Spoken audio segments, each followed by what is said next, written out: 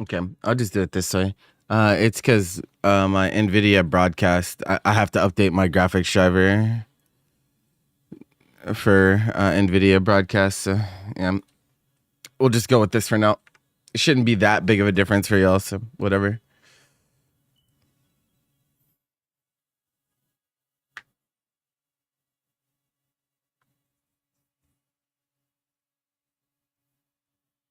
Hello. Nah, I'm the boring opinion, bro. I'm sorry. You're not gonna get me screaming at the top of my lungs this stream. I apologize. Is like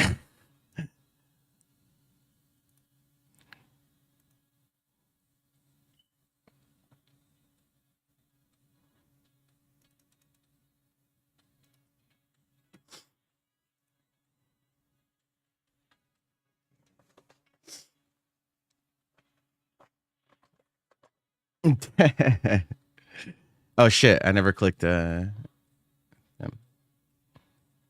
almost forgot to click post. Go figure. Let's see.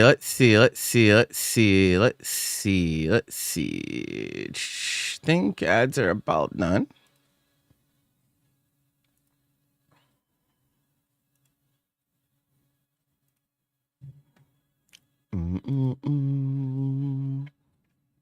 Man, it sucks. I'm gonna have to record this without broadcast, but whatever.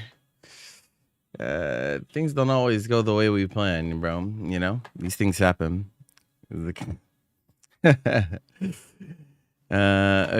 All right. Ladies and gentlemen, hello and welcome. 2.5 patch notes are finally out. People stayed up really late last night, expecting for the patch notes to come out. I don't know when they actually dropped. I think it was like,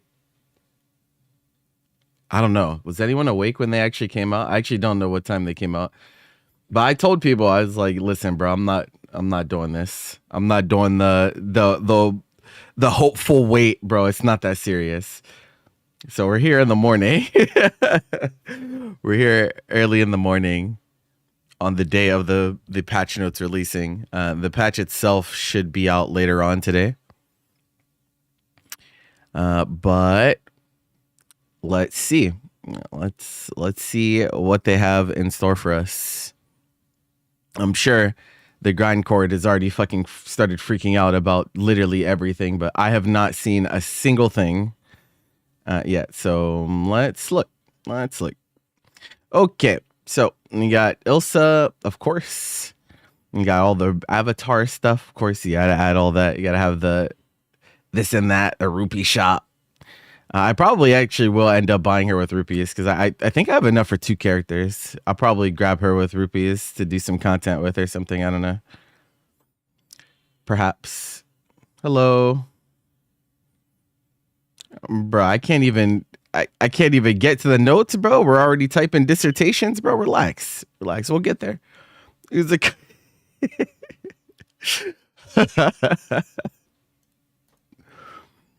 okay. Is it get some journal stuff, new illustrations, okay. Bug fixes. Oh, this is actually one of the best parts. This is one of the best parts when they change bugs that we don't even know were bugs, bro. Remove the following character specific settings in training mode. Siegfried's Menigant's recovery, Nier's love redemption stock.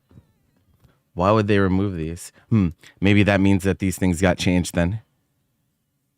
Because, like, why else would you take those out? They remove the following character specific settings. Yeah. So they maybe reworked both of these. Because why would they remove that otherwise? Yeah, that's foreshadowing, perhaps. Fix an issue in online lobbies or player status will remain as spectating, even if the opposing player left in the standby state. Oh yeah, they removed getting stuck on the fucking stations. Online lobbies where players could not check communication player lists or use chat controls while waiting to spectate a match. Don't think I've run into that one before. Figure Studio. Oh, I know a few Figure Studio lords that spend their entire life in studio mode, so I guess these changes are for them. Shout out to them. Count towards the owned percentage under all figures. Oh, okay. I see. I see. That's pretty funny. Fix an issue with profile cards or profile messages would occasionally display misaligned. I wonder how misaligned it was, bro. Like, do you think this was just like a few pixels and nobody ever noticed? I don't remember anyone ever bringing this up. So I feel like it might have been misaligned, but like it was so small that like maybe nobody ever actually was able to notice it. It'd be like that. Fix an issue in online lobbies where invite to crew would pop up, would not disappear if another player sent a message while pop-up was displayed. This is a console only, so I definitely have never experienced any of these. Fix an issue in online lobbies where avatar would become unresponsive if players selected follow or unfollow from a chat message that was removed due to the chat message limit. Oh, yeah. I mean, there's probably not that many people that run into this because, like, how many people are running into the chat message limit? You know? Fix an issue in online lobbies and room matches where the following keyboard controls would not be used in the chat window while the controller was connected. Oh my God, they fixed it. Okay, this one I have run into. Of all the ones that I've never run into, I've definitely run into this one before. Because what the fuck was that, man? Let me paste. That's cool. Fix an issue in online lobbies and room matches where switching between the desktop and game screen while entering text and chat window would cause players to be unable to take actions other than moving the camera or toggling the display of player names. I wonder if this is the thing. So, okay, there was this problem chat. Like where if you would make a room, I don't know if this actually fixes that change. So like if you would make a room, right? I don't know if this was while controller was connected only or not, but if you would make a room and you would set a name, if you stopped midway through setting the name and then went to do something else and then came back to the window, you couldn't enter any more text. Like you couldn't finish the name that you started. I don't think that this fixes that, but it is a weird issue that I've had come up before. I don't know. Very weird. Fix an issue in online lobbies where players would be unable to use button inputs after joining a match at a standby station with a text input dialog open. Text input dialog open. Oh, okay. But what does this entail though? Text input dialog. Like, they're not talking about like stickering, are they? Is it I don't think I know what this means, actually. Huh. Oh, well. They're talking about free chat. Oh, okay. Okay. Specifically free chat. Because I was like, I don't think I've ever run into this with but I mostly use stickers. I don't free chat that much. So yeah, I don't think I've run into that. I was like, okay. Battle and character adjustments. System-wide summary of changes. In version 2.5, we refined the performance and properties of a wide range of actions to address certain options that were overused and improve overall balance. This doesn't mean anything, right? Though I always like reading what they're trying to get the vision to be. So shout out to them. Our adjustments were centered on these three key areas: enhancing underutilized skills. Okay, that's a little dangerous, but okay. Increasing the utility and combo potential of normal attacks. Okay. Streamlining strategic choices in neutral. Okay. Collectively, these updates were designed to broaden each character's strategic depth and support a wider variety of playstyles. Now, I get scared when I hear things like this because I come from Dragon Ball FighterZ, guys. And if you know anything about what they did in Dragon Ball FighterZ is eventually they started just making every normal full screen. Characters just started having normals that were like max damage starters that like literally were lariats on a button. And they did that a few times. So I really hope that that's not what they're doing here. Yeah, I'm little concerned, little concerned, but hey, no reason to freak out before we actually see the changes, right? So let's just go. So, okay. So it's not every character. Yeah, we figured, right? Chat? Surely. Yeah, I mean, I figured it wasn't going to be every character. Since it's a point 0.5 update. It's not even like a full season update. So yeah, Frieza 5M. Yeah, it's so dumb, so dumb. Vegito 5M was the biggest. Vegito 5M was the biggest war crime, right, of all of them. That was like the one that started everything being out of control. So yeah, okay. Bro, do you think I would do a patch note review and just skip characters? Is that what you think? I would just not look at every change? Like, what are you talking about, bro? Yo, relax. What? Who do you think I am, bro? Anyway, Catalina. We focused our adjustments for Catalina around Enchanted Lands to expand our strategic options. Oh man, are we buffing Cat? Oh boy. Okay. Enchanted Lands is a versatile tool for poking and combos, but it wasn't always clear which version to use in specific situations. To clarify her roles, we've updated each version's attributes. The M version's pre-attack backstep distance has been increased.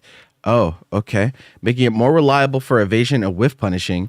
The Charge H version startup has been greatly reduced. Uh-oh. And it can be changed from a counter hit close standing H attack. Oh, okay. Wow. So instead of giving her close H, they give her close H, Charge H Enchanted Lands? Huh. Okay. It must be really fast then. Because her close H is what? Is our close H 10 frames? She can't even do close H. So this is really fast. 9 frames? Okay. So yeah, if our counter at close H is oh god, bro. Okay. That's like so the reason I'm worried about this is because the Charge version has Guard Crush. Or wait, it's not even Guard. No, it is Guard Crush. So like, yeah. So this move, if we're talking about like a 9 frame move that Guard Crushes, that is a full combo on block, that could be problematic potentially. We've also rebalanced far standing L.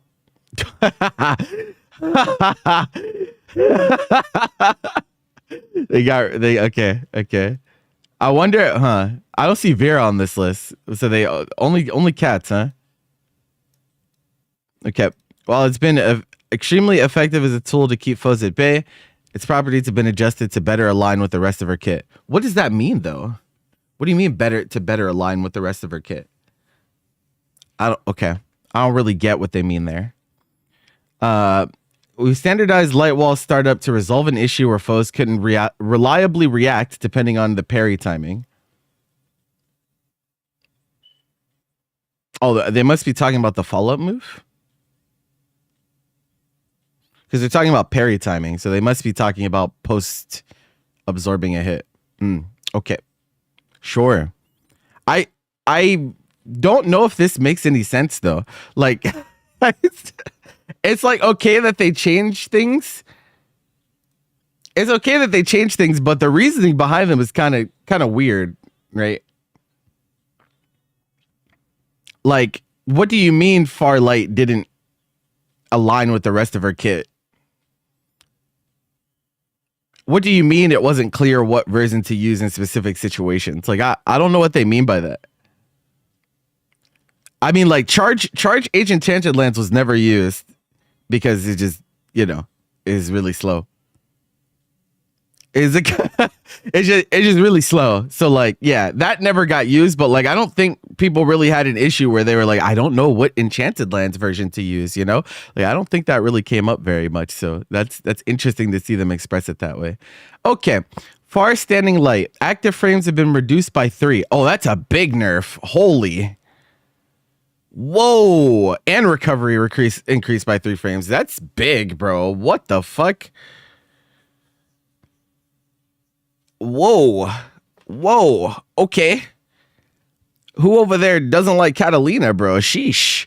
He's like, A forward hurt box has been added during recovery. See, that's so interesting. That's so interesting for them to do this because I don't even think like our far light's really good, but it's like not.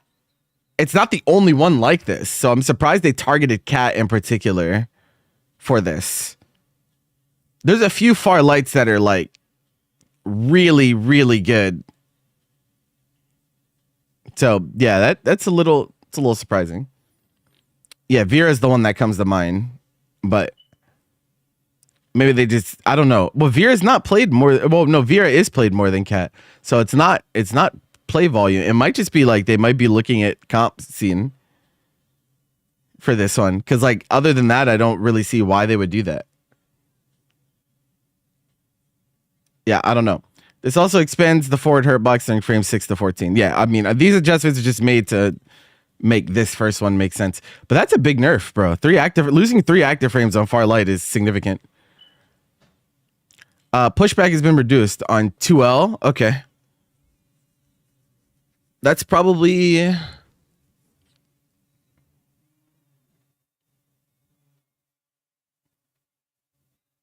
it's probably not super big. Probably not super big. Pushback reduced. Yeah, it might be a little bit worse for her because she kind of wants you to. She kind of wants to push you into that mid range, maybe, but like probably not super impactful. Dash H, travel speed and distance have been increased. Excuse me, but what? Why are we buffing Dash H? This is already one of the better ones in the game. This is already one of the better 668s in the game, and I'm not joking. Like it's -4. It's -4 on a character that has strong mid range options already. So like maybe their thought is if they do it this way, then it makes it harder to space, and so she's gonna be in the spacing where people can get their turn back more often. Maybe that is their idea. You know what I mean? I don't know though. Like it's not like you're ripping 668 in neutral. Really. Like, but it's good as a spacing trap though. So like I don't know how I feel about this. It's yeah, I almost feel like maybe they thought this was gonna be a nerf and we'll have to see if it ends up that way, because like yeah, if it travels further then like because it's like easier to be throw punished or something because it's like I said, it's going to be harder to space naturally. I don't know. That's a weird change though. 668 definitely not the move I expected to get touched. Okay, light wall. The first active frame of the slash attack has been adjusted to be 17 frames after armoring through a foe's attack. What was it before? What was the exact number before? Does anyone know? Oh, so they just made it always. They just always made it 17 frames. Okay, so they push it to be always on the slower side. Huh. Okay. Interesting indirect change.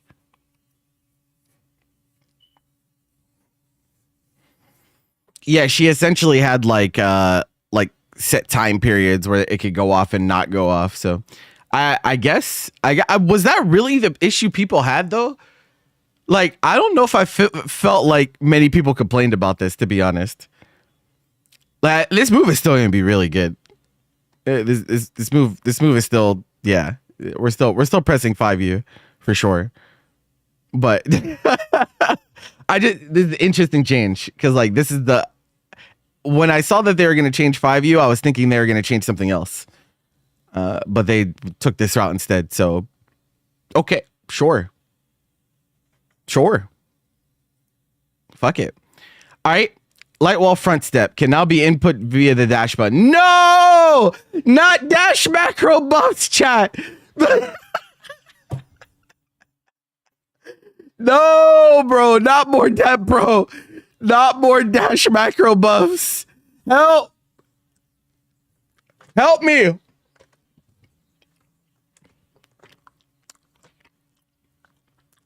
Hashtag remove dash macro 2026. Good Lord. Okay. In reality, it's not that big of a deal. But fucking dash macro, bro. L Enchanted Lands. So they buff L version by a frame. Sure. All right. I don't, again, like Enchanted Lands isn't a move that I think needed like overhauled the way that they did, you know? It's kind of weird.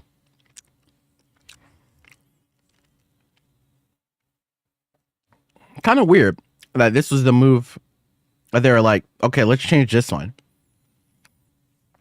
Okay, so they made M Enchanted Lands like a shimmy tool.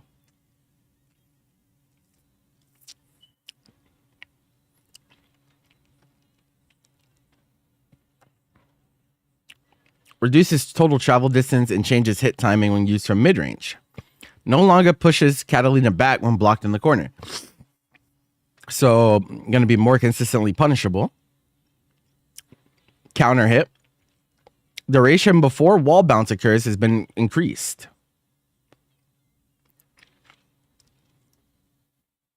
Yeah, so easier to combo on counter hit. They're like literally trying to make you, they're telling you to shimmy with M Enchanted Lands, bro. So that you get the counter hit combo. That's what they're telling you. That's what that's what they're telling us, bro. That's how they want us to use this move. I mean, shit. Oh my God, bro. Like, okay. So I'm gonna tell you guys about this weird dynamic with fighting game patch notes, bro. Where like this shit is so goofy looking. There's not a move in the game that doesn't look goofy when you do something like this. Like when it's changing by 38 frames, bro. It's like, bro.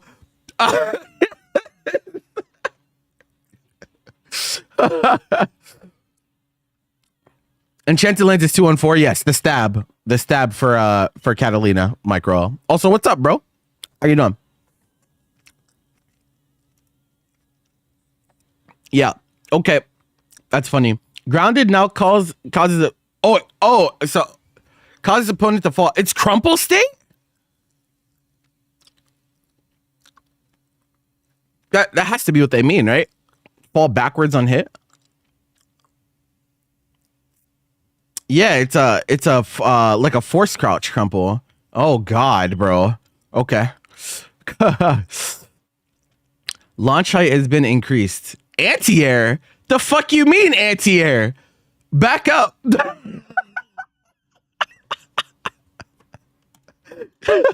No, I get it, but this is funny as hell to see on a patch note, bro. He's like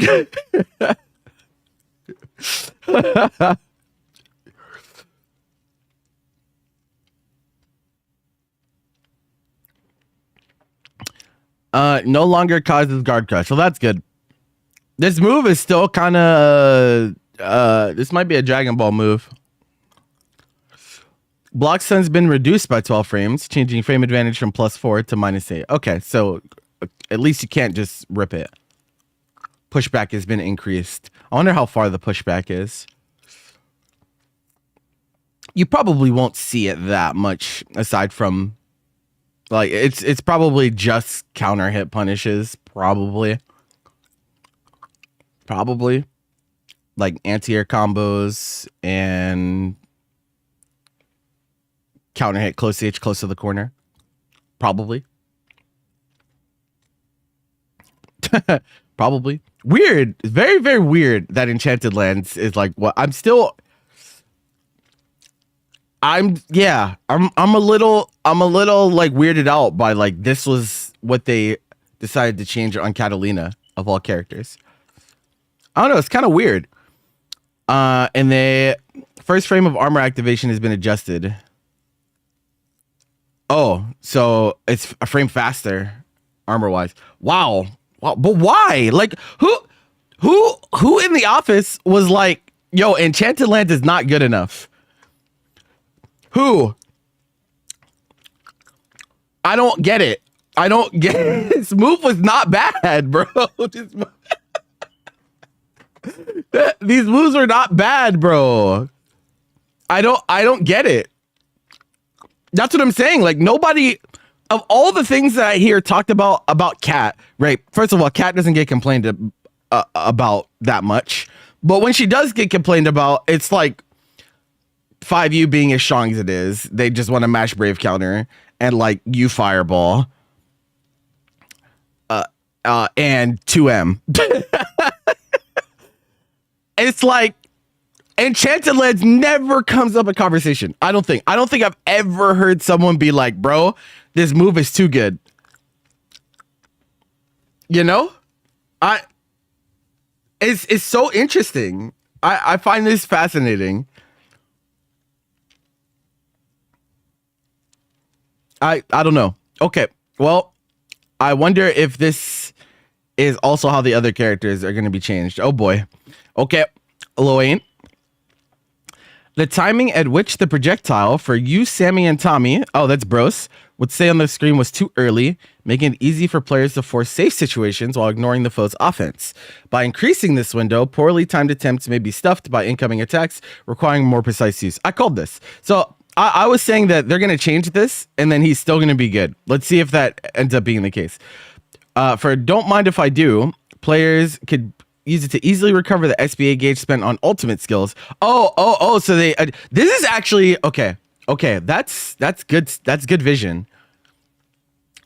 That's I want to see how they adjust it though, because that's like this is something that like I think it's like one of those things that isn't at least like the mid to lower levels, like this isn't really understood why this move is like as good as it is. But it's good that they recognize this. But I don't know how you change a move like this within the system to make it make sense, but also not nuking it. Maybe they did nuke it. We'll see. On the other hand, it made it easier to transition from neutral into his various setups for more consistent offense. Uh-oh. Close standing H now allows follow-ups on counter hit, and far standing H on block can more reliably be used to build pressure strings with Sammy and Tommy and other skills. Okay, well, close standing H now allows follow-ups on counter hit. Is this like the multi-hit change? What do they mean by this? Because like some characters, well, actually, is there a character that has multi-hit close H that can let both hits rock on their counter hit combo? I don't know if that exists. I think Lance has to do first hit. I think Seox has to do first hit.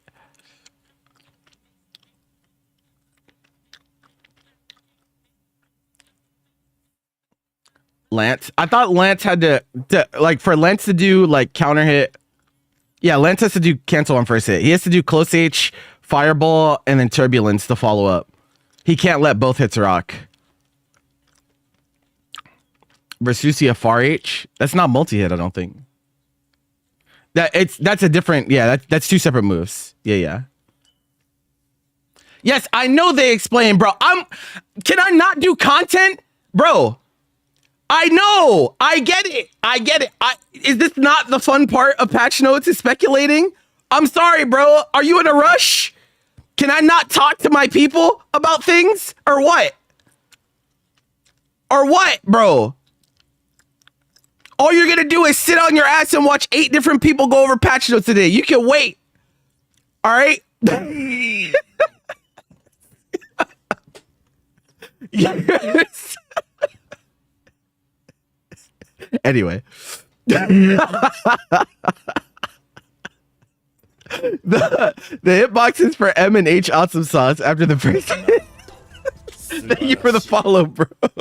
Why am I yelling? You don't understand, bro. You don't understand. You wouldn't get it. Is it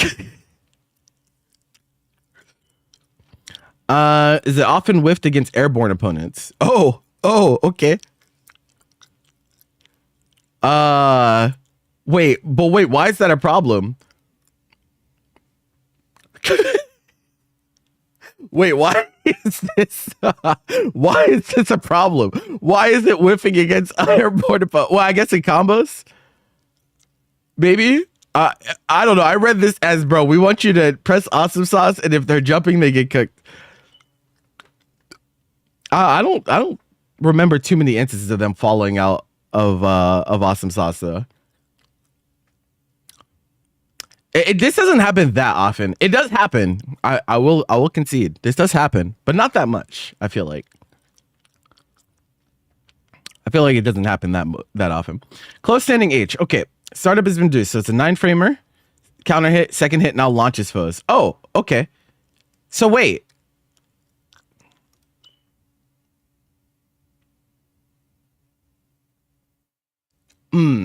That I feel like that's not a big deal though, because like you would still want the grounded combo, right? Like I feel like most of them will still do close H and then cancel the first hit into a bro or something.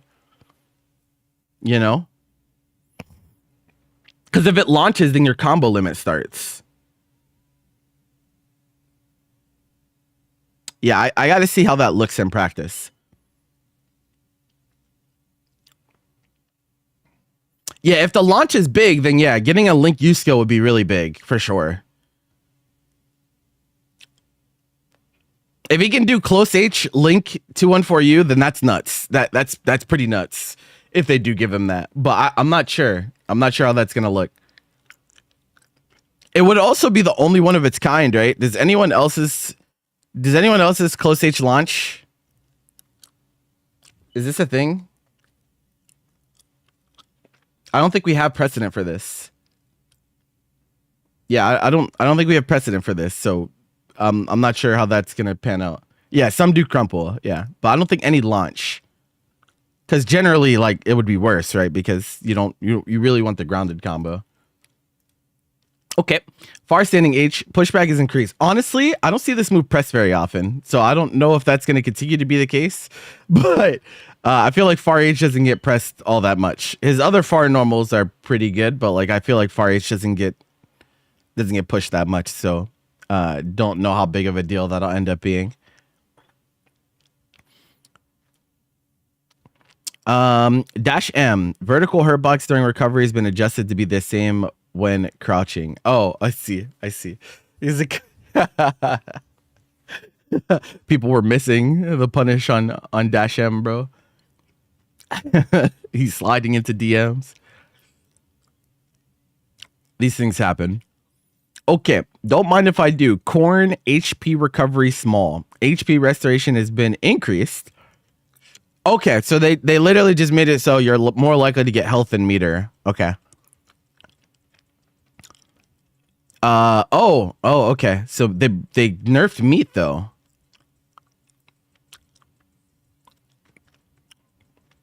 Okay. Sure. Pasta.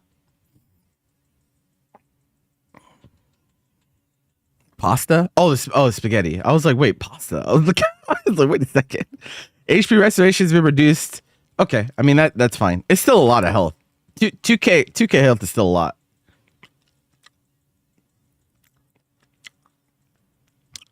Don't mind if I do salad SSBA or SBA gauge boost. Appearance odds been reduced. Yeah, so you're less likely to get meter. Oh no, but you're more likely to get parfait, but parfait recovers less. Okay, so this is what I like to call closing the bounds, right? So this is a set of changes made specifically to address variance, right? They're trying to create less situations where Lil Wayne high rolls and wins a round off of it by kind of closing the bounds. He's technically more consistent by doing this, but like the variance between like worst outcomes and best outcomes is like closed, right? They're closer together as opposed from it being like back here and back here. They're like closing the bounds, which is like, okay. I think this move is still really good. This move is really good.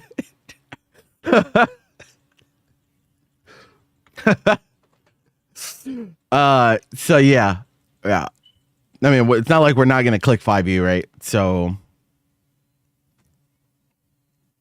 the parfait nerf's probably the biggest thing. 30% was a lot, though. I think we could all agree. 30% was a lot. 30% was a lot. So I really don't mind that. I don't mind that. You, Sammy, and Tommy. Projectile now disappears if Loane is hit during the first 24 frames. Nice. I'm actually a little surprised. I'm actually a little surprised. They actually they did attack that in particular. So this move is still really good, by the way. This move is still quite good. It's just not a reversal anymore, which is good. This is fine. I feel like that's a change that like most players will be pretty okay with in general. Yeah, it's just not a reversal, which is fine. It still does everything else it needs to. It's still a nice just like throw out move in neutral when you're spaced. It's still punish on spot dodge, at least I think. Yeah, it doesn't look like there's any other changes. So it's just not it's not a favorable trade move anymore, which is okay.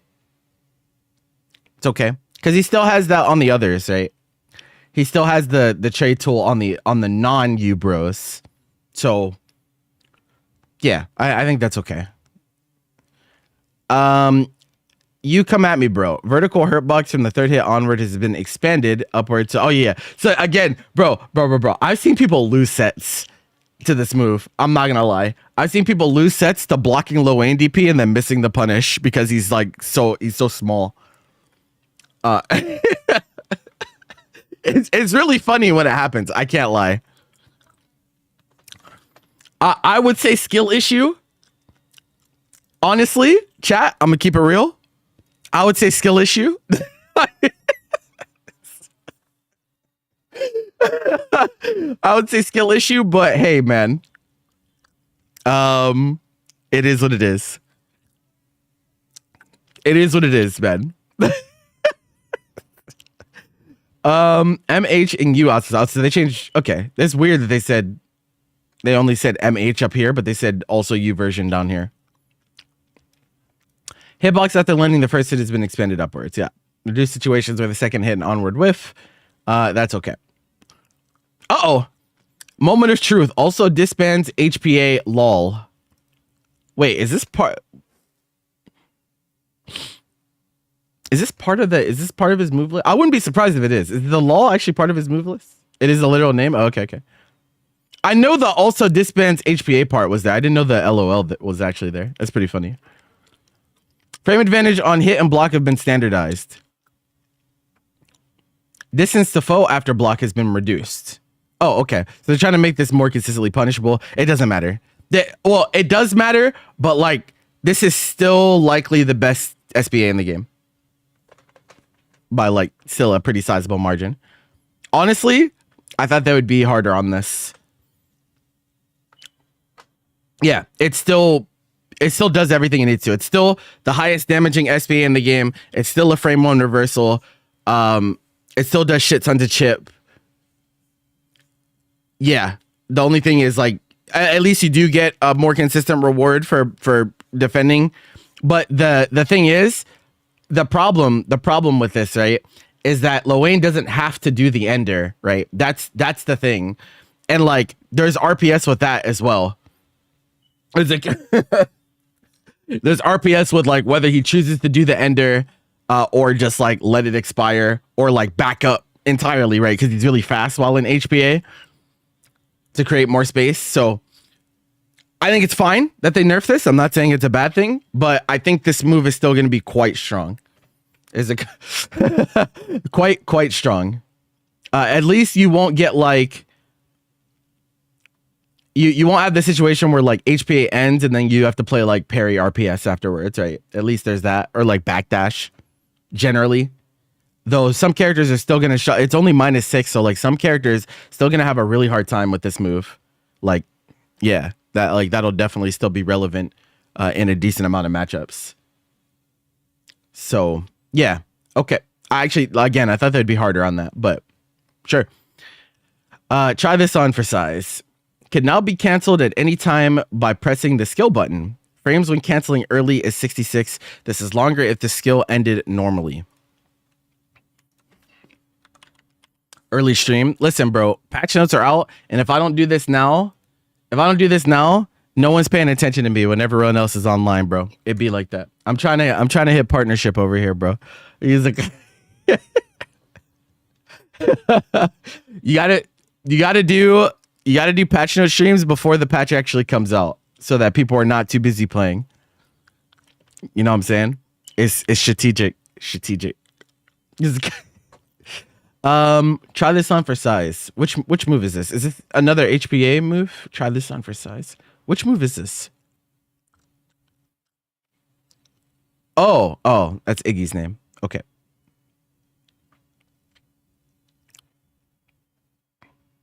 Oh. Okay. That's kind of weird. Bro, okay. I feel like we live in the timeline where they are so confused on which one of these supers to make better. And so like it feels like every time Luane gets changes, like they're like buffing one and nerfing the other, and they're like, well, oh wait, actually we want the other one because like canceling it early. Interesting. The thing is, like, I wonder why this was the change they decided on. Because like Iggy is already like, it's really hard to punish. Like I feel like most people do not punish this move properly when it does happen. Cause like you kind of have to judge like the way that he's invul at the end, like upon the disappearance, and the way like the screen stop works is like very awkward if you even have a move that can get there in time. And so like I feel like the amount of times that Iggy was actually explicitly punished is like very low percentage. So it's interesting that they gave it more flexibility on that. Like I don't see many situations where the Luane will actually cancel early, I guess. You know? I guess that's what I don't see just yet. Like I don't know how many Luanes are actually going to choose to end Iggy early. Cause like why would you? It's already pretty hard to punish. And the earlier you end, the less chip damage and potential hits you're gonna get. So I don't know. I'm not quite sure what the idea is there. Maybe there's some funny situations where someone goes for some crazy cataclysmic punish and you cancel early to make it like unsafe or to whiff or something. I don't know. It might be some weird, awkward things going on with that.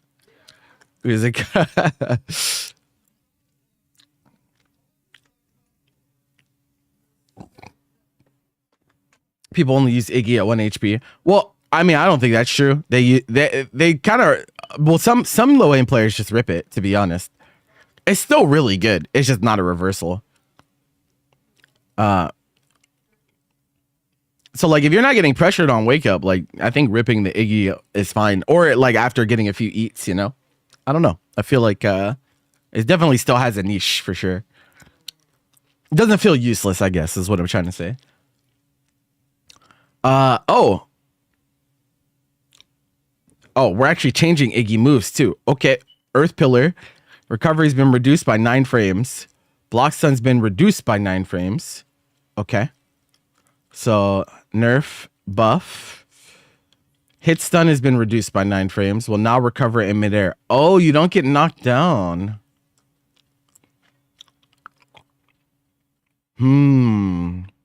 Okay. That could be significant because you could like combo them. Like if you anti-aired them with Earth Pillar, you could like sometimes combo into like the lightning cage and stuff. So maybe that's harder to do now. Or maybe not even possible. I don't know. I have to see how early they recover midair. Okay. Axis Mundi. Projectile now remains even if try is on for size ends while it's on screen. Is this the orb?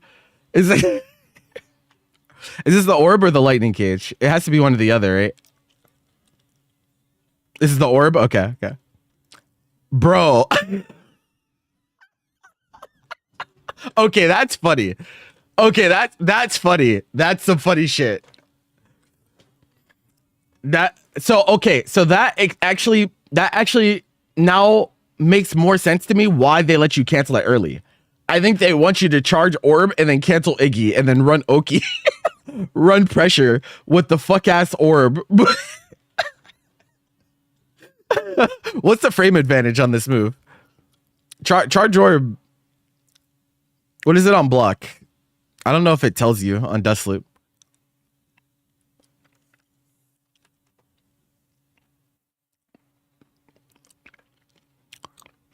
That's so funny. I feel like in some ways, though, right? It's like conflicting visions, though, chat. Does anyone else get that vibe? Like, on one hand, they're like, okay, we're going to buff Iggy to give it more flexibility, so we want you to punish it.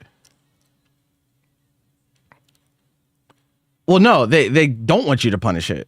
They don't want you to punish it based on this, but they want it to be weaker? It's weird. Very, very weird.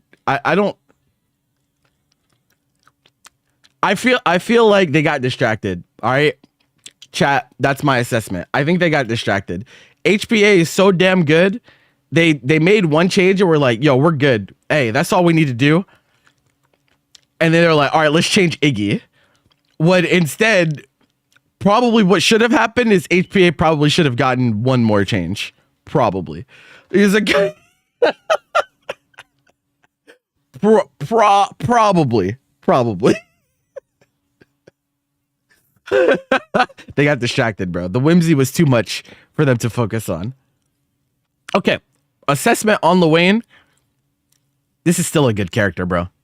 I called this, though. Like, I figured he wasn't going to get... there's no way Luane was going to get neutered, bro. No way. I think they changed the biggest pain point of him, which was the U-wheel, at least in competitive. In competitive community, U-wheel is definitely the biggest issue. They addressed that directly, which is good. This character is still going to be relevant, I think. And he's going to be relevant, and he's going to be still quite good. He's just not as ignorant because he can't just, like, force trades with you in neutral with you skill. But, yeah, I think he's still... Like, people are still going to get hit just as much by HPA. Yes, sometimes they will punish it, but other times he'll just opt to run away instead of doing the moment of truth ender. They made him more consistent with this. They made him less high rolly with 5U, which is also fine. I think that's okay.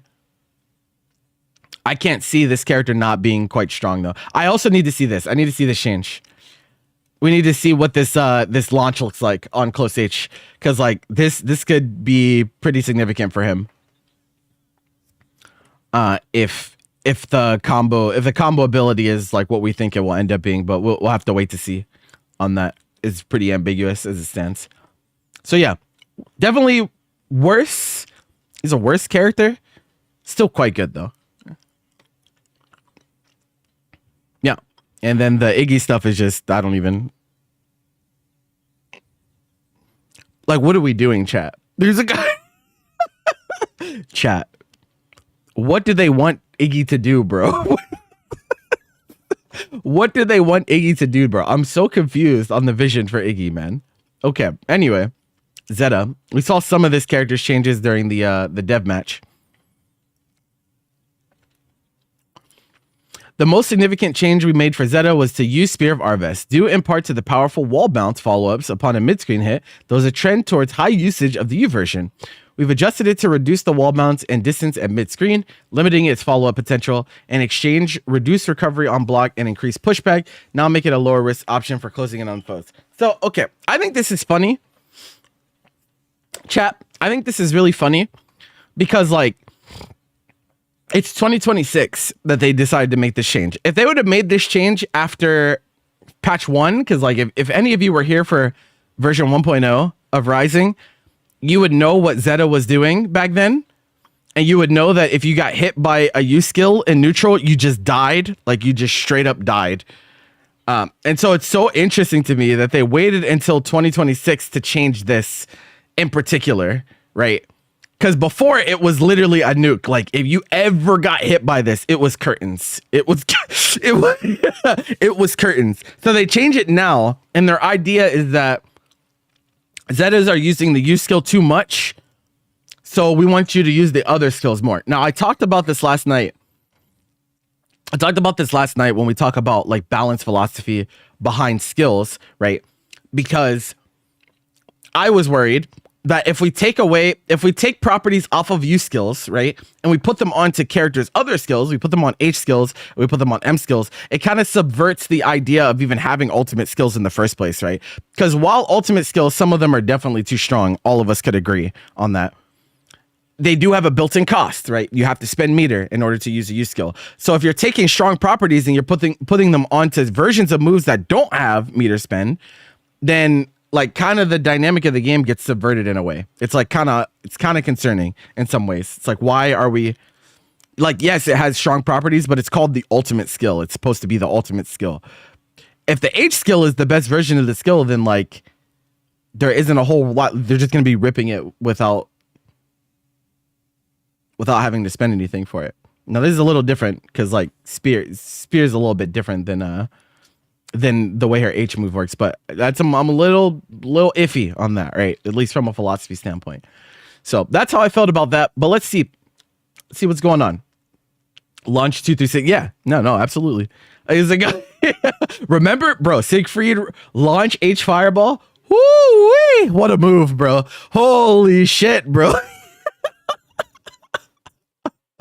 What a move Siegfried H fireball was on release. Holy. But yeah. The thing is, I feel like a lot of H skills in this game don't get nerfed meaningfully aside from fireballs.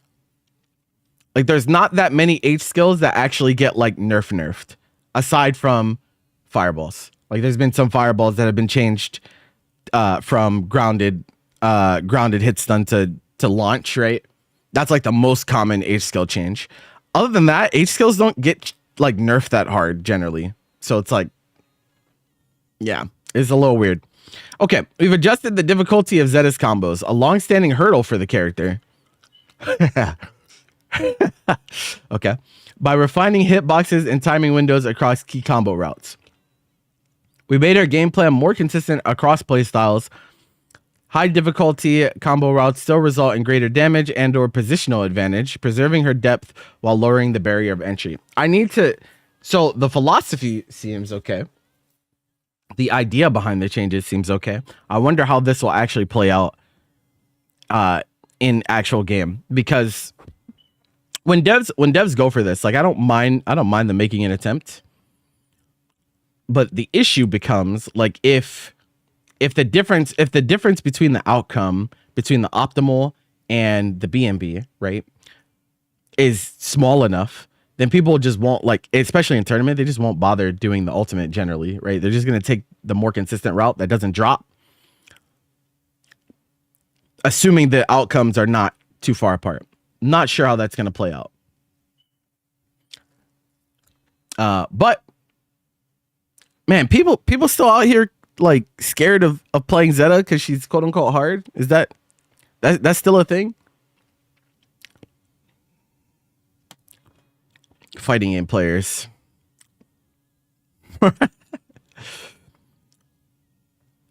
M Spear of Arvis has been noticeably strengthened relative to the LNH version. Okay. She felt awkward to play. I feel like that's skill issue. I don't think Zeta's hard, bro. Honestly, I've never really thought she's that hard. But I think any character is hard if you get into your own head about it. You know, I'll just say that. I feel like the conversation surrounding this character, like, kind of placebo affected people into thinking that she was like, oh my God, she's so hard. Oh my God. It's like, no, bro. It's not that hard. It's like...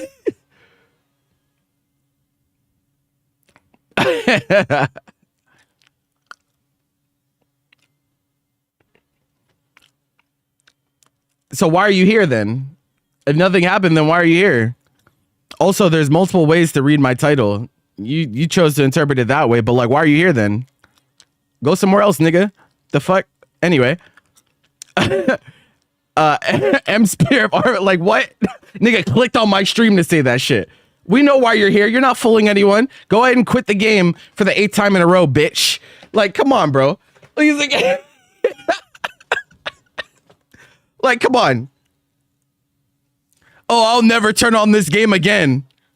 I'll never turn on this game again in the next fucking 5 online tournaments. Like, I know about you, bro. I don't know why you're coming at me. He's like, I'm just trying to share information with my people, bro. That's it. I am a content creator, after all. Yeah, I'll see you next week, brother. Anyway, M Spear of Arvest has been noticeably strengthened relative to LNH versions, improving long-range approaches and combo routing. We've adjusted the startup and recovery for Spear of Arvest mid-air, Infinite Wonders, and Crouching M to improve our overall stability in neutral.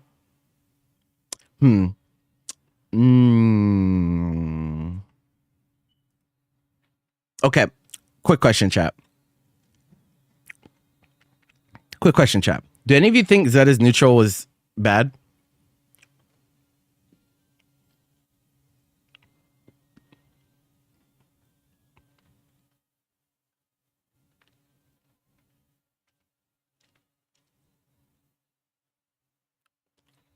Do you think that she would be unstable? Do you think she's unstable in neutral? I don't think she's unstable in neutral. I think if there's any instability on the character, it would be routing, right?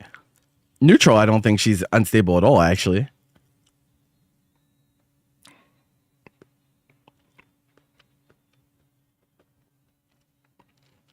It's interesting.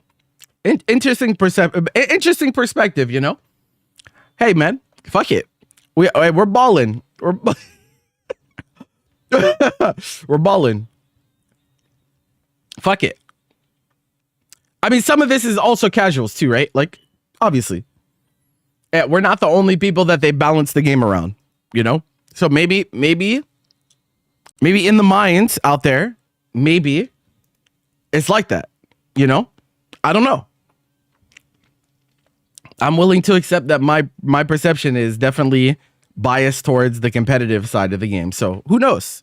Who knows? Maybe they're getting fucked up over there. Probably because they're jumping too much, I would guess. But okay. High jump. Travel height has been reduced to match regular jump height. Oh, wow. Okay.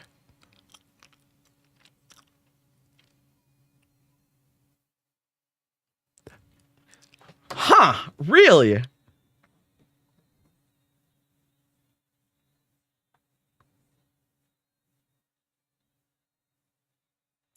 Okay, now I'm getting mixed signals. I'm getting mixed signals now. I'm getting mixed signals. Like, okay. I'm gonna put it this way, right? I think like jump RPS to me, the jump RPS interaction is like one of the defining characteristics of her. Like being able to bait out anti-airs and then like get a punish for doing so, right? It's weird that they decide to change this. I feel like.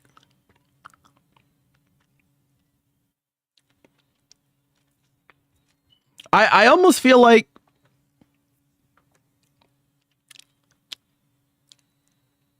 maybe it almost feels like she's being standardized a little bit more. Ads alarm, true. You know what? We'll wait it out. We'll wait it out, bro. 3-minute ads, ladies and gentlemen. Thank you for tuning into the broadcast. If you're new to the stream, hit the follow button. If you're getting bodied by ads, consider subscribing, you know what I'm saying? Or get Twitch Turbo. We'll wait. We're waiting. In the meantime, how's it going, chat? How are y'all feeling this morning? How's it going?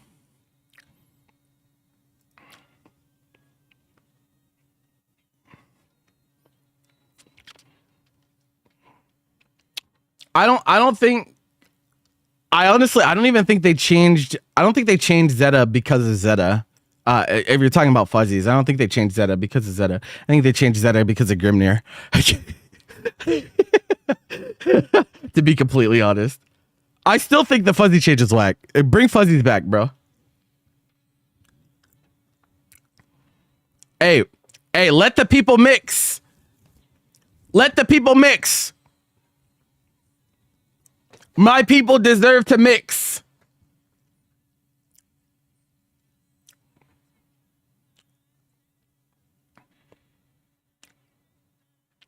Yeah, the funny thing is that Grimnir is definitely the reason that Fuzzies got taken out, but it impacts him less because he has more avenues for mix-ups than Zeta. So, like, in reality, the Fuzzy change hurt Zeta way more than it ever could Grimnir. Like, way, way, way more. But it'd be like that. These things happen. Let my people mix, bro. See, listen, bro. A fuzzy to me is just a mix-up. Now, I understand how it could be counterintuitive for some people that aren't as familiar with fighting games. But, bro, at the end of the day, it's just a mix-up. It's just a 50-50, bro. You know?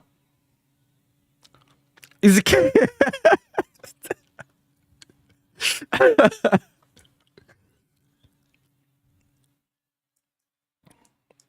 Like, okay, be honest, chat. And you, if this is you, you can be honest with me, right? How many of you get hit with a 50-50, a non-fuzzy 50-50, right? How many of you get hit by a non-fuzzy 50-50 and you're like, at least I didn't get fuzzied?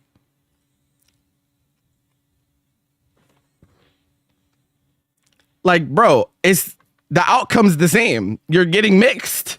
You're like, that's why I'm like, I don't. It's like you wipe the sweat off your brow. Like, man, at least I didn't get fuzzy, bro. That would have been awful. Or he's like, it's like, what? I don't understand, bro. I don't understand. Yeah, it's funny. Okay, I think ads are over.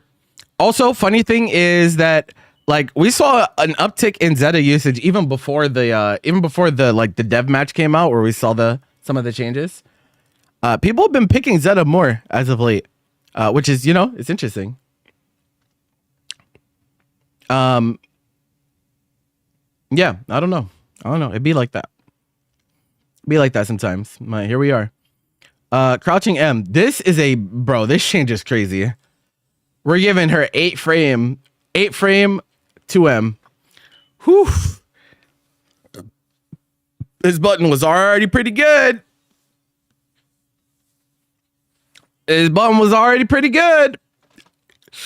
We're out here giving people 8 framers. Okay. All right. Why did Fairy get to keep her 50-50? Wait, hold on. I'm sorry. How come Fairy gets to keep her 50-50 when she's a zoner? Because Fairy's mix-up is not a fuzzy. That's why. The change was not meant to take every 50-50 out of the game. It specifically targeted fuzzies. That's why Fairy can still do hers. And Zeta technically still has a fuzzy. It's just not the good one.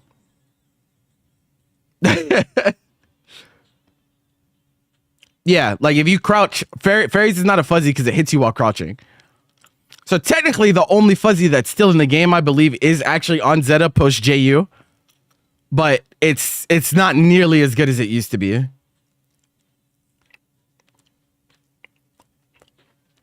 So, yeah. It happens. Anyway, let's continue.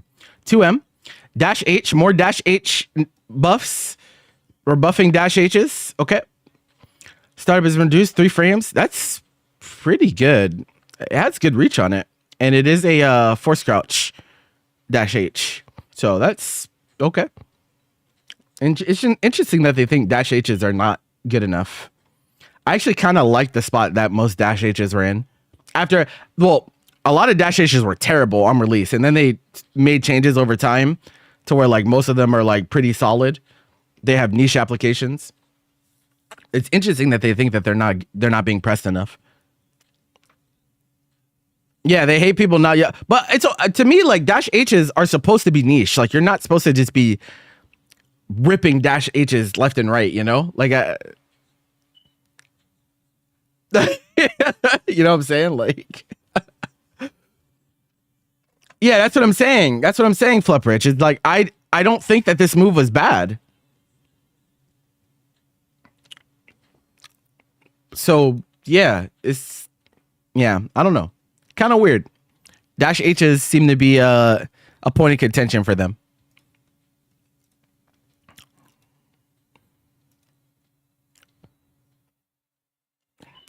Okay, let's keep going. Jumping H. Hitbox and hurtbox during active frames have been expanded forward. Okay. Hitbox and hurtbox. So, okay. So it's going to reach a little bit more during jump-ins, but it's also going to be a little bit more anti-airable, probably. Okay. Narmayo with 2 dash H's and they're both useless. No, she has like Kara. Doesn't she have like Kara dash H routes? I think I remember that being a thing.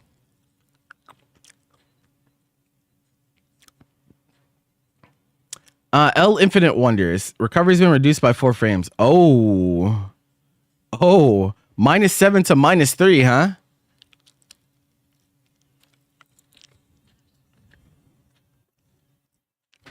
That's pretty impactful. That's yeah, it's a pretty big buff. It's a pretty big buff. Okay. So even point blank fireballs only -3. Well, that means that she gets the RPS with Rhapsody afterwards. Whew, okay, sure. Infinite Wonders M version reduced by 4 frames again, so both -3. Launch height has been great. We saw this. So the biggest thing about this was it now wall bounces mid screen on counter hits. So for people that are like trying to answer with like spot dodges and rolls and stuff, you get absolutely bodied now because it gives you a full combo mid screen. I don't know how big the wall was. It wasn't like big wall bounce, right? It was small wall bounce. There are like 2 different distances of wall bounce in this game, pretty much. I think it's small wall bounce. So I don't know if she gets. I don't know if she gets like U skill. She probably gets U skill afterwards too, right? She probably gets like charge M into U spear. Not a close button. Yeah. Okay. So yeah, small wall bounce. Yeah. If she gets like Link U skill off of this, then like, man, this character is dangerous to play the mid range with. It's like, like really, really dangerous. A version of M sets, kind of, yeah. Except it's a projectile. It's an actual projectile on her. So like, and it's also -3 on block. Yeah, it's not as bad.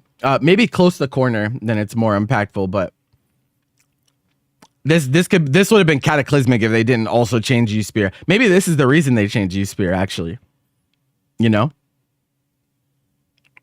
that could be the reason.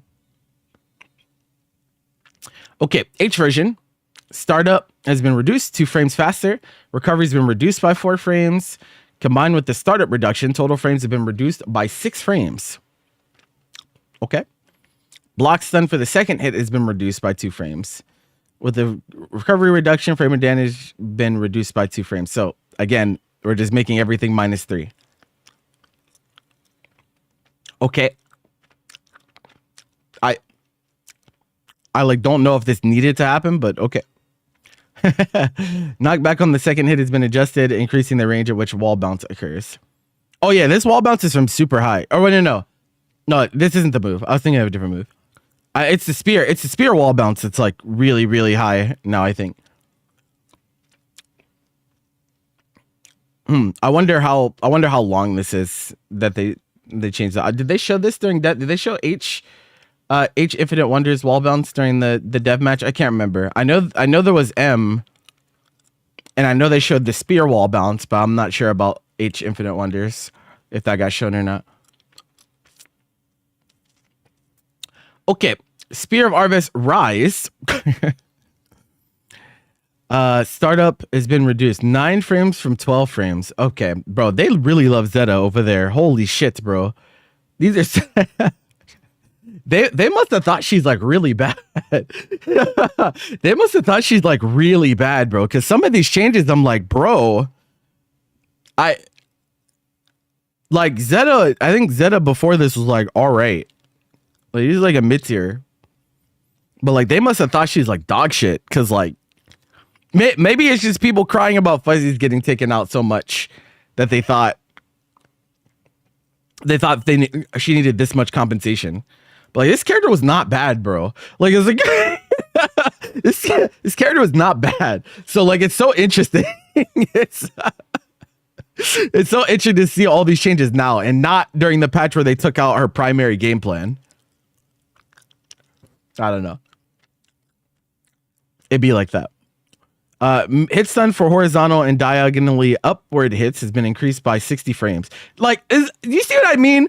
By like, there's like almost no move in any fighting game that if a change looks like this, it just doesn't look ridiculous. Do you guys see what I'm saying? Do you guys see what I'm saying? How many moves in any game could get a value change by 60 frames and you not look at it with eyes wide as fuck? Like, what is that? What is that? What's it again?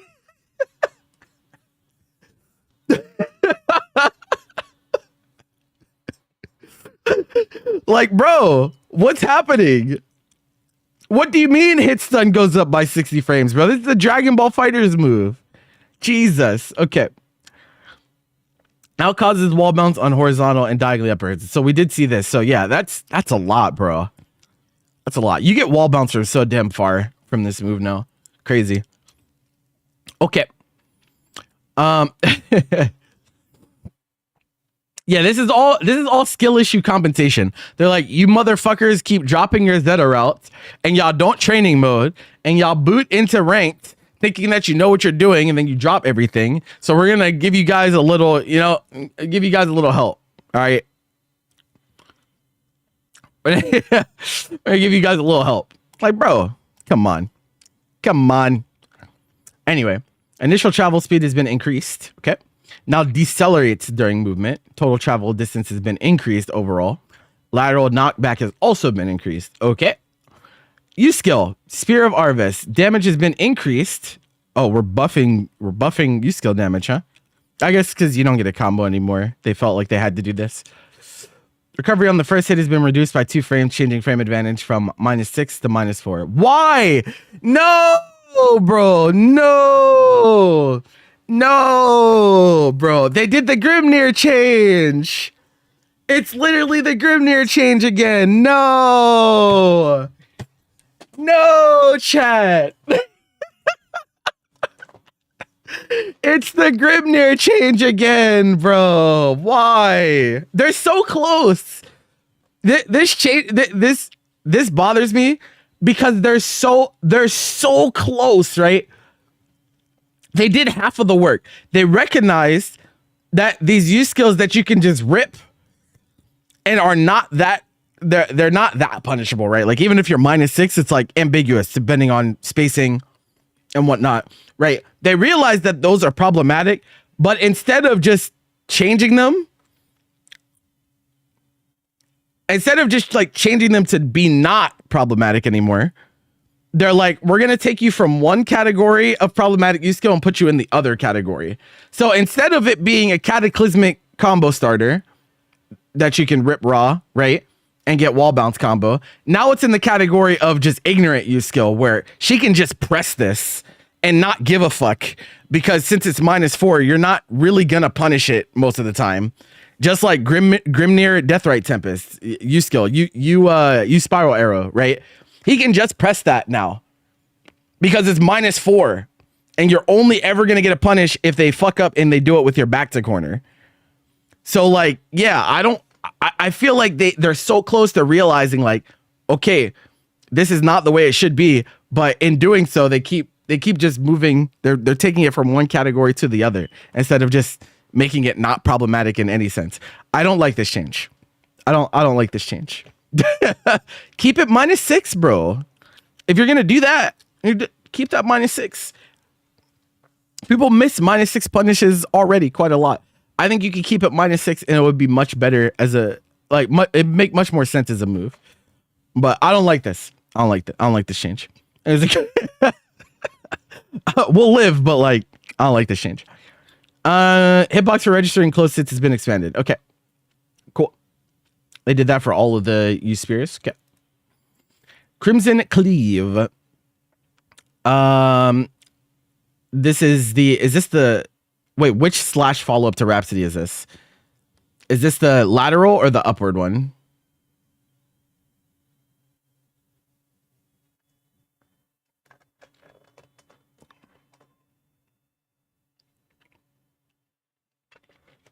The problem with Grim is that he got refund all the time. It's just like, bro, at no point do you want it to just be like, you don't want people just pressing use skills and like not being punishable, you know? Like you generally don't want that.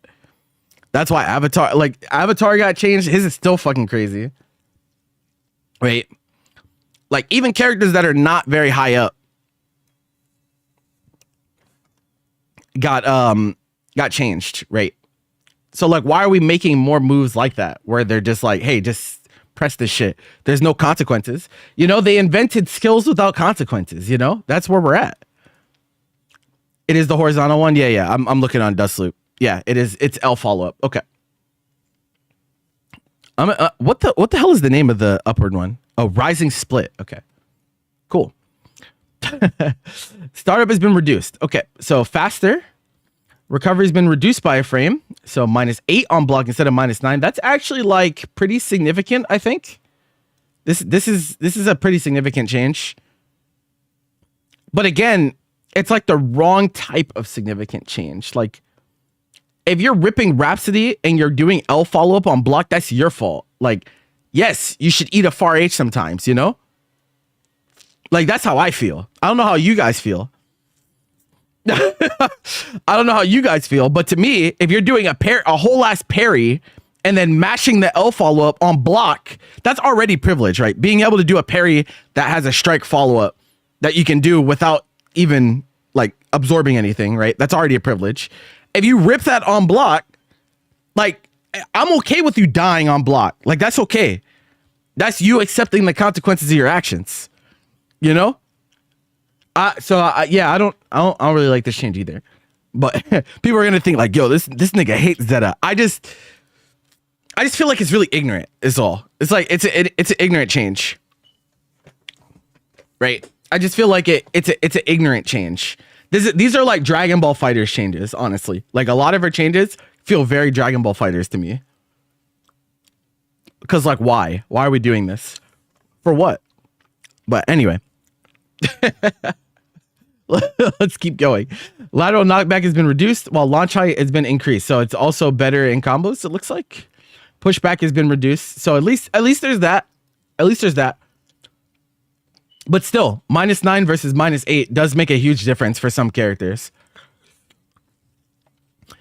Hit stun has been reduced by 30 frames. 60 frames, 30 frames. Mid-air? Oh, okay.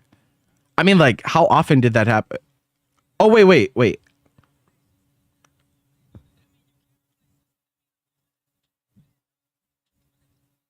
Oh, okay. They're talking about the Rhapsody version, not I was like, wait, why did they? Okay. Yeah. How often did this happen? I mean, does this? Yeah, I feel like this isn't probably not that big of a deal, right? Hit stun has been reduced by 30 frames. I mean, she did use this in combos sometimes, right? So, but did they use the lighter version of Rhapsodies in combos that often? Like, probably not. They let the person that buffed 1.0 Bilal cook again. Yo, relax, bro. Relax. DVFZ devs needed a job. Yo, back up, bro. They can't keep following me everywhere. Crimson Cleave H Rhapsody follow. Okay, so they changed this one too. Recovery's been reduced by 1 frame. So yeah, so they made it -8 everywhere. Yeah, I'm not a fan. I'm not a fan of that. Duration before wall bounce occurs has been reduced. Okay. Follow-up windows unchanged. Sure. Honestly, don't like this change. It'd be like that though. These things happen. Rising split. Okay, so they do change the M follow-up too. Damage has been increased. Start is 6 frames. Oh my god. Yo. Who plays Zeta on the dev team, bro? Who plays Zeta? Who plays Zeta over there? Who asked for this, bro? Did any Zeta players in chat? Did anyone explicitly ask for this? Honestly, like, be honest. Is there anyone that was like, yo, I need my M follow-up to be faster? I don't, like, you know? This feels like change for the sake of change. Where's G-Tech? It's kind of weird. It's kind of weird. Lateral knockback reduced. Launch height during active frames has been reduced. Okay. Now is strike invulnerable for 8 frames when used after armoring a foe's attack. But why? But why? Like what? And clash level has been increased. Like what? Why? Like what's the vision? Like I would love an explanation. I would love an explanation for why they believe that like Zeta pressing Rhapsody into a follow-up should not have consequences. That's like, I'm so curious. Obviously, that's like hyperbolic. Like, yes, you will still punish Zeta sometimes, but it's like significantly harder now. We're talking about one of the follow-ups is way more, it's like significantly more safe because -9 to -8 is significant, right? And then this, they give it invul, they give it strike invul for 8 frames. So like your RPS, your RPS avenues are just reduced. Like you can't, it's like hard to finesse, I think. I think it's going to be really hard to finesse with 8 frames of strike invul. And the clash level went up on top of that. I don't get it. I don't really understand. I don't know. I read the synopsis, right? I read the summary and they were like, okay, we want to, essentially this is saying we want to standardize her, right?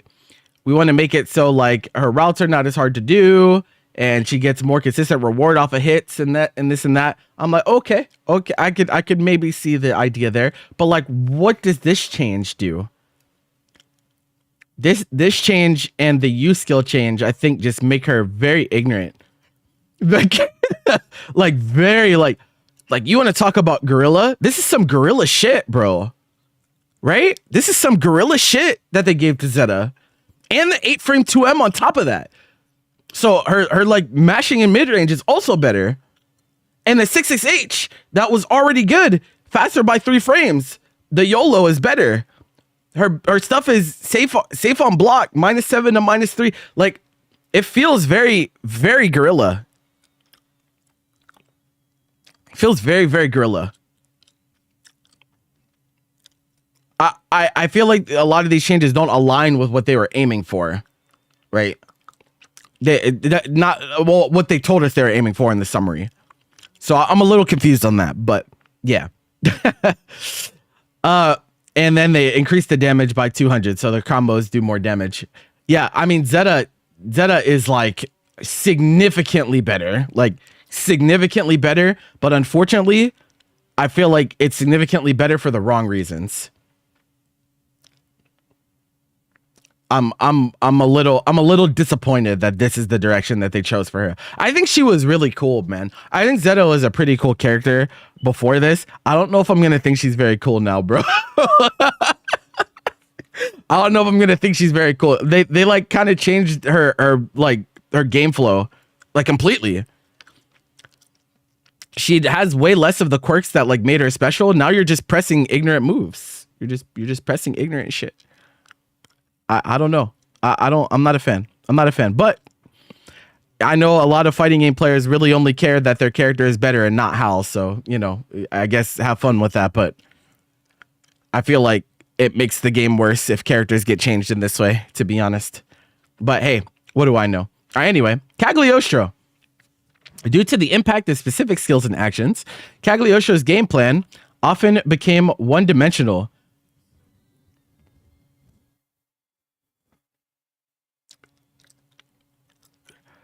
We've adjusted, we've adjusted our kit to promote more varied, proactive play that better leverages their full range of options. I just think this is wrong. I think this first statement is wrong. I think one of the reasons that Cagliostro is so good is because she can do almost everything, if not everything. This character gets to do whatever the fuck she wants. I don't think she's one-dimensional at all. I think that's like kind of what makes her so strong. But hey, a major change this time targets the synergy between Mehen, that's Trap, Farstan H Spare Body while grounded. When used together, these tools proved overly oppressive. We reduced Mehen's duration and increased recovery times to rein in their combined strength. Okay. Conversely, we've introduced numerous tweaks to encourage new tactics and playstyles, especially for previously underused skills. Okay. Yo, this song is so good, by the way. Sorry, if you're on YouTube, you guys can't hear the music, but this song is hitting right now. Whew. All right. The hit stun on first hit of close standing H has been adjusted, making it easier to route into H Mehen or H or M calculated. Okay. U calculated now causes a ground bounce on hit. Oh, that's interesting. Enabling stronger follow-ups and continued pressure. Okay, so it's not a hard knockdown skill anymore. Well, maybe it's a hard knockdown if you just let them fall, but huh. Because this is the one that did the throne animation. Thank you for the follow. All right, this is like where she stomped you with the spear and then dropped the throne on you. Interesting. We have revised the conjuring and activation of Collapse with improved frame advantage. Collapse?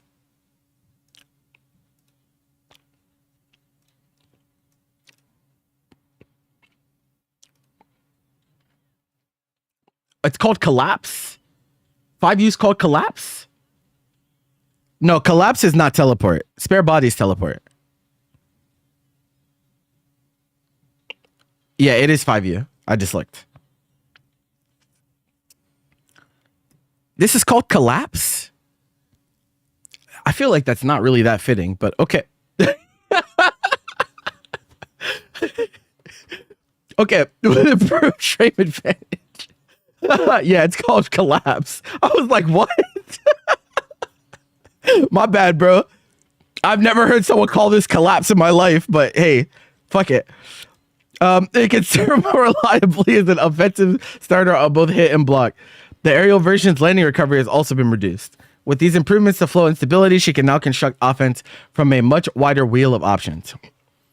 Okay, I don't trust any summaries anymore, so let's just see what the actual changes are. You know it, you know.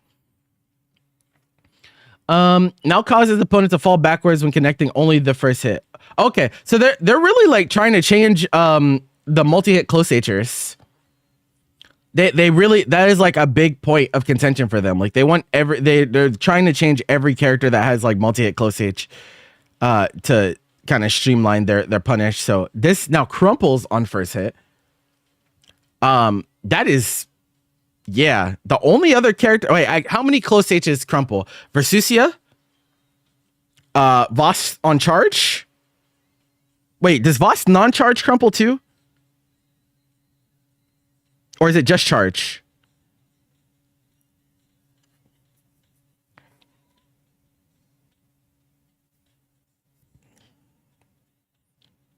It's just those though, right? It's just the big bodies that have crumpling close H's.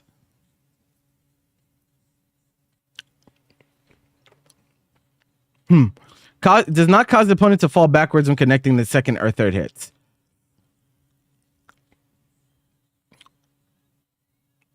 Yeah, I wonder, gonna be the same +1 after. You think so? They specifically said increasing hit stun duration though. I'm trying to think like what could she do off a close H? I guess most of the time when Cat get close to H, they just actually let all the hits rock, right? So what would this open up? I feel like if they don't make it like if they don't make it more advantageous, then the change itself kind of seems kind of iffy. Like, is it going to change that much? It's kind of like the Lil Wayne thing too. It's like if the launch on his close H second hit isn't like meaningful enough to get like good routes off of it, then most of them are just gonna cancel off the first hit anyway. I feel like it's the opposite with this. Like if the close H, if it's not that advantageous on first hit, then they're just gonna let all the close H rock anyway. Maybe. But yeah, I was like, I feel like, couldn't you do that already? But yeah, I don't know. I guess we'll see. Far standing H, recovery has been increased by 4 frames. I'm actually surprised. I'm surprised they changed this move because if I remember correctly, vanilla players, let me know. I've been told that this move has been like this from the jump. So I'm surprised to see this move change. I've been told that this move has always been like this from the very beginning. So that kind of made me feel like it's kind of like a legacy thing that they don't want to change. But that's interesting. It was an ignorant move. It's an ignorant move. It's an ignorant move. It's an ignorant move. Honestly, it's still going to be really good. It still has great range. It'll still anti-air people. It's still great for corner traps. It's still a good move. It's just less a move that you can literally just mash right in the mid-range, which some Caglioshos literally just only press this move and don't press any other move. And like, it's not like our other buttons are bad. That's the crazy part, right? It's like if Cagliosho only had far H as a strong normal, I would understand. But like this character's normals are pretty good. Like her M buttons are also quite strong. Her sweep is also really good. So like, it's so crazy that this move was just so good that they were still pressing this more than everything else by a long shot. Except at the highest level, they press sweep quite a lot. But yeah, it's probably okay. It's probably okay. This move is still gonna hit people for sure. I would say you're not gonna like what I'm gonna say. If they're gonna change shit like this, bro, are they gonna change Galley and Far H too? Let me see. They're not the same thing, but like they be mashing that shit too. There's a guy.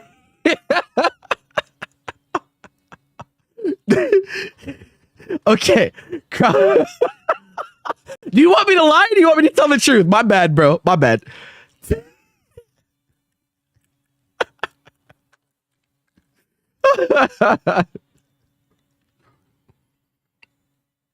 Her box active. So to you, her box during active frames have been expanded upwards. I mean, okay. We're still pressing this move. We're still pressing this move. Don't you worry.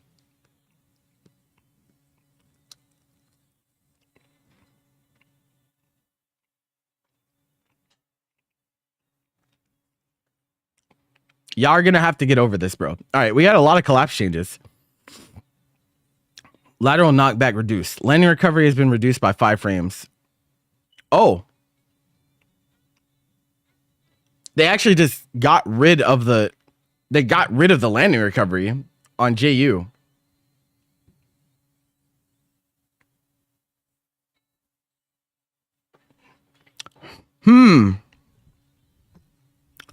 Very interesting. Though honestly, this move didn't get pressed that much, so like maybe that's why they did this. Why are we removing landing recovery from moves though? Like I don't really get that either. But whatever. They made 5U slower by a frame. Okay.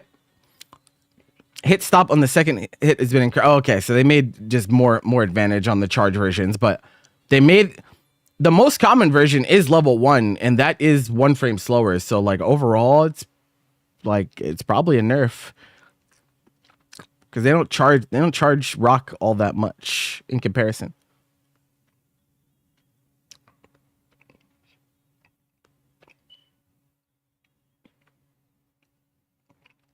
No, Elsa's a cusper.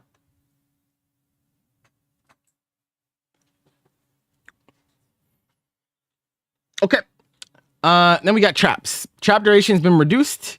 Wow, that's a big nerf. That's a big nerf. So nerf by 4 seconds. That's a big nerf. That's a big nerf. Wow. Wowzers. So 4-second nerf for 4-second nerf for non-U trap, and then a 1-second nerf for U trap.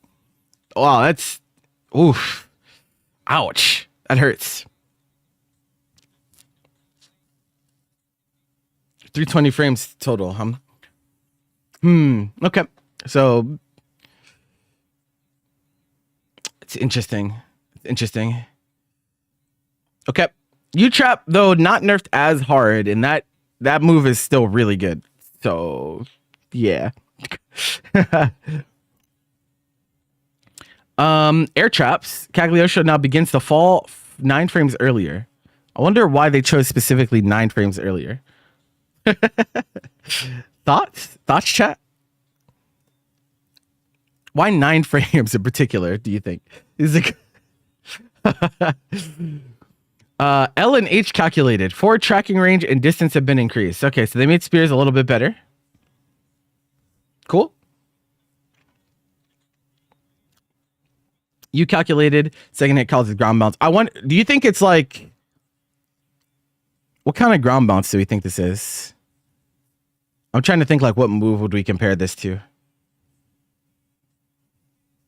Bro, like, yeah, because, bro, I've watched so much Lil Wayne that like anytime I think of ground bounce, I think of You Awesome Sauce, but like that is definitely not the standard for ground bounces. It's like I'm like, bro, they're definitely not gonna fly that high, bro. That would be pretty fucking crazy if it ended up being that way. Oh yeah, okay, maybe yeah, maybe like Galleon. Perhaps. Charge 2-1 for you. I mean, I don't see that hit very often. There's not that many ground bounces in the game. I just wonder how high it is. Like, because most of the time when they use this, currently, it is as a combo ender, and you're usually pretty spaced, so you're not that close. So getting the follow-up is hard, or will be hard in a lot of cases. You know what I mean? Especially because you're putting yourself into U-skill slowdown, or U-skill penalty. So yeah, I'm just wondering how these routes will actually be. Maybe makes our punish routes better. Like maybe no, but it ground bounces, so it transitions airborne.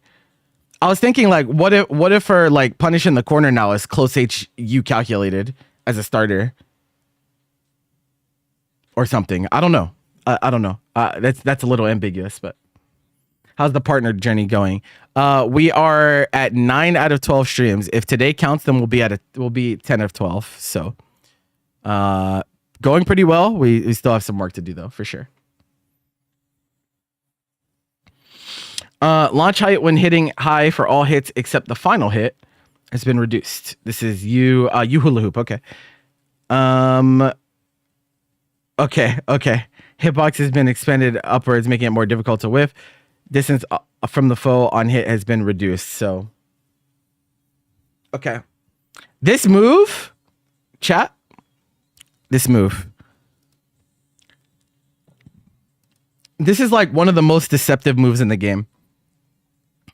You want to know why? It's because, bro, this wall bounces from so fucking far. It's like, it's jarring. It's like jarring to see how far this move wall bounces from. Because the camera moves with her. So like some moves in this game, right?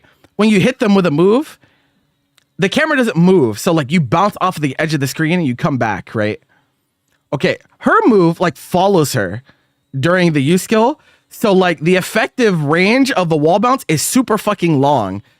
Because it moves the camera, and then if you end up hitting the edge after the camera moves, then you bounce off of the wall from that. So like, yeah, that move is very, very awkward. It's crazy. Like every time I see it, I'm like, bro, why did that wall bounce from that far, bro? You were mid screen. He's like, I probably generally pretty negligible changes for this. It looks like it's just a consistency change. Launch height when hitting high for all hits, yeah. And then they made, so like if you hit this mid-screen, then your Oki is better. I mean, look at the advantage on this. You Alexandria Hard knockdown plus 59. Okay, that could be significant then. Ripping this mid screen just for the knockdown if they're closer than you and plus 60 is pretty good. That could be something. There could be something there. There could be something there. I'm not sure, but there could be something there. I didn't know it was that plus. That's like that's more than you Thunderbird, by the way. He's like point that out. He's like block stun has been reduced by 6 frames, changing the advantage from 2 frames to -4. Oh, it's not plus anymore. Oh, wow. It's a throw punish on top of that. Oh, God, bro. Man, they are not fucking with Cagliostro. They are not, bro. Bro, right before finals, that's crazy. That's crazy. To like, that is nuts, bro. Oh, nah. Oh, nah. Before finals, bro? Oh, no. Removing plus frames would be one thing. It's throw punishable on block, though. That's like, holy fuck.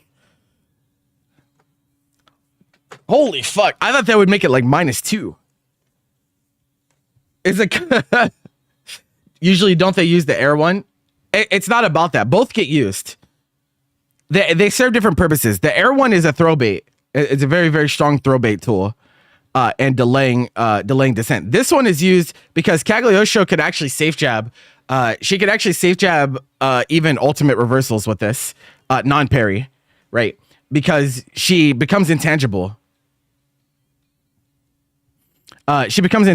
So like she could just use it as immediate, and you couldn't reversal her, and then she was plus afterwards. So yeah.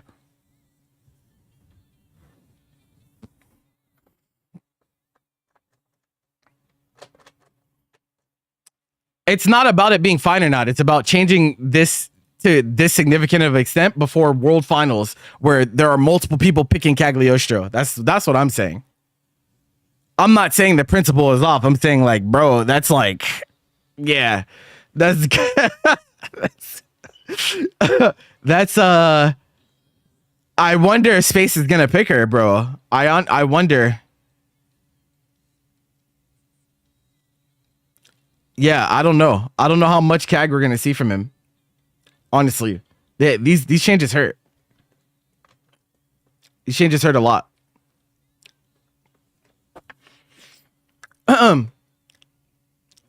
Andre, she deserves it.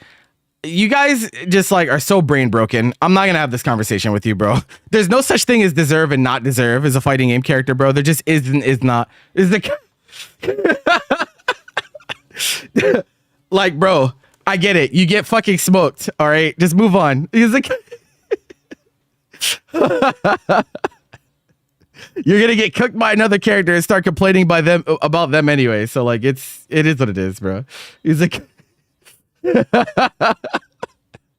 Andre, okay.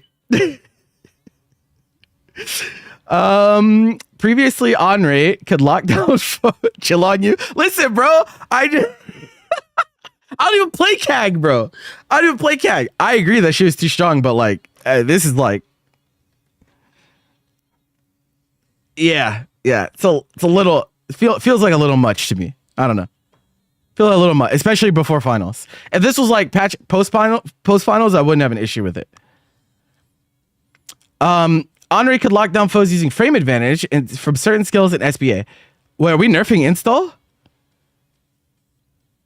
As part of the round of adjustments, we've shifted that power towards mid-range pokes and whiff punishment. Oh, that's a weird thing. That's a weird thing to do considering like Andre has a built-in weakness where his buttons are slower. So unless they're changing the frame data on some of his buttons, I don't know how well that's actually going to work out. 7 Spears of Lightning has also been updated so they lose the spears upon taking damage. Oh, they actually nerfed install. Wow, that's crazy. That's so crazy. So like the other way, the interesting part, right, about this is that like most people would tell you that installs don't get pressed that much in this game. Like they don't get pressed enough. Most people would say that they would want installs to be stronger because it's really hard to justify installs right now for most characters because they don't interact with the Brave system, right? They just don't.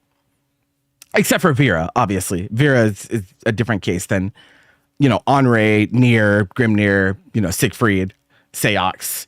They have installs, but you don't see them very often because the regular SBAs and SSBAs are just too impactful, right? Henri, on the other hand, you actually did see install from him. We call it deploying the mids. we're deploying the mids. And so instead of like, it's interesting that they've chosen to make this one weaker. They think that this one is too strong, as opposed to the other ones being weaker, or the other ones being too weak. That's interesting. That's actually very fascinating. I don't know. Odd. So it loses upon taking damage. Aerial mantra wheels block recovery has been standardized to -3. Aerial mantra wheel. Okay, so it's not. Oh, that's bad. Oh, that's bad. So dive kick's not plus anymore.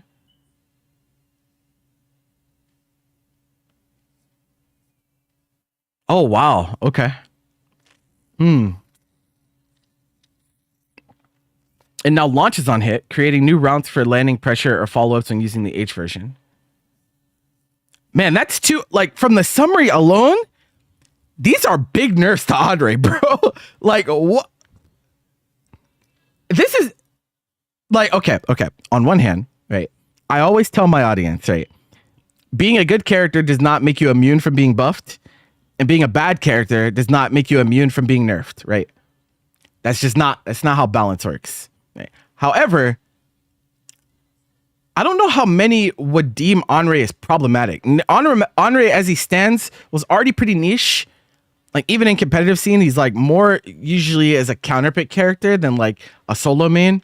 Obviously, we have some outliers. There are some people picking Henri, but it's not that much. And I feel like he didn't feel overbearing even with the insult. Like, the insult was strong, but like overbearing, it's kind of odd. It's kind of odd. And the way that they're changing it, right? Like, install is weird. Install was weird, right? I think changing install is kind of odd, but maybe it's like on principle. Maybe they just want less instances of things sticking around on hit, perhaps. But the dive kick change makes no sense to me. I don't understand the dive kick change. That one I'm baffled by. I don't have any, there's no logic for me to latch onto for the dive kick change. Like, yes, it's a good move, but like, I think characters should have good moves. Like, yeah. I don't know. That's a big nerf to his game plan. Like a big nerf to his game plan. Okay. Spiral Spear has been tuned to improve its combo potential. The M version now launches on hit. Okay. Sure.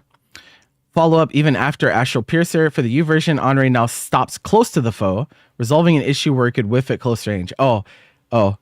It's pretty funny. It's pretty funny. We've also reduced the startup on L Rakshasa to bolster mid-range control and adjusted L Fleeting Spark to make it more effective and neutral in mid-range. So they keep talking about like making him a mid-range warrior, but the problem is it's hard for him to go poke for poke with a lot of characters because his buttons are slower. His buttons have great range, but like when we talk about like the strong mid-rangers in the game, a lot of them have just as good or not better, if not better buttons that are also faster on top of that. So I'm not really sure if the idea of like we want him to be a mid-range bully is going to work out because of the nature of him having slower buttons. And now he is much less impactful on like the jump RPS end because dive kick is worse. He can't make those mid-range pokes safer using install as effectively anymore. Oh, okay. I'm not sure what the hate was on Henri, but let's see. Jumping H now hits twice. Oh, okay. What does his jump H even look like? I feel like I don't see Henri jump buttons all that often. I'm looking.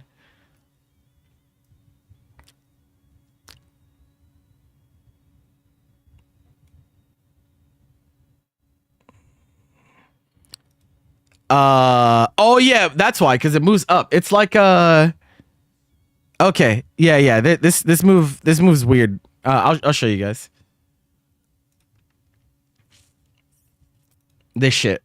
Whoops, I'm in full screen. Yeah, this is what we're looking at.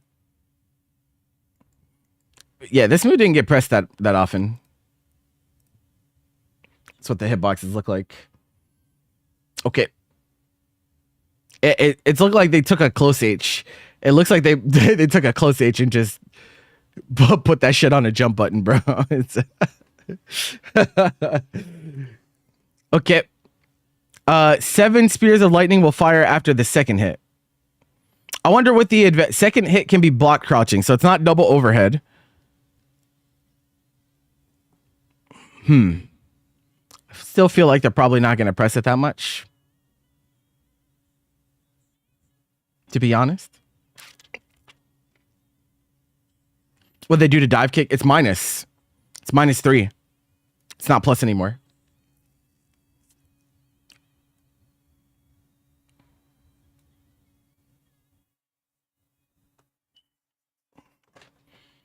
So yeah, pretty yikes. Arm the Bastion, advancing. Now stops in place when inputting standing U or evade after successfully parrying a foe's attack. Stops in place. Okay, so you don't slide anymore?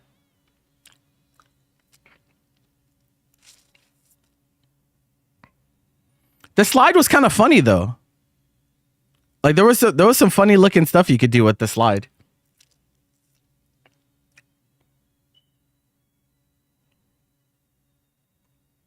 Unfort. Probably not a super big deal, but yeah. It was plus. They changed all the versions to be -3. Only the L version was 0, but the M and H versions were plus. And now they are not. They are -3. One Rift Spear is now invincible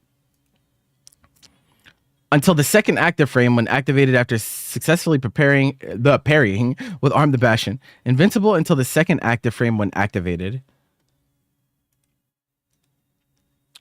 One Rift Spear. Is that sending the install?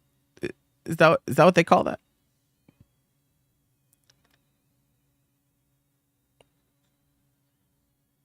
What is this called?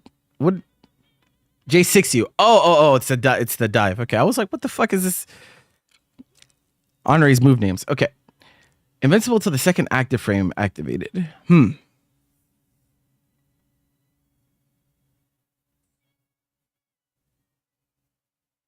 Oh, okay. So it makes his jump RPS. So, okay. So maybe they thought like making this change. This seems like the change that they came up with first. So like they were like, okay, we're gonna make this dive follow up to JU stronger, and so we can't let him have that strong of jump RPS. So we're gonna nerf dive kick. Maybe I don't know. It's very weird. Very weird. Yeah, the active frame. They're trying to stop him from getting bodied by super active moves on successful parry. I understand the change. I'm just trying to understand how that falls into their philosophy.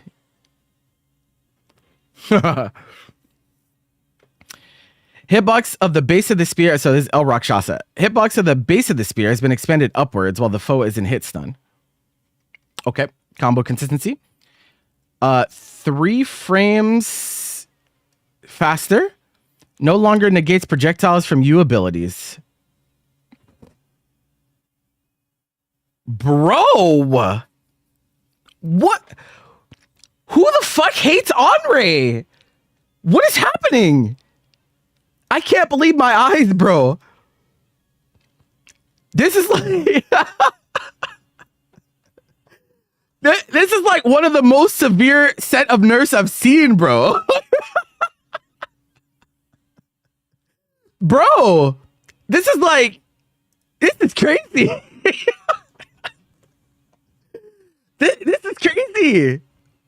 This is crazy. I'm so surprised. Holy shit, bro. Okay. So, damn, bro. That was something really that was like one of the defining things about this character was that like he could use Rakshasa to nullify projectile. Like he was an anti-zoner, right? Anti-projectile zoner. That's like a really important part of his kit, and they're taking even that aspect away from him. That's brutal, bro. That's brutal. Holy shit. Only clashes with the first hit of multi-hit projectiles. Man, that is ugly. That is ugly. That is ugly.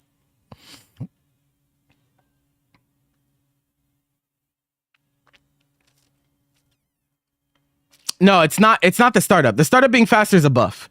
It's this that's a nerf. He used to nullify projectiles even on like the thing was he would win. Honor was a character that was supposed to neutralize the fireball war, right? Because even if you used a higher version, like if you use a U skill fireball or if you use like an H skill fireball, he could go through them with his non-H and U versions, right? So he would kind of win that war automatically because he didn't have to spend a cooldown to do that. And now they're saying like, yeah, you can't do that anymore. There's like, again, like I think that was a big part of his game plan, right? It's like one of the reasons you would pick Onre is to directly counteract that. So yeah, that's weird. That's super, super weird. I just don't understand the vision for the character anymore because they're taking away all of that. They've nerfed his offense. They've nerfed his neutral. They haven't touched his defense yet, but I'm still scrolling. We're still mid patch notes. He's like, we're still. But yeah, read the second part of that. It's worse. Yeah, you know, I read this already. You're talking about this? Yeah, no, it's dog shit. It's really bad. Yeah, no, it's bad. It's yeah, it's it's man. I just again, right? It is okay, chat. I know that some of you are fucking cope lords that cannot understand this, right? But characters in fighting games are allowed to have things that are uniquely strong about them, okay? And that is okay. That is okay for that to be a thing. It does not make sense, whether we're talking about buffing or nerfing, to take away the special identity of characters, right? It just doesn't make sense, right? We're actively taking away things that are unique about characters. I do not like that. I don't like that. Oh, ad break. All right. Everyone take a deep breath. I will pause going over patch notes while we wait for the ad to play out. In the meantime, again, thank you all for tuning in. If you're enjoying the vibes, hit the follow button, this and that. We're on the road to partnership, ladies and gentlemen. So please make sure to keep supporting if you're enjoying the content. I believe the patch should be out tonight, so we can do an open lobby on the new patch. It should be tonight, right, chat? I think it should be. It should be later today. So we can do a lobby with the new patch and new characters, new character. Since we haven't done one in a while, so we'll do that later on. But yeah, what's up, Blue? It's my goat. Henri was good. He's a good character. He was definitely not overbearing, though. I don't think he was unhealthy at all. You know what? Honestly, chat, this is my fault. This is my fault, bro. I showed the bug on Henri, bro, and they were like, "Yeah, bro, we don't know what other stuff he could potentially have in his back pocket. We got to get rid of him." He's like, we got to get rid of him. We don't want to risk him having any other hidden shit. Okay. If you say one more thing to me about a rigged match, I'll ban your ass from my tournament. All right? How about you consider winning sometime? You ever consider that? Hey, stop being a bitch and win a match for once in your life. How about that? Yeah. You're never winning a tournament again. Okay. Honestly, I'm gonna be so real, right? If you can't win a tournament, if him getting nerfed means you'll never win a tournament, then you never deserve to win a tournament in the first place, bro. You're a good player, bro. You will figure it out. Either you figure it out with nerfed Henri or you switch characters, bro. We do not self-deprecate like this. You are a good player. Act like it. Carry yourself with some fucking dignity, bro. All right? Carry yourself with some fucking dignity. If you're a player that can be quote unquote patched out of the game, you never deserve to win in the first place. All right, straight up, straight up. They talk shit about Castiel and said when Lucilius left, he'd never win again. This nigga's still top 8ing, beating very good players offline. What's your excuse? What's your excuse? Stop being a bitch. All right, you heard that voice redeem, right? Stop being a bitch. All right. All right. Anyway, I think the ad's over. I think we're good. Moving on.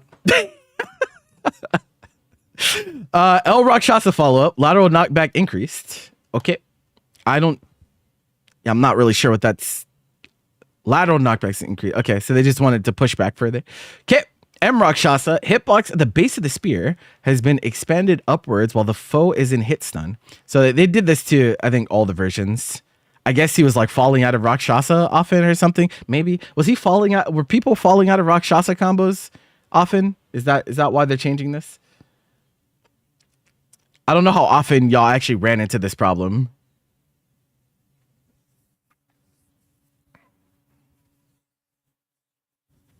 Some routes. Okay. I see. Adjusted knockback, making it easier to follow up with far standing H. Oh, okay. I do remember seeing this combo a good amount, so that makes sense. Knockback is now the same height as it is on counter hit. Oh, okay. I see. All right. M Spiral Spear. Damage has been increased. Total damage from 750 to 1,000. All right. Now launches on hit. I don't know what this looks like. How fast is M Spiral Spear? Let me look. How fast is this move? Oh, they're all the same. Okay, I didn't know they're actually all the same startup. Okay, so it's 11 frames like the other ones. Okay, so maybe it opens up some routing opportunities since you don't have to spend a cooldown as often, perhaps. Perhaps. This is Aztec Complex from 007 GoldenEye. By the way, in case you wanted the song.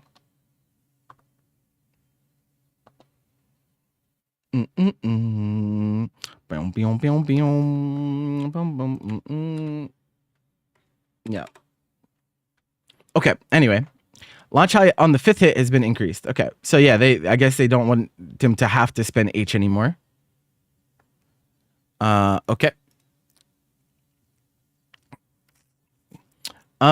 Use Spiral Spear. Projectile now stops at the enemy's position. Maximum projectile travel distance remains unchanged. Projectile now stops in enemy's position.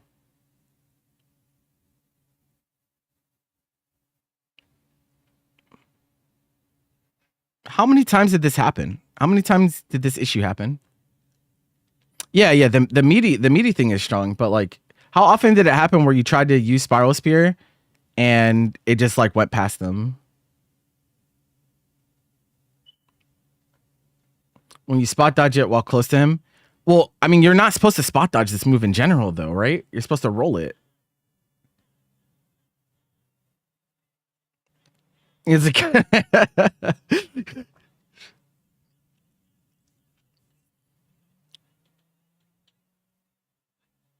yeah, maybe if you're like early on the roll, you get bodied. True. That could be a thing. Yeah, you hear this song playing? This is for you, visuals.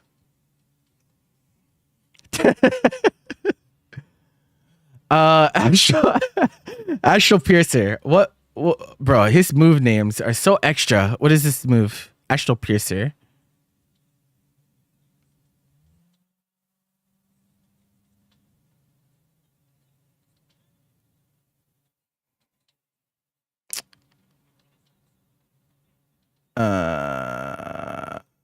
Yo, oh my god, these names are so extra. Listen to these fucking follow-ups, bro. Listen to the follow-ups of Henri's Spiral Spear. Radiant Ruination, Astral Piercer, Peerless Thrust, Grand Haste. Extra ass Eternal, bro. God damn. Radiant's Ruination is bars, though. I'll give you that. I'll give you that one. I'll give you that one. That's bars. That's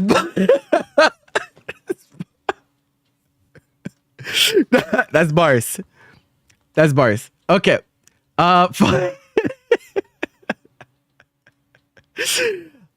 didn't see the slam too often, right? The slam follow-up. Didn't see this one all that often, I feel like. So maybe they're just trying to get people to actually use it. So 500 extra damage.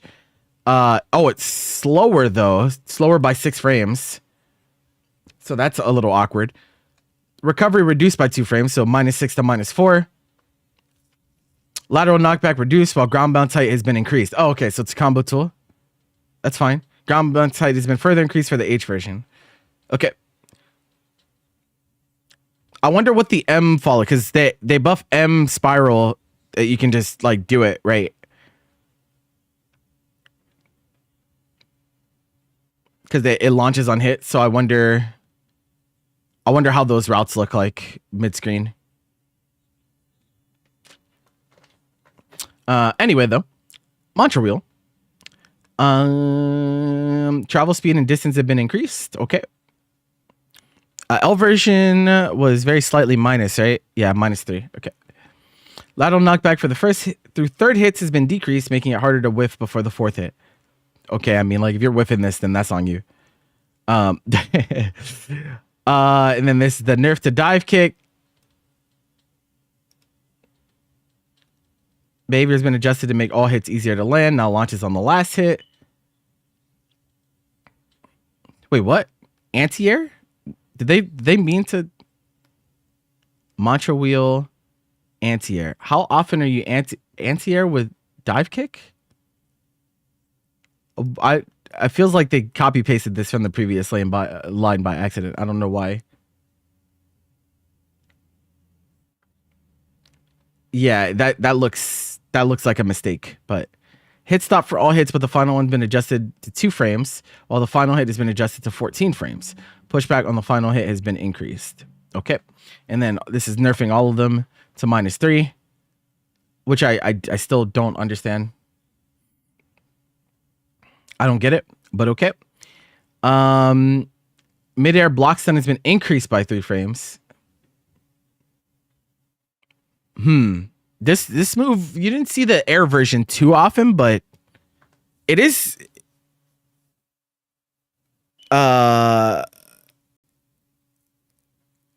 I think you didn't see it too much because it ends up being punishable some of the time. So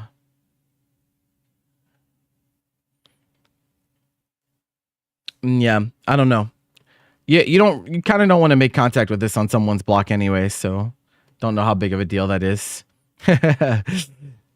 Fleeting spark L version. Start has been reduced by 8 frames. Okay, so L parry. All right, parry frame's been reduced though. Okay. Travel speed and distance prior to the strike have been increased. What's the philosophy here? What's the philosophy here?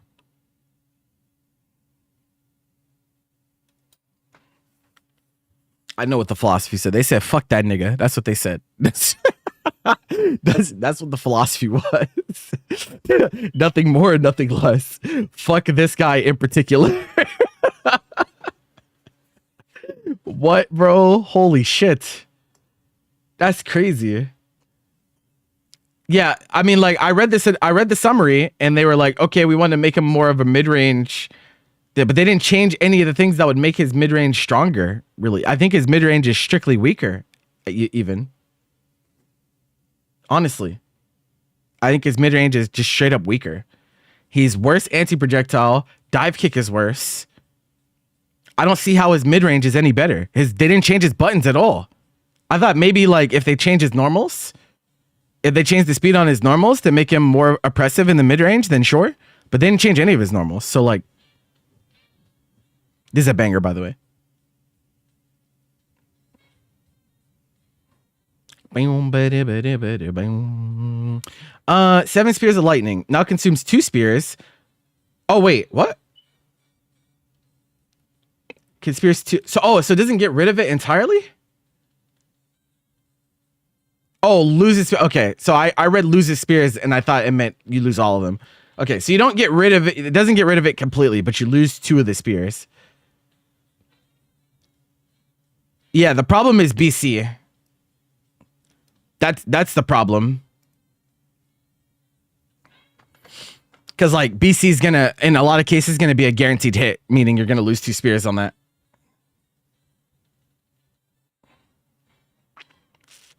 Only consume spears once per combo. No. That means like if someone hits you, you don't like the way they're talking about you getting hit, so that like you don't, if you get comboed by someone, that you don't lose all your spears in one combo. That's what they're saying. They're not saying that you can only spend what. No. That's not what they're saying. That's like imagine, bro.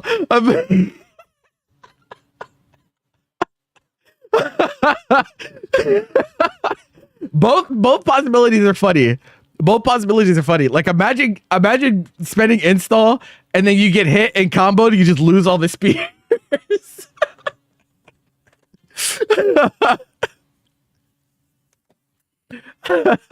That's funny. Okay, so the install change isn't as severe as I thought, but it is still a nerf that I don't really quite understand. But it's still, I think the install will still be okay. I think it'll still be okay. Yeah, that is, yeah. It's like, okay. It's okay. But everything else, I don't understand. I don't understand the other changes. Like, bro, I can't believe I'm seeing this many changes for Henri of all characters. That's so funny. All right,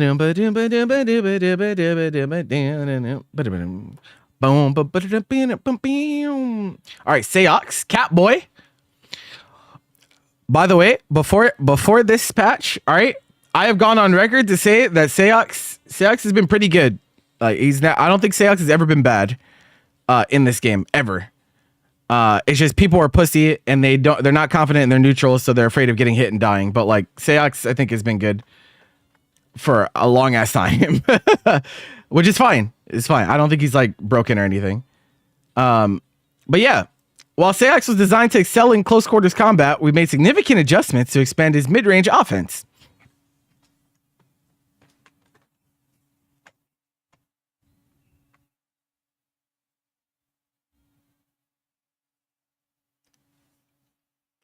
What?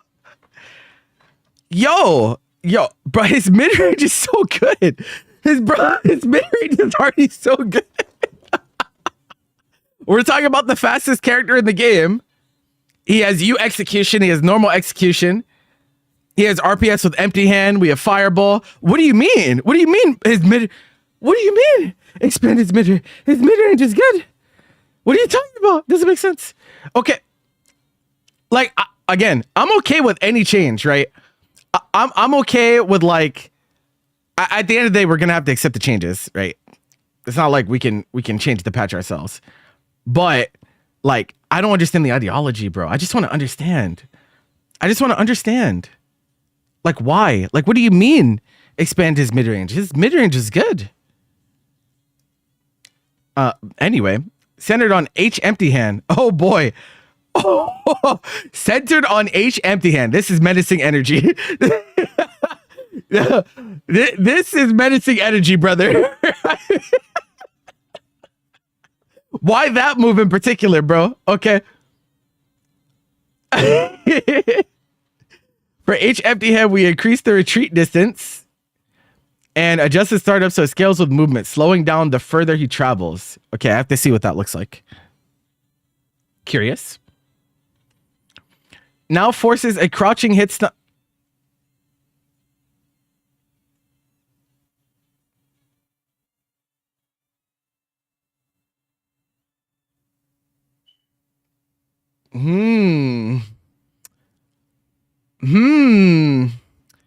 So it's not even counter hit. It's if you hit empty hand, that it force crouches and you're close enough for a close L afterwards, meaning you get close L, close H. That is nuts. That's nuts. That's a crazy change, bro. That's a crazy change. His routes were already good, bro. That is nuts. That's a crazy change. Counter. It can now be chained into a counter hit dash H and anti-air crouching H. That isn't like. his dash H is really cool, but like you don't really want to use it mid screen. Like it, if we're talking about taking a crouching hit versus because like 6SH launches, right? So you definitely are just gonna want to take the crouching combo anyway. No, empty hand is the wall dive. Rekka is 6 claw execution. Anti-air crouching H, expanding his role as a combo piece. Okay, so they made his anti-air routes a little bit better. Bro. If I see 6SH mentioned one more time, it's over.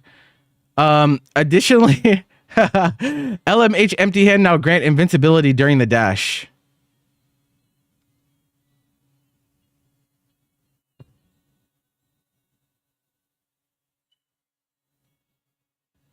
But why? But what? But why? Right? Like this is like the Zeta changes. This just like so okay, for what it's worth, right? I personally think Seox is a cool character. I think Seox has been a cool character, and one of the reasons that he's cool is because he like you kind of have to finesse because like obviously you have like low health, but you have good movement, right? You can just like maneuver around. He has like counterplay to a bunch of things, right? This is like lacking finesse, bro. Why is it an invul? Like someone should be able to hit you if they see it, bro. Like I don't understand that. It already was annoying enough for some characters like with clash scenarios. Don't really understand the idea behind making it invul.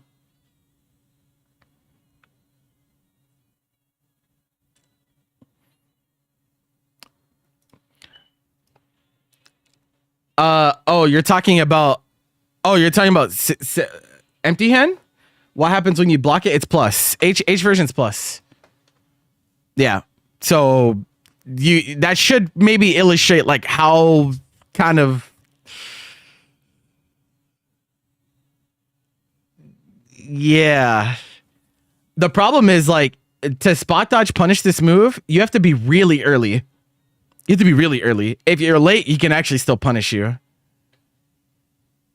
Yeah, it's hard. It's a hard move to deal with.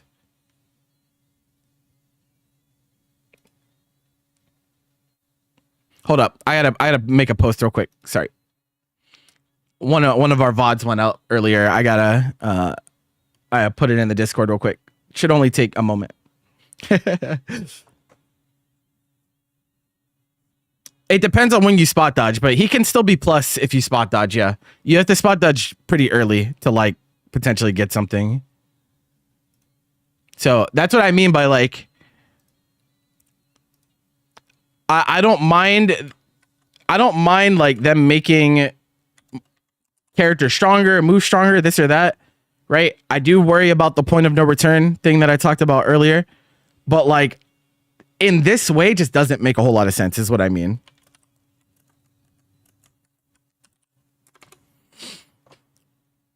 Yeah, I don't think it needed to be like this, but we'll see. We'll see what happens. There are no changes to post wall cling situation if follow-up attack is evaded. Post can still handle the same way as before. Yeah, i.e. getting potentially punished for spot dodging, depending on when you press the spot dodge. Yeah.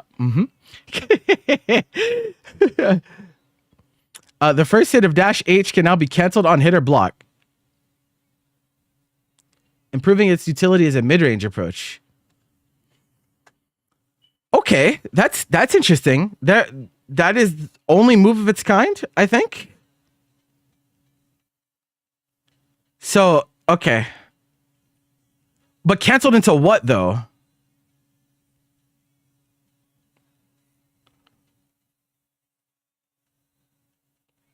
But cancel into what though? Just specials, I'm assuming?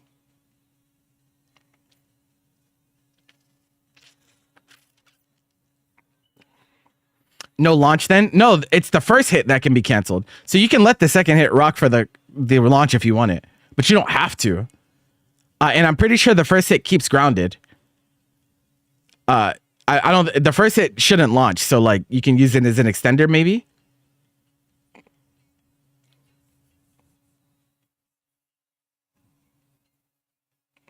Interesting. It's like it's kind of like Honorary Far H in a way. Improving its utility as a mid-range approach. Jumping U has faster startup. And now launches on hit. Did JU get pressed that much?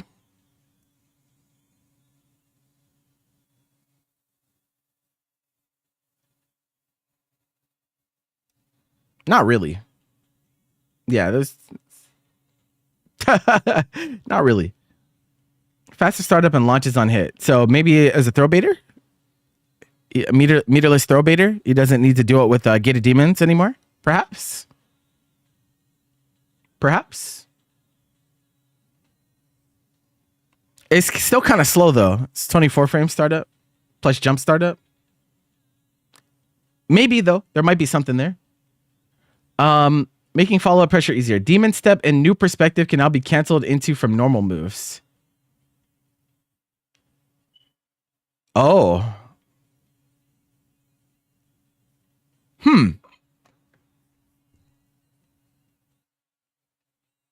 That's interesting. That's interesting. Demon Step is 5U, so the clone. New Perspective. Which one's New Perspective? Is it part of 5U? Oh, is it him going to the clone, right? I'm assuming. Yeah, okay. So him going to the clone. Interesting. I'm actually curious to see what that looks like. That this part is interesting. I don't mind this part. This part we'll talk about. 6-claw execution, snake bite, and gate of demons have been reworked to serve as mid-range pokes and offensive starters. What were they? What did they think they were before? Like, what are they talking about? What do you mean reworked? They already did that. Like not snake bite. I mean, like, because you can only do snake bite on the follow up, but like, okay. Anyway, maybe the dive versions of gated demons are what they're changing, because we really only saw like H version and U version sometimes. We'll see. Split the roles of L and M gate of demons, clarifying them as a projectile and advancing options. Oh, okay. So nope, never mind. To strengthen both his neutral game and combo potential. Okay, sure. Dash H, second hit now activates on close counter hit. Only activates on close counter hit. Wait, what? Only activates on close counter hit. So his dash H is just single hit on non-counter? That's kind of weird. I thought they were going to give you the option, but this says to me that it has like a sweet spot kind of, and only on counter hit do you get the follow. That's weird. That messes with some of his long range extensions, but like probably not a super big deal if they're trying to buff it in other avenues. Damage is being readjusted. Oh, the damage went down significantly. Okay. First hit can be canceled on hit or block. Yep. Second hit can be canceled on hit. Yeah, that makes sense. It's just weird to me that they made it so the second hit only comes out on counter hit. I thought they were just gonna let it rock, but whatever. Hit stun on the first hit's been reduced by 2 frames. Yeah, I know it's cancelable now. I'm just saying the second hit doesn't come out on normal hit. So like there were some routes that you did with 66H currently that just aren't gonna be possible because you only get the second hit on counter hit. That's what I'm saying. Like it just changes the move entirely. I just thought they were gonna do something else. Block stun on the first hit has been reduced -8 to -10. I mean, sure, bro. We were not pressing this in neutral anyway. Whatever. Clash level on the first hit has been reduced. Okay, sure. Second hit now causes crumple state. Oh, so it doesn't launch. So both are grounded. Oh, okay, I see. Okay, well, his counter hit like confirms, and it'd be pretty nice for sure. No longer increases the SBA gauge. Okay, sure. Recovery on the second hit has been increased by 15 frames. Okay. Dash exchange is weird. Dash exchange is weird. Very, very weird. I like think I kind of understand the vision, but it's weird. It's weird changes. JU Stardust been reduced. Only 18 frames. Yeah. So that they want you to use this as a throw bait. They don't want you to have to use gated demons for throw bait anymore. So yeah, 18 frames, like that's comfortable. That's comfortable. I want to see how big the launch is, but like yeah, that looks like it could be something. Are there other 6H moves that cancel on block? Only of its kind. But I think it's the only one in the game that does that. Demon Step can now be canceled to normal attack. Yep, we can do 5U and 5U follow-up. Recovery after teleporting has been increased, so it's now minus instead of plus. Sure. Mid-air hit stun has been increased or reduced by 6 frames. Okay, so they gave it a little bit of compensation. Bug fix, 6 claw execution, all versions. Fix an issue where follow-ups cannot be performed after connecting late. I don't know how often that happened to people, but cool. Good that they fixed that. Anti-air hitbox has been expanded upwards when hitting foe at a height. Uh-oh. that could be impactful. That could be impactful. Okay. All right, Seox. L 6 claw execution. Don't see this one too often, so not too worried about this. Startup has been reduced. First hit 13 frames to 12 frames. Second hit 19 frames to 18 frames. Yeah, you don't see L version that often, so not really worried about that. Travel speed and distance have been increased in order to reduce cases where this change results in whiffing on airborne foes. Seox now decelerates when close to the foe. Okay, I have to see just how far. Anytime they say travel speed and distance increase, it's like how much will determine how impactful that change actually is. No changes to H version, notably. L Archdemon kick. Travel speed and distance have been increased, so we're increasing travel speed and distance. Chat. Oh, this is another banger. Playlist is hitting today. Yeah, so more travel speed and distance. He already had great corner carry too. That's the thing. It's like that was not an issue for this character. Once they change him with the palm change, right? Like that's M Snakebite. Jump height prior to the attack has been increased. Startup has been decreased. This move like never got pressed, bro. This shit did not get pressed that often, so I think 23 frames is the same as L version, if I remember correctly. So yeah. Active frames have been increased, so it's 3 frames more active. This is to ensure a hit on crouching foes at the end. Frame advantage when blocked has been changed to -4. Oh, so this one's minus. Oh, it's a crouch check. It's a crouch check. It's Fuja Arc. They gave Seox Fuja Arc. He has Fuja Arc, chat. Except it's on a follow-up to Rekka. It's dead. Yeah, you got to make sure to stand block this so you can get your turn. Yeah, that's interesting. Now causes ground bounce. So okay, I wonder how big the ground bounce is, but combo limit value has been increased from 0 to 2. That's big actually. With all this, if they didn't change that, I would be like, okay. This could have some really, really good applications and routes. But if it's going from 0 to 2, then like, okay. Okay. Thunder Flash charged. Now tracks the foe after jumping. The jump parry, like you were like rarely saw, so wonder what they're gonna do. Tracks the foe after jumping. Jump height and aerial time have been increased. Counterattacks will come out slower as a result. Can no longer midair block after jumping. Like it tracks, so I wonder what that looks like, but like not being able to block after jumping is kind of ass. Okay. Weird changes for that. Gate of Demons. Hitbox for the first 2 active frames have been expanded downward, making it easier to hit crouching foes.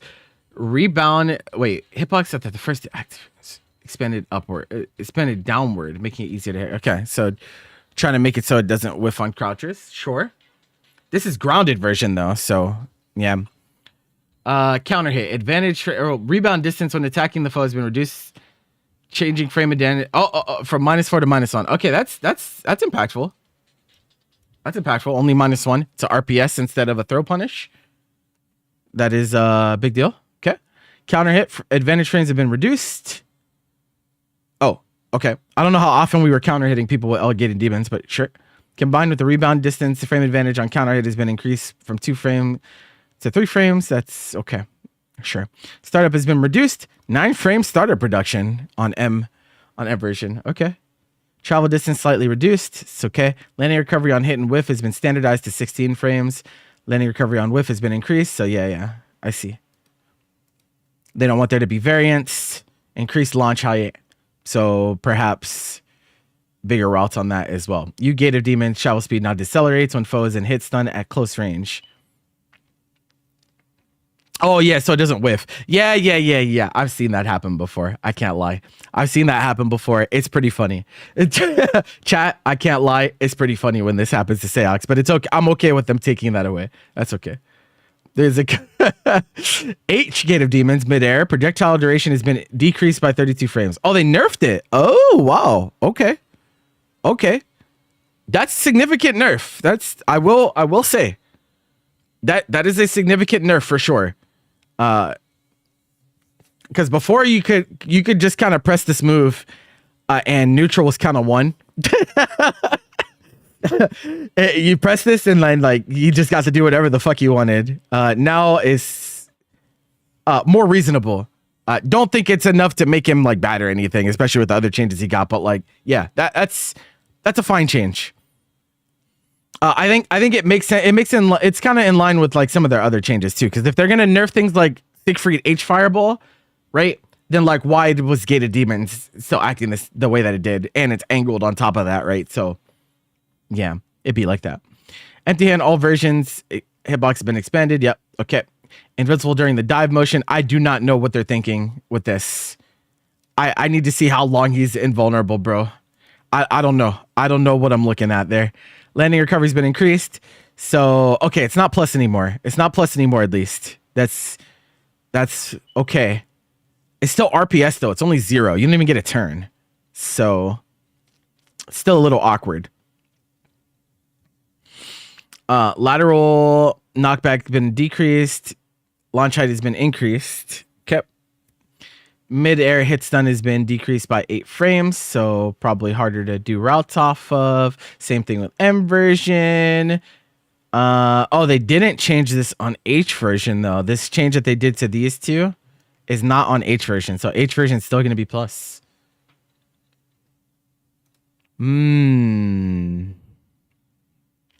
Very interesting. Very interesting indeed.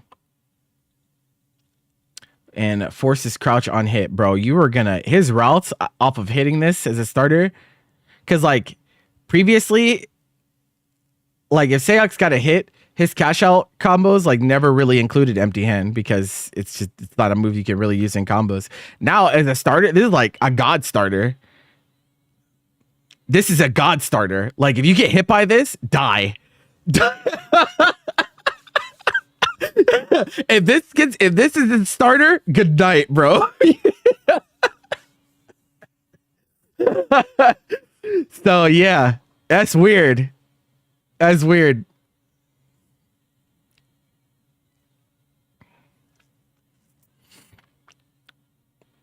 After image hitboxes have been expanded, making them harder to whiff. No one was ever pressing this move, bro. Maybe it's better that they didn't touch this move because we saw what they did to Onray parry. So if they touch other installs, it might be problematic. So maybe it's better. Maybe it's better that you know, he got away unscathed. All right, Siegfried. Again, another character that I have heard called Midfried, and like people think he's like whatever. Again, this character has been good, bro. This character's never been bad. All right, straight up, it's never been bad. I think right now in the patch right now, he was pretty good, pretty good. So let's see what they think. I will say that his last changes, though, his last changes, like Siegfried's last changes, were very awkward. Right. It was very, very, like, some of the changes that they changed on him were kind of nonsensical because they were like punishing people that actually hit confirmed. Right. So I thought that was weird. So we'll see what they decided to give him in return. We've reviewed Siegfried's kit to ensure that he retains high damage output from his H starters. That was a problem? That's funny. In particular, we've expanded his options from far standing H. And adjusted his behavior on hit and block. Bro, they're gonna make far H crumple or some shit, bro. Oh god. Far standing H now deals more damage, and his proximity block range has been widened to bolster his mid-range presence. Okay.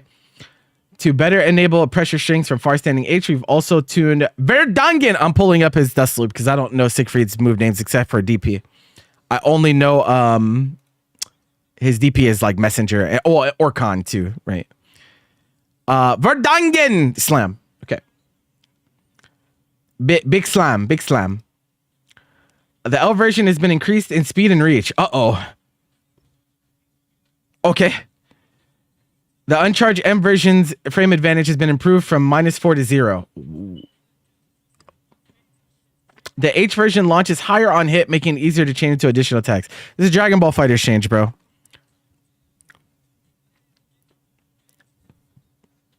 For what?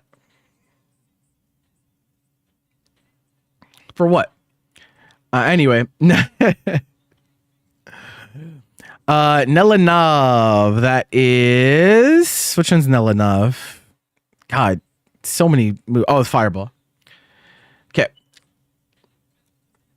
Helping Siegfried maintain advantageous spacing. We've also increased the number of projectile clashes it can endure. Oh, they upped its projectile invulnerability? Or durability, rather? Increase the...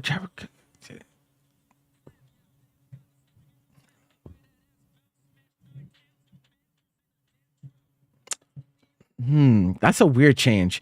That's a weird change because I feel like that was the purpose of the U skill. You know? Yeah, I don't know. That's weird. Blood of the Dragon, which consumes half of current HP to grant a buff, has been strengthened to boost movement speed and attack power. Oh, so they actually buffed his install. Huh. Their install philosophy is weird this patch. Very, very weird on the install philosophy. So, okay, I mean, I can't say anything about I wonder if they give us values, but we'll see. Providing a clear advantage in neutral once activated for self-buff. Magniants, we've removed the time limit. Why?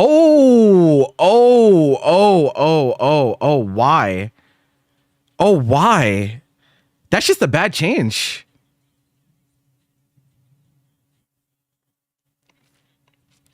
That's just a bad change, I think.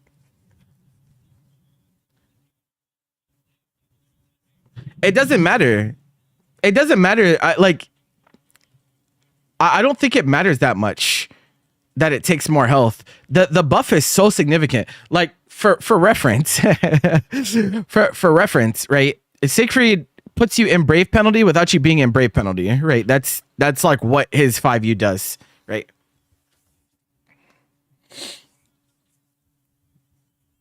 Like that's what he does already. So it's like, so if he has two stocks, you take 20% extra damage, which is the same for you being down to 1 crystal. And if he has 3 stocks, you take 50% more damage, which is the same as if you were missing all your crystals. So I don't.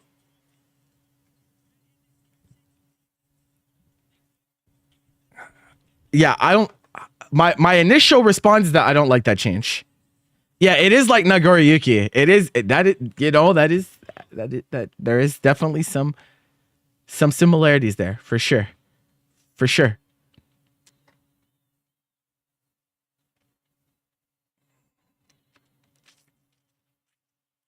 Okay. Conversely, we reduced the reliability of his SBA and SSBA from long range. They nerfed SBA again?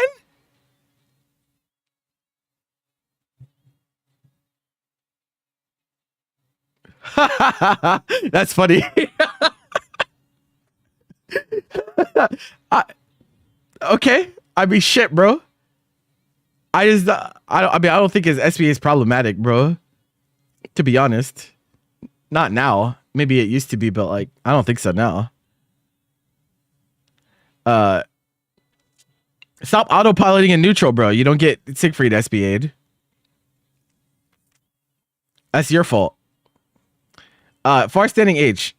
Wow, they actually upped the 1600 damage. Well, proximity block range has been increased. At least they didn't make it like crumple like I thought they were going to with the summary. Dash M. Hurt box during recovery has been extended forward. That's good. That's a good nerf. You can actually get your turn back more reliably against this, or get punishes more reliably if he does miss space. Still a really good move though. Dash H. Launch height for the first hit has been increased. I wonder what that looks like. Second hit now causes ground bounce. Oh, so on airborne hit. Yeah, but like that didn't happen that often. But sure. Sure, bro. I mean, shit.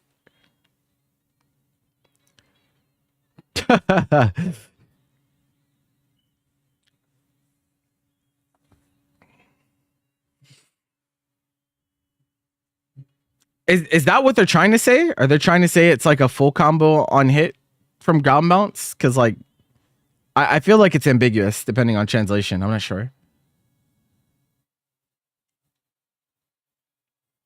I can see what you're saying though, because it used to crumple, right? Oh no, it's counter hit only. It's counter hit only that it crumpled.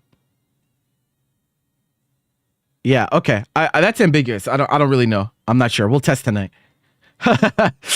I'm not sure. No longer hits foes behind Siegfried. Oh, that's good. Cool. 5U. Effect now lasts until the end of the round. Yeah, that's like...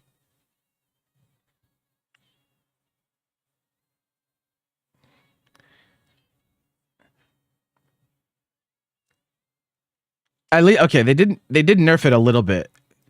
But like, that's like... It doesn't matter, bro. You just don't go to 3. You just don't go to 3. You just go to 2.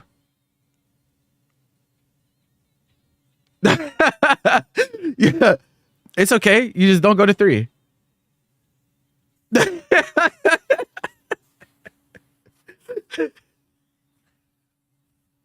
Cause like before, and also like this isn't as big of a change as you guys think it is, because what you didn't know, well, some of you probably didn't know, is that if he was already at 2 or 3 stocks for Siegfried, if he was at 2 or 3 stocks, it only took 500. It only took half of the. I think it only took half of the original. I think the first one was always 1,000, right? The first one was always 1,000, I think, and then the other ones like 2 and 3 were 500. So it's not as big of a cost increase as it might seem. So yeah, go to 2 stocks and you're chilling, bro. You could round start double 5U. You could round start double 5U as Siegfried. You still have more health than Seox and Avatar, and you're not. I think going to 3 is not value. I think IMO. Based on what I'm seeing, going to 3 just isn't value. But 2, 1 and 2 are pretty value, I think. But 3 probably isn't worth it. For the extra 10% damage, because 20% is plenty. And he gets to do this at the end of some routes too, and it has a hitbox on top of that, so you can use it in combos. So yeah, that's like, yeah, I kind of hate it. I'm not gonna lie. Honestly, chat, kind of hate it. Can't lie, but hey, it'd be like that. These things happen. It just doesn't. I don't think it makes much sense to do this. Is all I'm saying. People still pressed 5U on Siegfried. Like even as it is now, like they did press it. They weren't going to 3, but like they did press it. Okay. Fireball launches foes midair, hit stun been reduced by 7 frames. Okay. Projectile clash levels increase from 1 to 2. Yeah, I still don't really understand. So they're giving him an anti-fireball L fireball. Very, very interesting.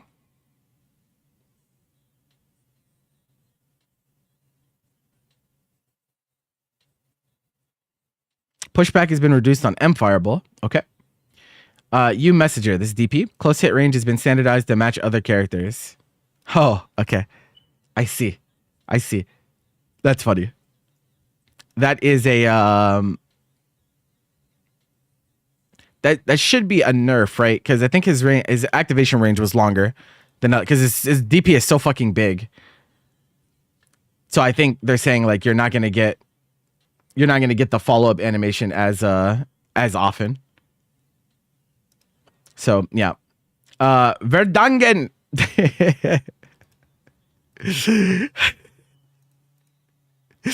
Bro, the name of his boost cracks me up. Travel speed. So the slams, travel speed and distance. I'm concerned. This being 0 is obviously quite good. Startup increased by a frame. So regular H version is a little bit slower. Okay. Launch height has been increased. I think they were saying like. Wait, what were they saying in the for the H version here? Launch is higher on hit. So like you just I wonder what do you guys think? Do you think he gets something mid-screen? You fly back pretty far.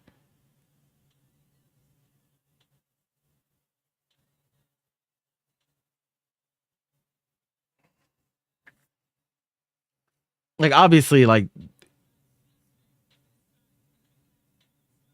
I'm trying to think. Like what would his routes look like? Yeah, like you could use it like so. I think he always had to use slam as an ender instead of extender. So now it seems like it works as an extender. Probably that actually could change his efficiency a lot. So like now off of because like there's a lot of situations where you get a hit and you're not quite in corner. So like Orcon, you don't get the follow up, right? You know what I mean? Like if you're not like point blank in the corner on Orcon, you don't get the follow up. So like being able to go into H slam instead could be a big deal for him, especially for working around when certain things are on cooldown. So yeah, seems fine. Now freezes time when armoring a foe's attack. Slash startup begins 5 frames after the phrase. Whoa. Freezes time when armoring a foe's. Are they saying that this is capture state?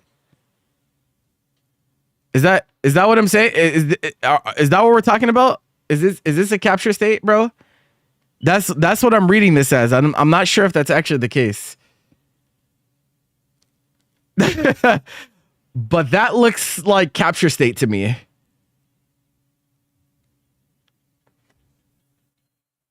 Wow. But why? His reversal game was already good. That's so weird. That's so weird. That's so weird.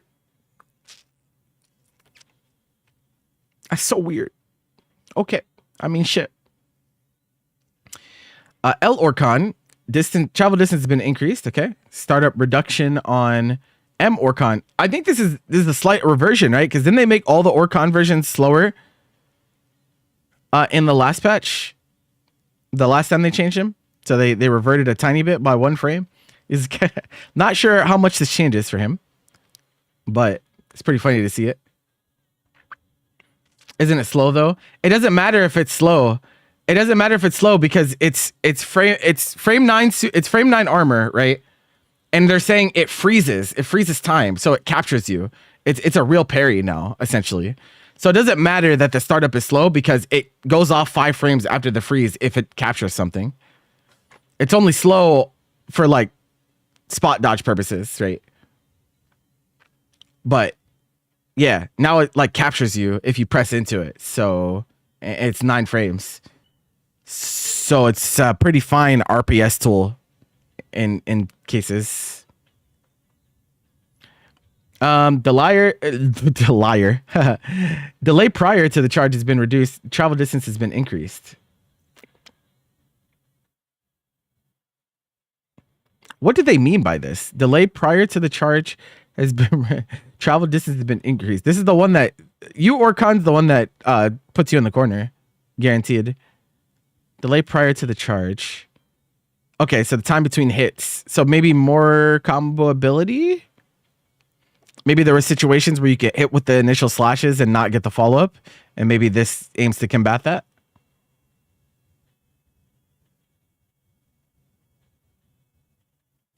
Yeah, I think they're trying to stop people from falling out if you do actually get the first few hits. Is what it feels like.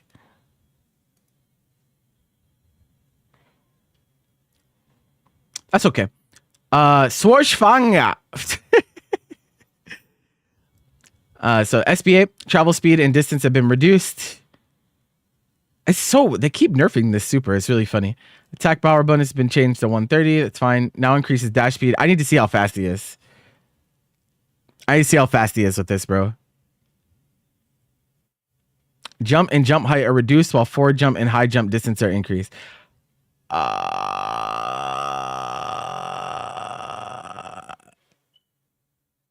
I think install probably still doesn't get pressed that much.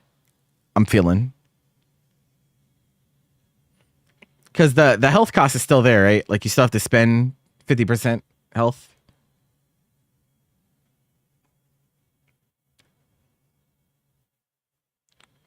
Yeah, I feel like install probably doesn't get pressed that much even still. But interesting that they nerfed the other SBA.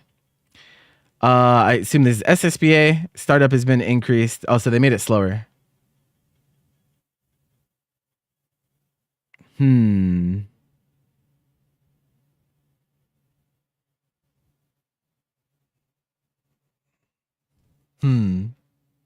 Yeah, I don't know. I don't know what that will change for him. No Anila changes. You got stuff last time. You got impactful changes last patch, bro. Of course not, bro. Anyway, Lucilius. Adjustments for Lucilius focus on improving the utility of his kit when his blade level is low. Okay. Chat.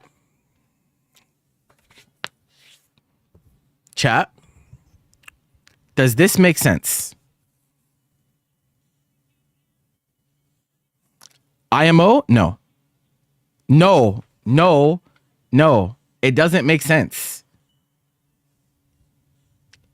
The whole point of Lucilius is be weak at low blade levels, strong at high blade levels. Why are we making him better at low blade levels? That's the whole point of the weakness of the character.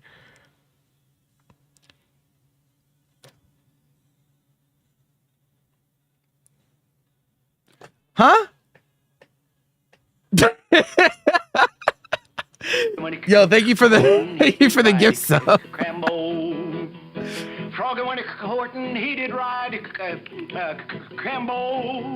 Bro, it's a character that has a specific mechanic. Of course, he's supposed to be weak at lower. Bro, we've lived through egregious Lucilius. Lucilius was one of the 3 characters in this game's history that was actually like destroying the game. We've been through that. So I don't really understand. I don't really understand the ideology there.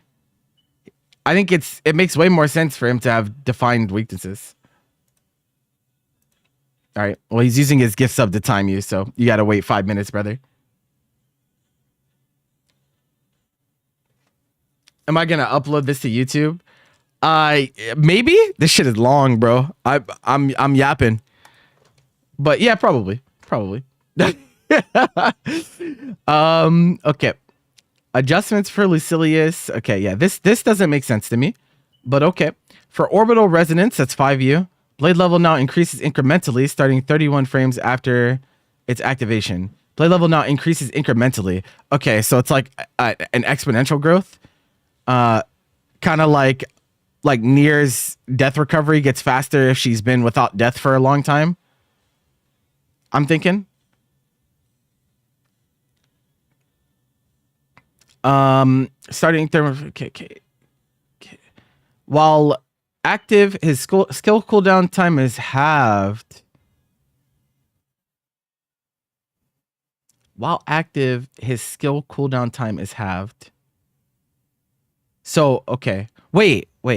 I'm a little fuzzy. So what could you do out of 5U? Like what could you do any skill out of 5U? Oh, like being instance makes the cooldowns go down, or is that what it does? Oh, okay. That makes way more sense. That at first I was like, this doesn't make sense intuitively. Okay, that makes way more sense. Got it. I see. That's a de-exterminator buff. We refined the L and H versions to have increased reach and be more effective from afar. I don't know about that one. Don't know about those ones. Don't know about this one. Like these follow-ups are already pretty solid. And like the problem with Lucilius is that it's a character that forces you, like, quote unquote force, right? We know how strong of a win condition Blade level 5 is, right? And so when you're playing against him, you're like, okay, I can't just let him sit full screen in 5U because he's gonna get a ton of blade level. I keep thinking blood, like fucking Nago, right? And so like it's twofold, right? One, the longer you let him 5U, the more blade level he gets, so he gets it faster. And then the tools that he has to stuff you while trying to approach while he's in 5U are also stronger on top of that. So that's a little awkward. It's kind of weird. Yeah, it's some characters have a really hard time dealing with stance as it is. You have to like RPS him with like roll and stuff. I found that's what I started doing. That's what I started doing to Gbvsr when we played it. I played Gbvsr at Frosty's, bro, and I was like, all right, bet, bro. You're gonna go into fucking stance all the time. We're playing RPS with roll, and if I'm right, you die. I was like, kind of weird change though, honestly. We further distinguished the roles of M and H Iscariot. Oh, okay. Honestly, I don't hate that. Because I was like, what is the point of the other version? So let's see what they do. The M version now has faster forward speed and longer reach. Oh, okay. The H version has slower startup, but grants Lucilius advantage on block. Oh no, bro. Not like this. And they made it explicitly punish dodge and roll too. Wow, bro. But okay, but that's the opposite direction. That's the wrong direction, chat. That's one of the like so in the patch where Lucilius was running the game, one of the biggest problems was that he could just press Iscariot with no punishment, right? Like when he reached higher blade levels, he could just press it because there's no punish. Like you can't punish it, right? And so they like went the opposite direction. They're like, oh yeah, so like now it's not even minus. You don't even get a turn. He just gets to keep going, which means he can be plus, and then it starts cooling down, and he can do a string that will inevitably make the cooldown come back because at higher blade levels, the cooldown's really fast. So yeah, that's weird, bro. That's weird. That is weird. That's weird. It was weird. No, but he still is gonna be able to press it, bro, because it's an auto confirm on hit, right? Like so on hit, it gives you the confirm, and on block, it's still an advantageous situation. So you're just gonna press this. It's a move that you're supposed to just press, and they explicitly made it plus on spot dodge and roll on top of that. So like they just made it another ignorant move. This is like the Zeta change that I talked about earlier. It's just an ignorant move. There's like not really much to say about it. It's just pretty ignorant. It's like like they're saying, hey, press that shit, bro. Did you say something wrong? Icebound gifted a sub to time you out. That was not of my volition. All right. Another chatter shot you. I can't be held responsible for their decisions.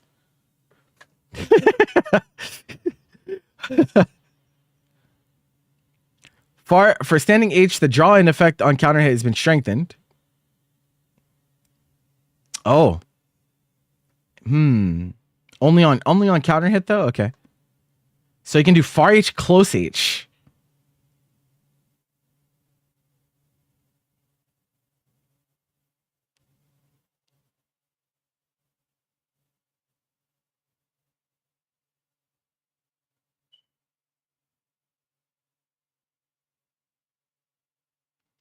They say whiff recovery has been increased, but it says to punish dodge or spot crossover response. This might be a fucked up translation, perhaps. Chatters? Thoughts? I'm getting mixed signals from this. Cause like, yeah, that if the whiff recovery went up, then it wouldn't punish you for spot dodging or rolling. Dodge roll punishes. Okay. That's a little better then. All right, okay. I'm okay with that then. It being plus on block might be still a little questionable, but yeah. If it also punished spot dodge and roll, then that would be very bad. That'd be pretty bad. But if it's just a mistranslation, then that's fine. That's okay. Okay. Anyway, far H, close H. H Iblis now starts up faster. Can be changed from a counter hit close standing H, making it reliable punish after blocking invincible moves. Oh, okay, they're giving you DP punishes, DP punish routes. Okay, sure. Other adjustments such as reduce recovery after the warp for El Tessera. Reduce recovery. Wait, why? An expanded hitbox on you, Iblis. Expanded hitbox?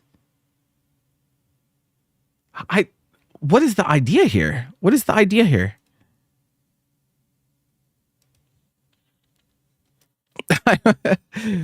the big idea? Oh, ads are here. All right. Short, deep breath break. All right. Grab some water, grab a snack. 3 minutes of ads. We'll keep going. It's okay. I'm not doing anything during ads. I don't want anyone to miss anything. In the meantime, all right, chat. What do you guys think? Thank you for the sub, Dimitri. So my mom sent me a box full of Japanese snacks. All right. She sent me 2 types of Lay's. Right. One is banana minion banana. Okay. And the other one is black truffle. Which one should I try first? Thoughts?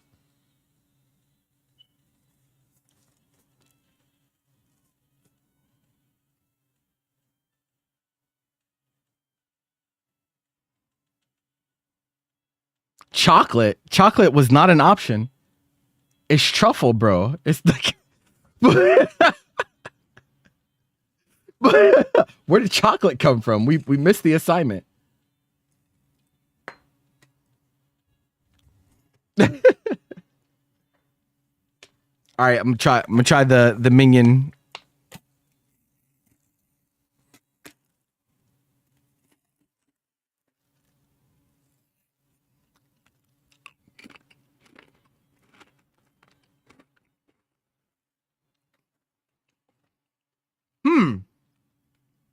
That's a weird experience. It's not bad. It's like it's pretty strong banana at first, but as you chew it, like goes back to like normal potato chip taste. That's interesting.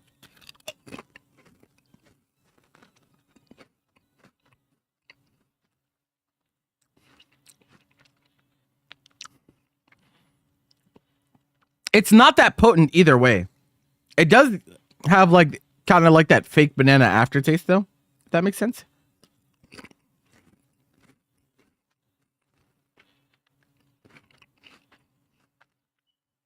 Lemon cake Pringles. Can't say I've seen that before.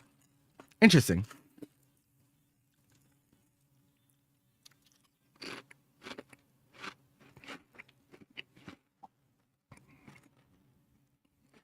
Honestly,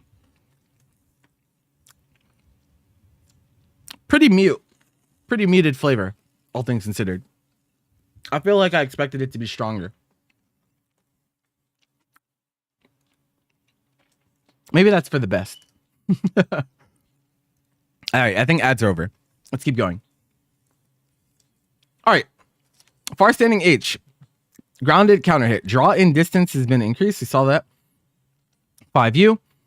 0 to 30 frames, no increase. 31 to 90. I want to see how much this is. I'm curious as to how long you have to hold 5U to get to blade level 5. If someone were actually to just let you do it.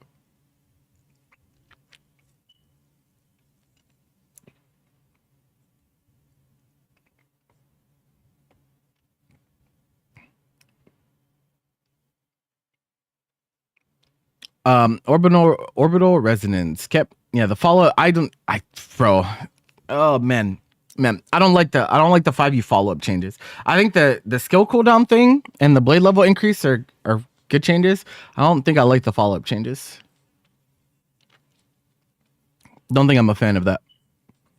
Total frames been reduced by 6 frames, so unstance is also safer. Interesting.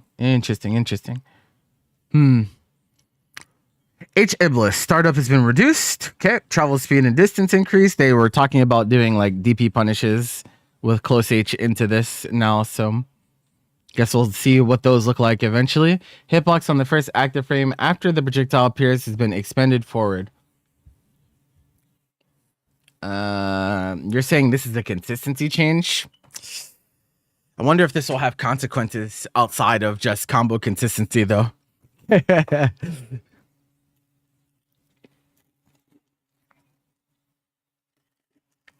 I really wonder.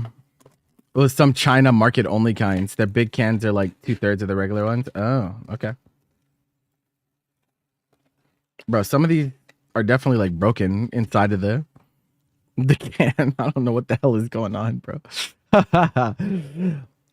M Iscariot, travel speed and distance. Yep. So right now, M Iscariot is how fast? How fast is this move?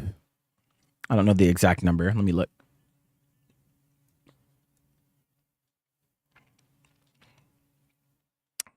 Man, fighting game players sure love lariats, huh?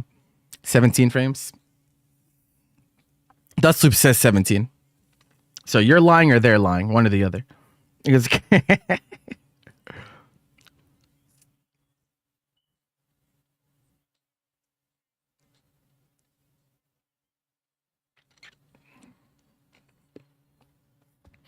well, you should talk to the people. You should talk to the people on Dustloop because one of y'all is lying. Travel speed and distance have been reduced on H version.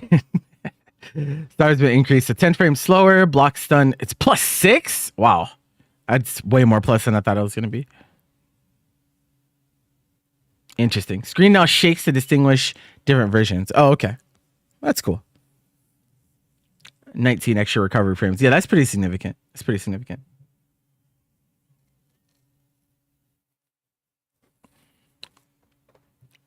Yeah, I mean, I understand that now, but this the summary mistranslation threw me off because it says something has been changed to increase punish dodge and crossover. So like that's where the confusion came from.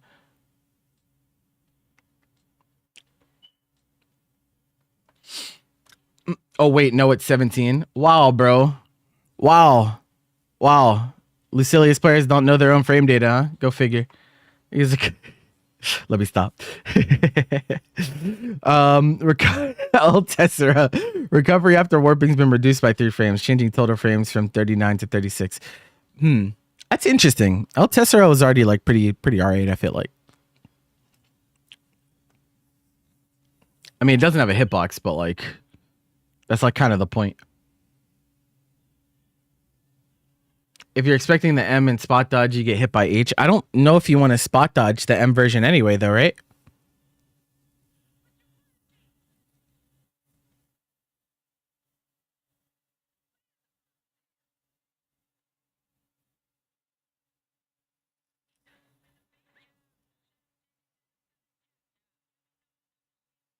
Yeah, that's what I was saying. I don't think you want to spot dodge generally in the first place.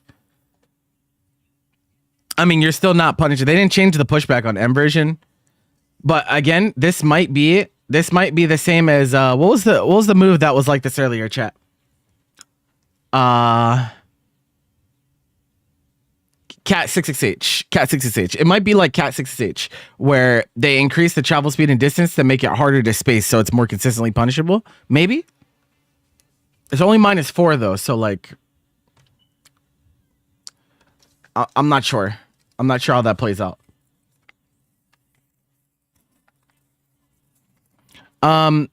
Yeah. So overall, Lucilius definitely stronger. Their ideology for him makes no sense.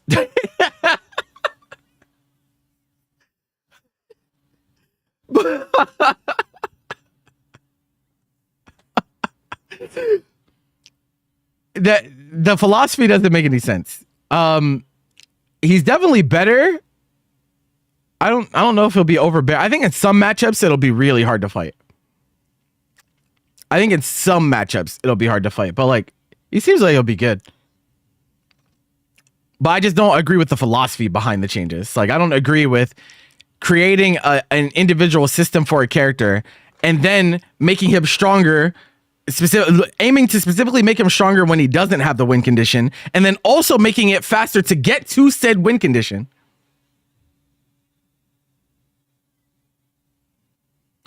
Make up your mind, bro. Make up your fucking mind. Is he supposed to be weak at blade level 0 or not?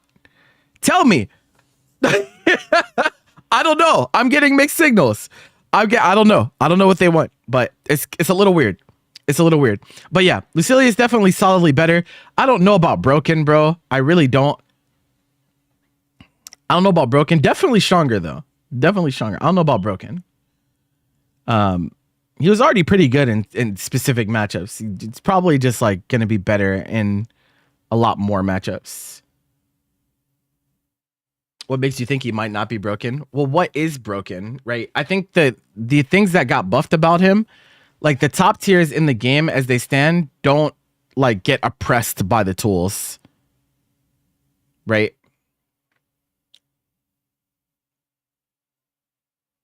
Like they don't, like, what the fuck? Like you look at Matera, like what the fuck? She didn't give a fuck, bro, about you 5Uing. Who cares? Bitch, Beatrix? Does she care about you 5Uing? No, bro, not really. There's a guy, you know, stuff like that. It's good though. It's good though. It's definitely better. I just don't think it's gonna be like overbearing necessarily. I think he'll be strong, but certainly not like how he used to be, which is good. We don't want him to go back to the way he used to be by any means. It's like, I just don't like the philosophy behind it is all. That's all. Can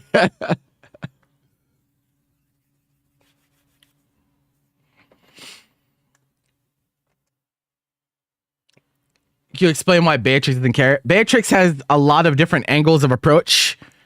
And so like in terms of the follow-ups to Lucilius, the only one, you can't like reliably stop riding free to get past. And then also Fireball is really fast and just will clear out any of the follow-ups anyway. So like she just has answers. She also has like Thunderbird to like send to like stop Lucilius from like trying to do like preemptive stuffs and stuff like that. Beatrix just, yeah, she just kind of gets there. She just kind of gets there. And then on defense, he can't like, it's hard to play defense for him against her because he's a UDP only character. So she just kind of gets to run that shit off of a knockdown. So yeah, it's good. I don't see broken. I don't see broken, at least from what I see here. Maybe like as we get more information, it ends up being stronger than I think. I'm okay with being incorrect. It's okay. We live and we learn. But I think he's good amount better, but like I can't see game breaking. Okay, Vakala. Oh boy. Now, I want to point out to everyone before I read these changes, we had the opportunity to tar and feather Fidgeties, and y'all didn't let me, all right? Y'all did not let me tar and feather Fidgeties. This is your fault. Whatever happens is your fault. All right.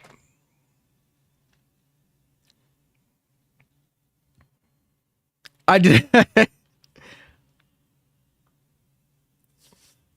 I did not. Hey, whatever happens is your own damn fault. All right. What do you mean, y'all? I mean, y'all. I mean, y'all. You. I'm looking at you. See? The person. This is like the. The girl that's reading this is the most beautiful in the world. It's like the chatter that I am pointing at right now is responsible for all of this.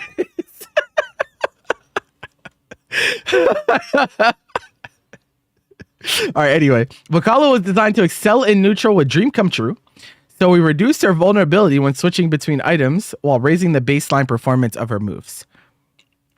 Designed to excel in neutral. Okay. That at least isn't nonsensical. The appearance odds for items has been adjusted. Oh no, bro, not this way. Not changing the RNG.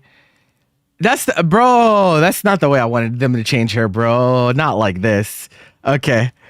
I'm already, oh man. Oh man. Why did they have to mess with the RNG of all things, bro? Oh my god. That's so funny. Okay. Ball appears less often. Spike ball and bomb appear more often. The spike ball one's the most impactful one here for sure. The overall animation for Dream Come True Psych is shorter, making her less likely to be countered when switching items. I feel like 5U doesn't get used all that much in general. Like maybe this will make it be used, but like I don't think that they're usually like it does get used, but like not, it doesn't get like spammed, I feel like. I don't know, bro. It's hard to say. Hard to say. Well, I guess we'll see. I feel like most of the time they're just using the cannons anyway, you know? But see what happens. Dream Attraction, banger by the way. Dream Attraction, the L version's cannon spawns further away and faster, making it easier to run pressure from moves like Far Standing H. Spawns further away and faster. Okay. Conversely, the U version, previously strong for resets, now has a slower startup and a reduced backward step after activation to increase risk if evaded. In exchange, it now causes a wall bounce on hit even at mid-screen. Oh boy, mid-screen wall bounces. Mid-screen wall bounces. So they want it to be a combo tool instead of a get the fuck off me push back tool, I guess. I mean, Okay. To expand her mid-range pokes, crouching M has increased forward speed. They buff slide of all things? That's interesting. Slide definitely got pressed a lot, so I'm actually kind of surprised to see them buff that of all things. I thought they were going to go with the other normals. But okay. Forward speed, reduced recovery as well. I wonder how much on block it's going to be. We'll see. Far Standing H now starts up in 10 frames and has less recovery time. That's a big change. That's a big change. That's a big change. Far H was yeah. This character was like very, very roll prone before the patch. I think they're trying to combat that a little bit with some of these changes by making your longer normals a little bit better. We'll see. Ring the Doorbell starts slower, but accelerates greatly. Oh, it's like a starts slower, but accelerates greatly while active to reach far away foes quicker. We've reduced its pushback on hit. It's like Versusia Fireball. Remember they added, I think it's M Fireball for Versusia that starts slow and then speeds up. It's kind of like that.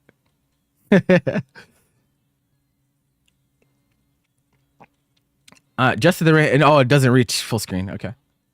Interesting. Other improvements include making L Rodent Rhythm hit twice. I assume Rodent Rhythm is Rat Wheel.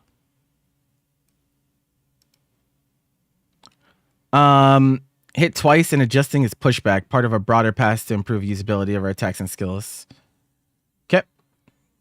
Close standing H. So faster by a frame. Yo, her close H was 11 frames. Oh my God, bro. Yikes. I could never. Hell no, bro. Okay, so 10 frames on both the H normals. That's a good change. Recovery been reduced by 2 frames, so -8 to -10. That's fine. Range at which foe enters blocking motion has been increased. So it procs guards. It has better procs guard too. Okay, cool. Crouch M travel speed. 4 reduced recovery frames. Okay, -6 on block instead of -10. That's quite good for a slide. That's pretty good for a slide normal. The caveat being, since it travels, so again, with advancing moves, when they do this, it might be harder to space because it is a punishable move, and like if it's traveling further and faster, then probably harder to space out properly. But yeah, crouching H, forward hurt box during active frames and recovery has been short. Okay. Forward hurt box in active frame during active frames and recovery has been shortened. Okay, it's a little bit worse. Little bit worse on the anti-air department. Okay. Jump M startup has been reduced. Bro, Vakala does not really press jump normals, bro. I feel like she doesn't press jump normals that often, but cool that they're faster. Okay. Sure.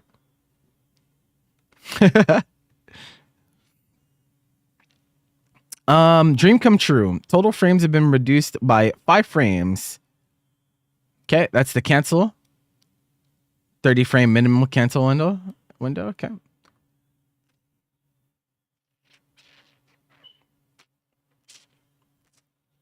Yeah, hurt box. My bad. I think I was mistaken. Yeah. Though, like, her 2H is like kind of. I feel like her 2H hits behind her a lot. I feel like the hitbox on the back end is pretty good. But come true midair tosses items upwards when input was. Wait, was this not? Oh, she couldn't do this in the air. Oh, okay. 18 frames faster after tossing an item. That's interesting. Throwing items up while in the air. That's gonna be funny as hell. That's Clown Fiesta change. That's a Clown Fiesta change. I kind of want to see. This they're trying to give her 2B float, bro.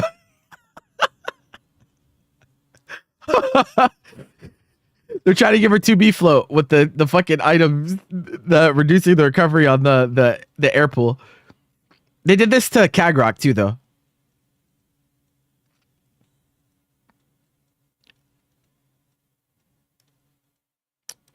Yeah, this is the same as the Cagliostro change. Appearance odds have been changed. We have Faust FDC at home. There you go. Standardized effects to 500 HP restoration and 10% SPA gauge restoration for both items. What was this before? I'm sorry. I don't know how much recovery it was before. Oh, was it percentage based? Oh, it was percentage based, wasn't it?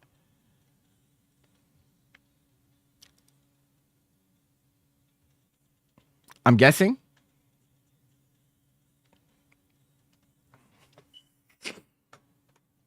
Because I don't. Well, cheese says 10% on Dustloop already, so I don't know how that. I don't know how that changes. The heart though, it doesn't have a value, so I'm not sure if that was percentage based or. I'm not sure what this change is trying to tell me, but. Dream Attraction bug fix. Fixed an issue where performing Dream Attraction with a technical input would occasionally cause skills used afterwards to erroneously behave as though they were used. Can we fix the Vakala desync, by the way? Where's that change? Some bullshit. We ran into that last tournament. It's fucking annoying. Dream Attraction with the technical input. Okay, I see. Wonder how much that happened. Lateral knockback reduced. Okay. L Dream Attraction uncharged. Cannon appears further away. That could be good and bad, depending. Startup has been increased. Yeah, this is the U cannon. Now hits 10 times. Cool. Anti-armor tool, perhaps. Old Heart healed 500 while Old Cheese gave 10% meter. Now both Heart and Cheese. Oh, they're saying they both do both? Oh. Okay, that's a weird change. At that point, why not just make one item? That's kind of weird. That's kind of weird. Why not just make it one item at that point? We can make it a birthday cake or some shit. Is it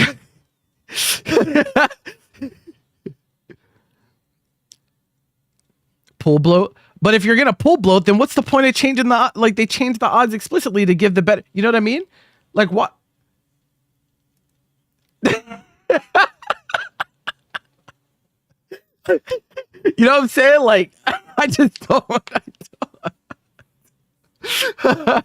Okay. Yeah, so it hits 10 times, so maybe I want to see how was it. They said it was just a single hit with 2K, right? Before?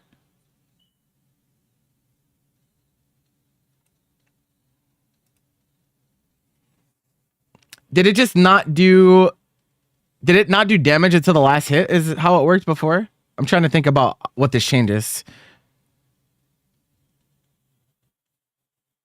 Could you anti-armor with this? Was it actually not functioning as a multi-hit before? The animation made it look like it kind of was still multi-hit, but I'm not sure if it was coded as multi-hit or not. It broke Voss armor before? Oh, okay. So maybe just a damage distribution thing. The multi-hit was only when blocking. I see. Very interesting. I see. So yeah, okay. There could be something there. Rebound distance has been reduced. Yeah, they want you to be able to punish it with like spot dodge and roll. So, but it is a combo tool. It's a mid-screen wall bounce combo tool now. So, yeah, their mid-screen routes probably get a lot better.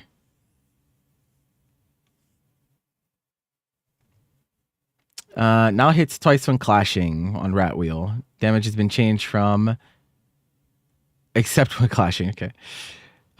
600 plus 300. Hit stop has been adjusted to ensure no change in frame advantage. Okay. Banger, bro. Yo, every time I hear the song chat, completely unrelated, I just think of my boy Etika, bro. Rest in peace. That's the fucking GOAT. Bro. Rest in peace. He fucking loved this song.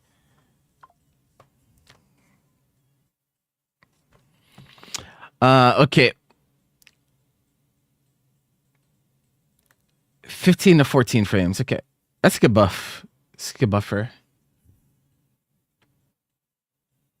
Mid-air hit stun on the third hit has been increased by 6 frames.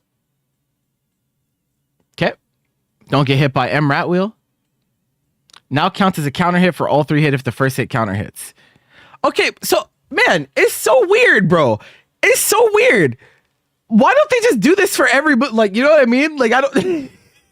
It's so weird that there's still like some multi-hits that function this way and some that don't, you know? Like especially with the close H's that we've seen in this patch in particular. It's like it kind of feels like they want to change them all, but they're kind of doing it bit by bit. It's weird, right? I don't know. I feel like it's kind of odd.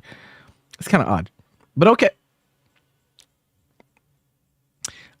Universal adjustment. Hurt blocks from startup frame 4 through active frames have been shortened. Okay. Dormouse now starts slower. This is the M fireball change that I was talking about before. Should hit at the same time. Bro, hey, can I tell you something, bro? Why are you not sure, Dev? Why are you not sure? Why does it say should? Huh? What you mean should? Does it or does it not? Did we not test the move? Bro. The fuck you mean should? He's like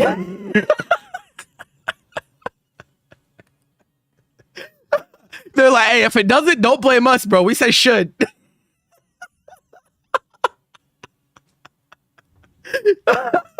It's the, oh, hell nah.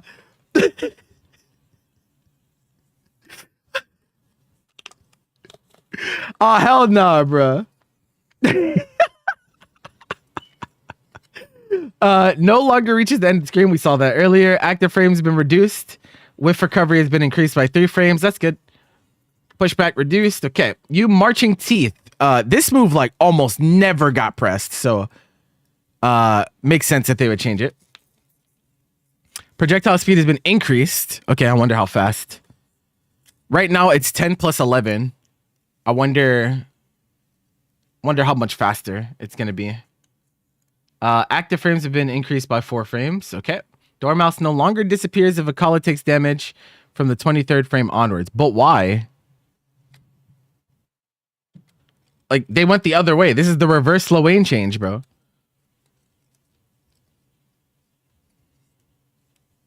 When you're top 10 in a game that has 40 characters, that's called broken. Broken and strong are not the same thing, bro. Y'all use broken like so frivolously, bro. I'm tired of this. Games have strong characters. Strong does not mean broken, bro.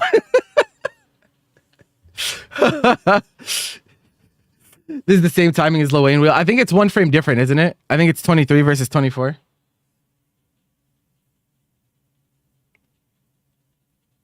I thought it was 1 frame different, but yeah. It's kind of weird. It's like reverse, like them adding. You tell me that Slowane is not broken? Well, no, I don't think he's game breaking in the way that you think he's game breaking. He's a really strong character, yes, but that's also not what I said though. That's like that's not what I said. Broken, we've experienced broken in this game before.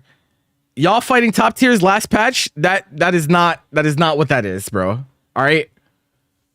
I'm just saying. I'm just saying. We've experienced what it means to actually be broken. He's like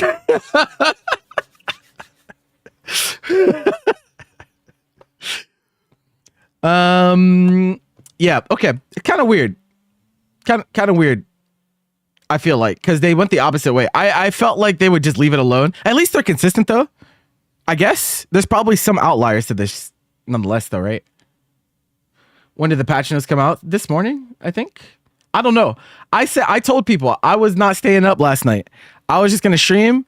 And if it didn't come out while we were going over the Ilsa video, I was going to end. So that's what I did. And now I'm here. And thankfully, all of you lovely people decided to tune in with me anyway. But yeah, I was not staying up for that shit. Especially because the patch itself doesn't drop until later today. So like, yeah, we're chilling, man. We're chilling. What's the point of going over patch notes if everyone's asleep, you know? Just doesn't make sense.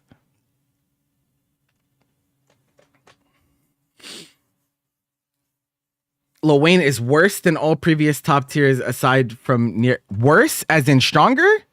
He's not stronger than Lucy 1.5, bro. He was like that character was legit bad for the game.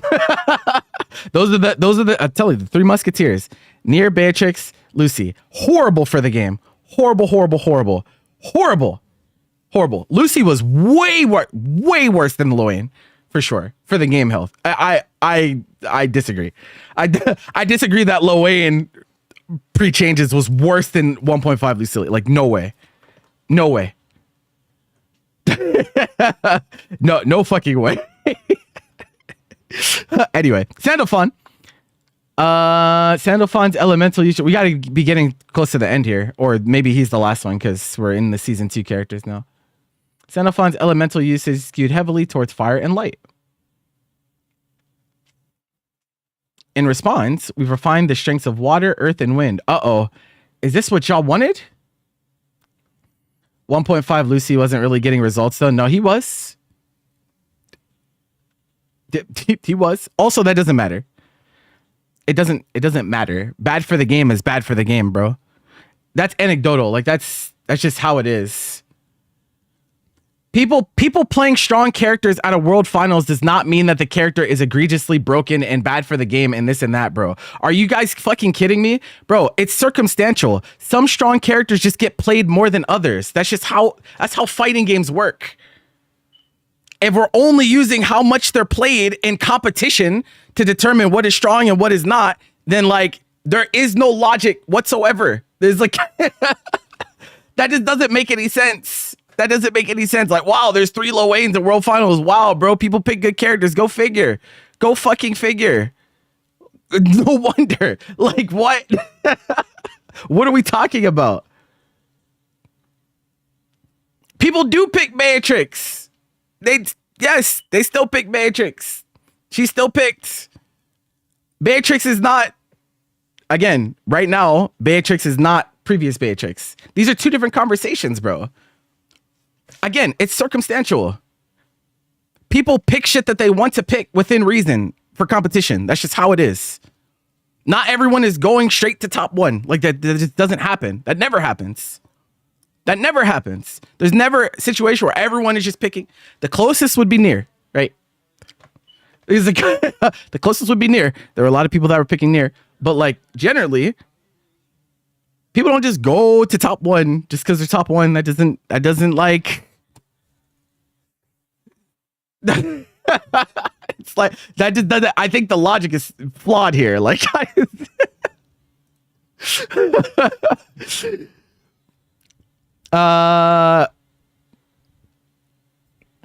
just because you don't like zoners or don't like those characters does not mean it's less healthy than previous iterations. That's all I'm saying.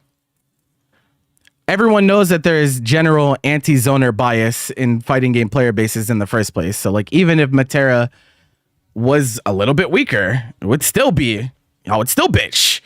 Y'all still bitched about Fairy and Matera before they were buffed. So like, yeah, you know, I just don't put too much stock into that. They're very good though. I have played a game with Grappler top tier. Who do you think you're talking to? Who do you think? Just because you don't want them to be good doesn't mean they can't be good, bro. That is insanity. That's just bias. Like, it's...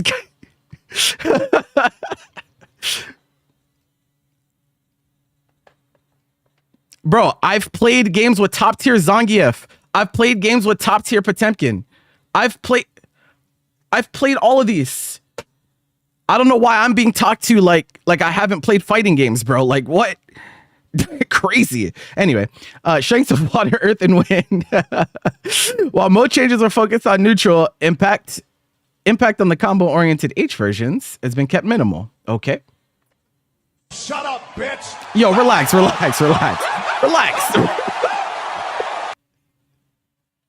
That's crazy.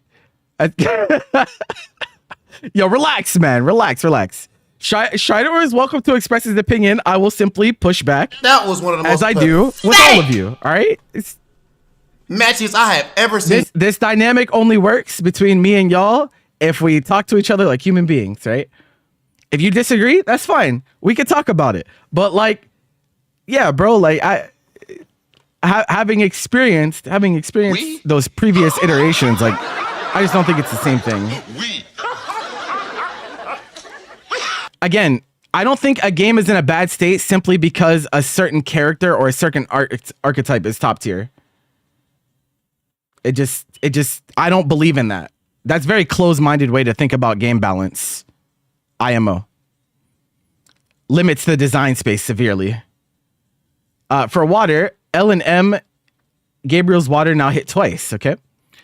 A sword strike has been added to the start, creating strike into projectile sequence. The M version's initial behavior now standardized with L. Not gonna lie, I feel like how often were people pressing L and M versions of water fireball? Water fireball, water ball. Throw water balls at him. Yo, shout out SpongeBob, bro. Throw water ball at him. The M version's initial behavior is now standardized with L, improving setups from afar and mid-range deterrence. To prevent excessive pressure, the hurt box has been extended forward. From activation through recovery. Okay.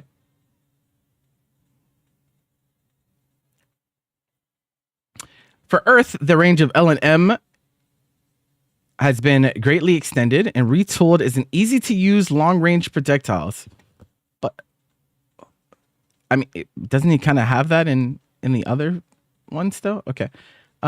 Anyway, their startup is slower, but now allow follow-ups on hit and create more advantageous situations even on block.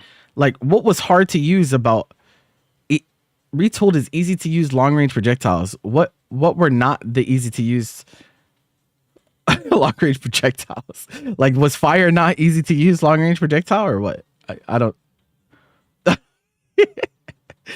For wind, the backward retreat after LMH Raphael's Gale has been increased to improve their spacing utility.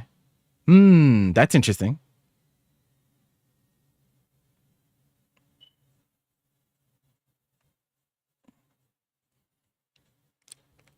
That's actually not true. I think top tier Shotos can be just as unhealthy. We've experienced that, bro. We've already experienced that. What do you mean? That has literally happened in this game to the point where they had to deploy an emergency patch so that it didn't ruin Combo Breaker that year. Like, bro, you're crazy.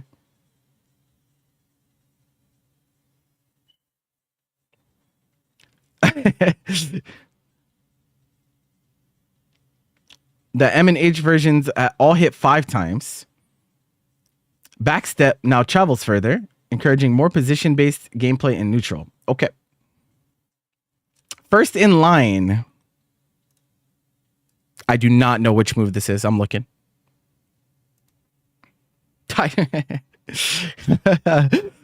I do not know.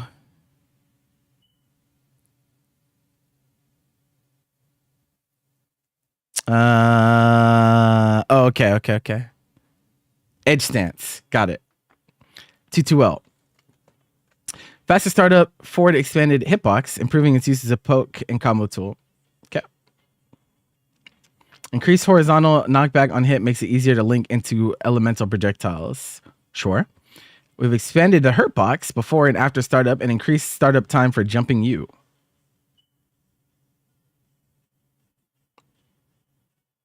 Okay. JU is kind of him. It's kind of him. Okay, sure. Let's see what else we got. Another 668 change. Travel speed on hit has been increased.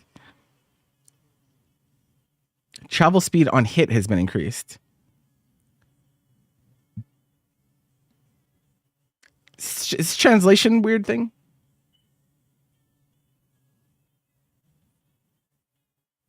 It's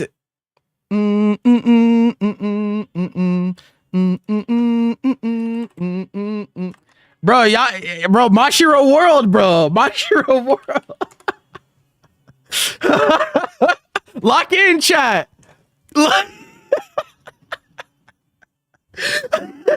Lock in. Lock in, chat. Poggiest of them all over on YouTube asks, I would like to ask how will these notes affect Kag? You never gave her much thought, but you just tried her and you're liking her suddenly. She is definitely going to be significantly weaker than she is in current patch. Will she be unplayable though? No. I think she'll still have strong things about her. She just, definitely won't be as strong as previous iterations.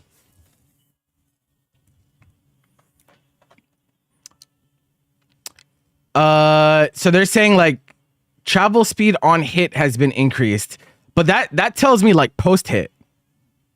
So he moves faster after he makes contact. That's kind of weird. It's kind of weird.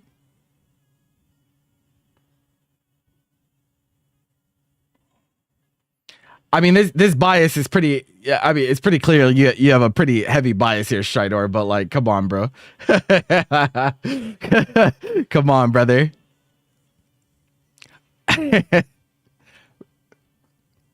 4-frame nerf.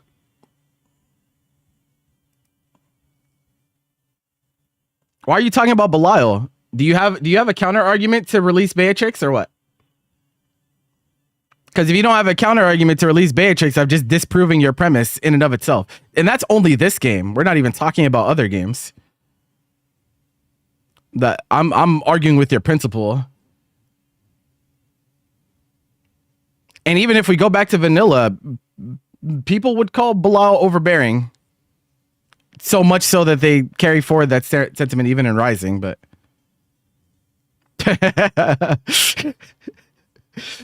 backstep, window lined. Kept duration and travel distance increase and changing total frames to 18 to 21. Okay. Short. Gabriel's water. That's hitbox on the sword animation prior to the projectile appearing. I don't know how I feel about that, chat. How you feel about that?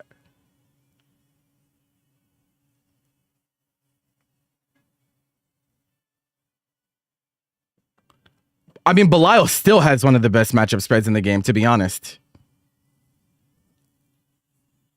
Your counter is that you could still play neutral with her even when 2-2M was plus, you could DP or a backdash. So you're saying, you're arguing that the existence of some amount of counterplay makes it so it's not broken. So that means no character is ever broken then, because there's counterplay to every character, no matter what.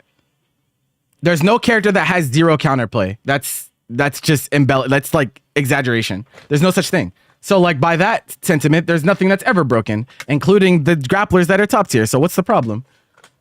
That premise doesn't make any sense. It's like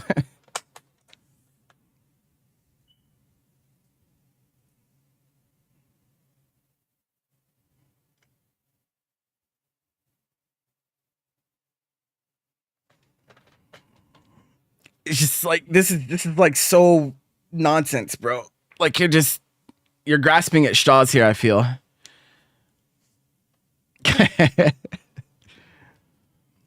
Starter for the strike. Yeah, the projectile thing's interesting.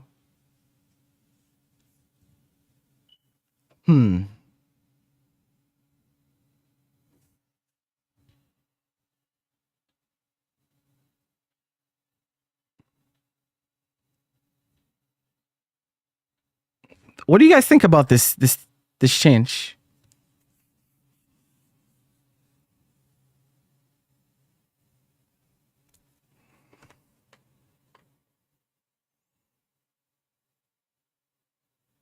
I'm sure they're trying to make it like similar to like Grand Empire Ball, maybe. But like, yeah, I wonder if the strike launches. I don't know. Well, you have to be, man. That's weird. That's weird. This is a weird one because the time between them is also shorter, right?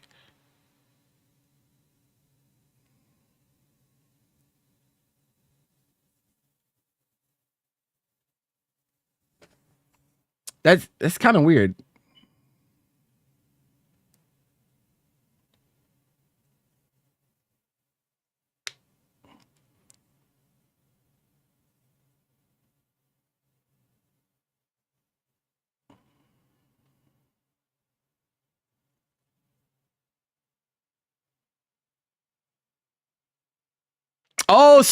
So you're telling me you're trying to create a premise and even you state an exception. Crazy.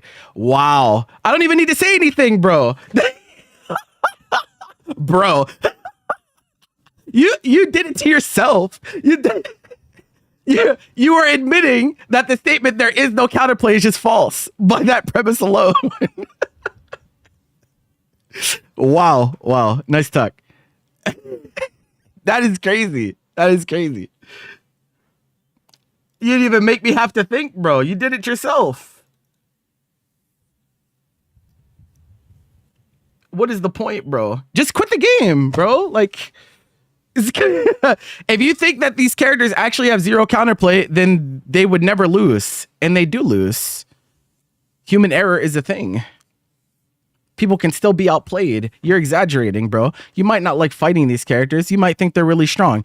Do you think that they're destroying the game? Like, that's exaggeration, bro. It just is. It's just too much. If you think that that's the case, then move on, right? It's just how it is.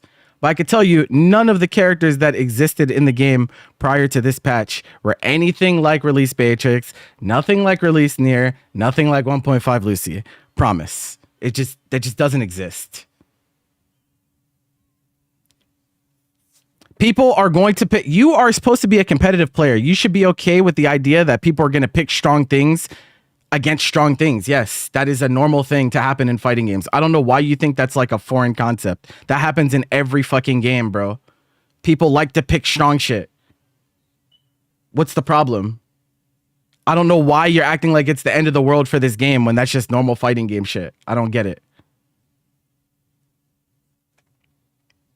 What game does that not happen in? What game?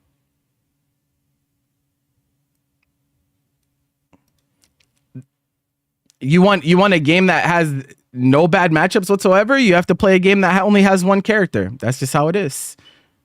The moment you have different characters that do different things, yeah, there's going to be some matchups that are good for some characters and bad for others. That's just the nature of having different characters in a fighting game. That's just how it is. That's how it works, brother. Okay, so again, you're arguing for vanilla, saying it's a good balanced game. Then don't play this one, bro. This is not vanilla. I'm gonna tell you what I tell everyone that is still on this copium. This game will never be vanilla. If you don't like the way the game is, don't play it. Why are you even paying attention to it if you think it's so bad? It doesn't make any sense. Like, why are you wasting your time? You clearly don't like it. And you're in here in a Rising stream trying to convince people that the game is worse than it is because you made up some fabricated concept in your mind about, oh, there's no counterplay to any of these characters. It's so bad if this character is good. Why would they ever do that? It's like, bro. I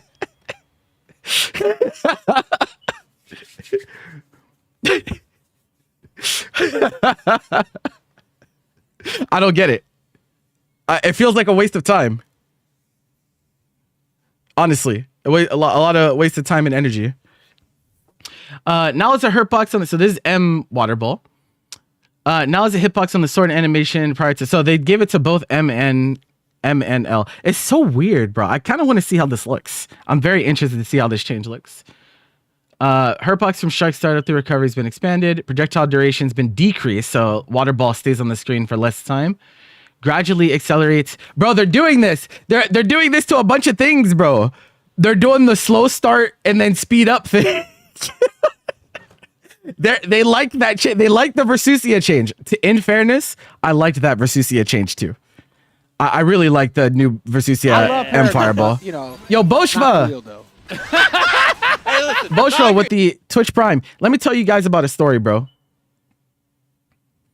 Let me tell you guys a story. Boshva is an OG, bro. He only has been subbed for 35 months, but this dude was watching me back when I was a gambling streamer before I even started streaming fighting games. Shout out, bro. Shout out, bro. You think a game where they're only the people, that's not only what people are doing, bro. Oh my God. Oh my God. What are you talking about? What are you talking about? That's not, the reality is not how that is, bro. That's just not how it actually, like, are you insane? Do you watch the game? That's not what happens. That's that is not what actually happens. These character counterpicks that you're talking about don't happen nearly as much as you think they do, bro. Oh my God, shut up, all of you, Jesus Christ. Brandon with the whole squeaky, man. I'm so over it, man. Just shut up. Who cares?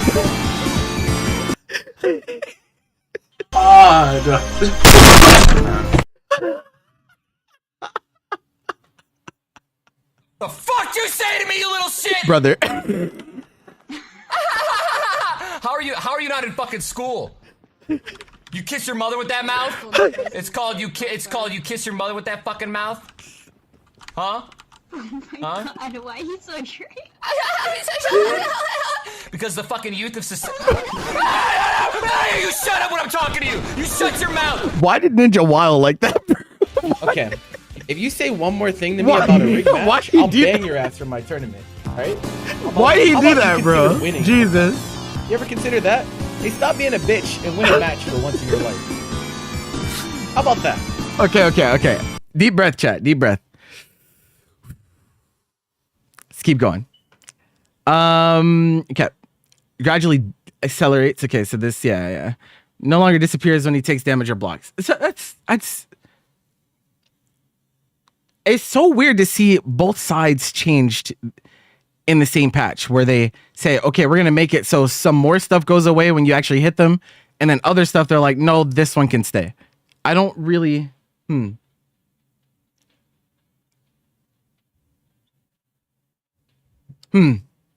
know what I mean, chat? Like, it's kind of weird. Like, some things they're changing to be like, okay, it goes away. But this one, they're like, no, you can keep it, Sandal Fun. Huh. Weird. Okay. Anyway. No, I'm not saying fuck vanilla. I'm just saying these are not the same game, right? Fighting games, for all intents and purposes, are pick your poison. There's no such thing as a perfectly balanced game. That doesn't exist. A perfectly balanced game is one that every character is exactly the same. And I'm sure you guys don't want to play that either. The moment you're picking different characters, there's going to be matchups. There's going to be characters that have more avenues for certain things than others. Absolutely. That's just how it is, bro. Like, we can't keep acting like this is not the norm for fighting games. It just doesn't make sense. Right? It just doesn't make sense. And again, like, the argument that, oh, this game can still be played even with all the short, just because a game can be played doesn't mean you have to play it, right? Why don't you play something that you like better? Honest question. Like, just because it's there and play, like, if I sit a fucking pile of dog shit in front of you and tell you to eat it, are you going to eat it just because it can't be eaten? Is that what you're going to do? You're going to eat your least favorite food just because it can be eaten, it's edible? That's what you're going to do? That doesn't make sense. Why not just be more productive with your time, bro? I think, like, your arguments against are just demonstrating that you clearly don't like the game, which is fine. But, like, I don't understand. I don't really understand what the end game is here. Because it doesn't make a whole lot of sense to me. Okay. Start up to Earth Fireball. Man, that's really slow. 32 frames. 63 frames active, though. Hold on. The patch is today, yes. Or it should be. Honestly, people thought that it would be other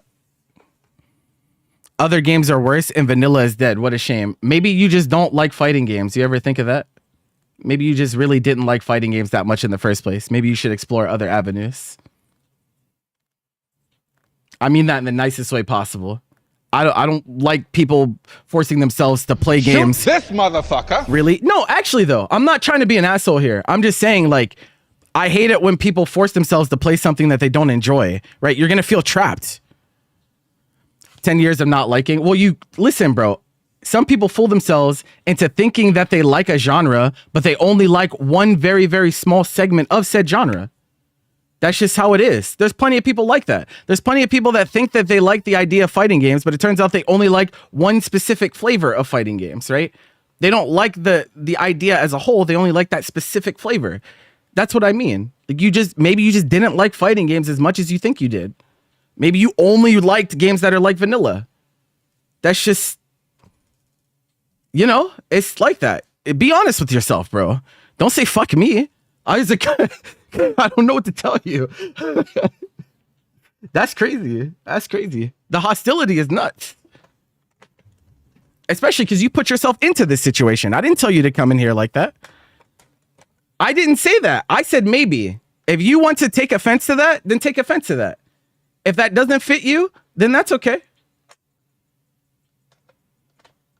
That's okay. It's not even anything wrong with only liking one particular thing, but let's be honest with ourselves.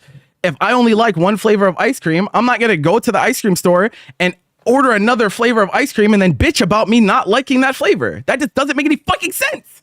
It doesn't make any sense. That's self-harm. You're wasting your time. You're wasting your time. And you're wasting my time. Straight up. You're wasting everyone's time. At some point, you got to accept the game's just not going to be the way you want it to be. Move on. I don't know what else you want me to tell you, brother. It'd be like that. M version. Number of projectile hits has been increased from 4 to 5. Okay. Damage has been increased from 300 plus. Okay. So 600 to 800. All right. Active frames have been increased by 28 frames. Bro, honestly, I didn't say that.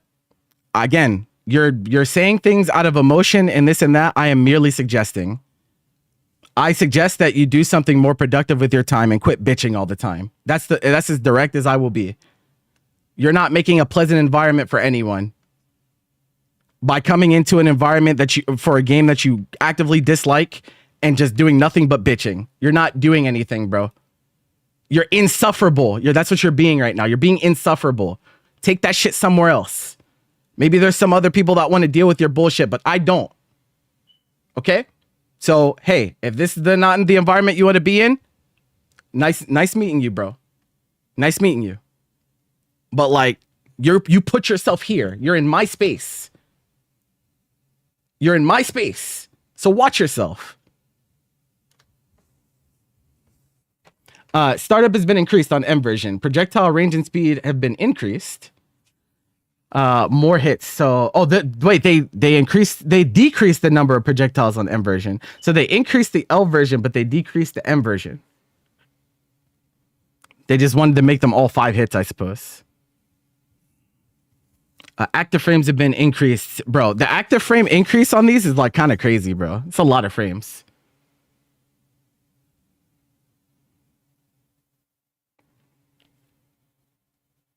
Raphael's Gale pushback is in. So this is so that's Earth Fireball, this is Water Fireball. Now we got Wind Fireball. Pushback increased. 2 to 5 is kind of crazy. It would be crazier if they didn't specify that projectile clash hit is still only counting as 1. Probably just easier for like hit stop purposes and whatnot. Is Vakala finally for real? I mean, depending on who you are, you might have thought she was for real already, bro. Depends if you subscribe to the Church of Fidgeties or not.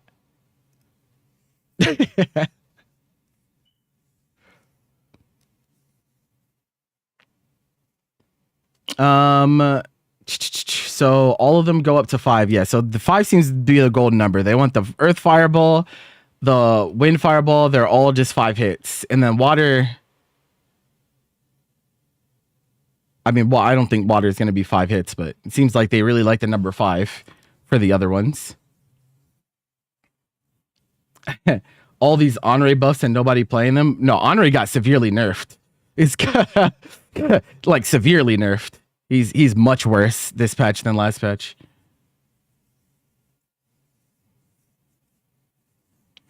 First in line. So T2L startup's been reduced 20 frames to 16 frames. Hitbox has been expanded forward. Hurtbox from immediately prior to first active frame through recovery has been expanded forward. Okay, so hitbox and hurtbox both were faster, and lateral knockback has been increased. Yeah, I mean, honestly, this move didn't have much of a use beforehand, so like, I don't mind them like trying to make it something that people actually press. Because like, what reason did you really have to press this move? Right? Think about it. Wasn't a whole lot of reason to press this move, so I think I'm okay with that. And then H follow-up. Just so I'm clear on my versions, that should be all right, the -6. Wait, no, H stands in particular. Wait, what did you use H stands for? I guess for combo extensions? What? Really pressing that in neutral, bro? Oh my god. I feel like in neutral, it wasn't all that great. Hitbox expanded forward. Hurtbox from immediately prior to first active frame through recovery has been expanded forward. Okay. Honore was already dead. No, Honore was in a fine place. He wasn't ever played that much, but like he had a place in the competitive landscape for sure. People were definitely picking him. But yeah, it's tough.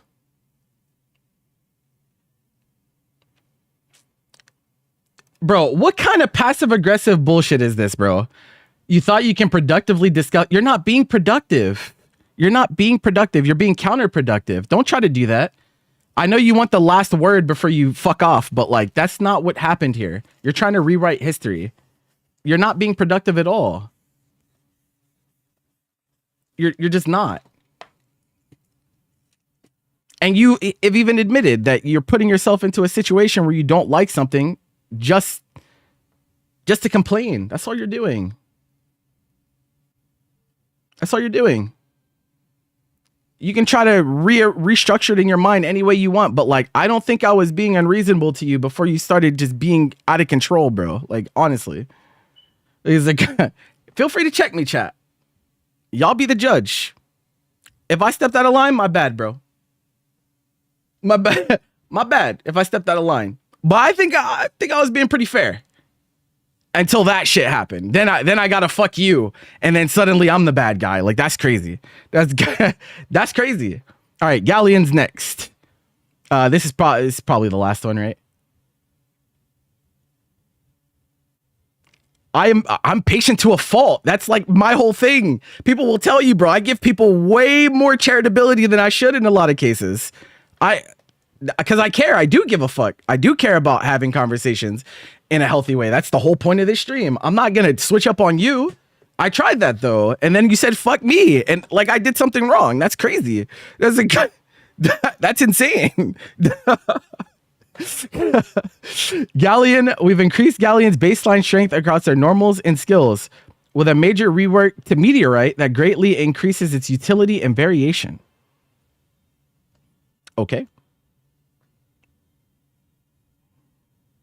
All right. Meteorite has been revised so the M version now summons a meteorite directly in front of her, giving her an alternative option from the L and H versions, which will still track the foe.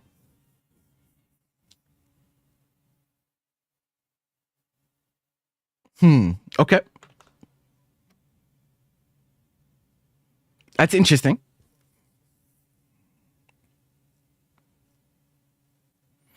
Dropping a meteorite now consumes 2 levels. Wait. Dropping a meteorite now consumes 2 levels. Now consume 2 levels. But am I wildin'? Hello? Dropping a meteorite now consumes 2 levels. Now consume 2 levels. Chat? Am I missing something? He's like, roll with it. All right. We're made.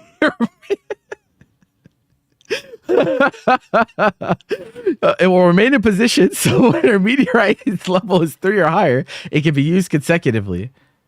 Oh, okay. So they made the marker like a resource. This is kind of like the Gbvsr change, right? Where they took Soulforge from being like one-time use to like having a gauge kind of. It's kind of like that. So now your meteorite has levels and you can get multiple usages out of it depending on what level you use. That's interesting. That's interesting.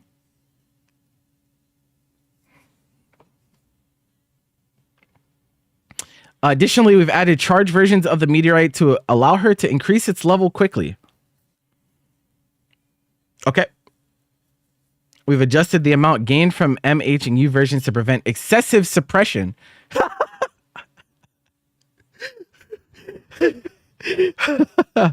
This is like the fairy change. It reminds me of like the fairy blurb. Unfair gaps in skill, bro. Domination.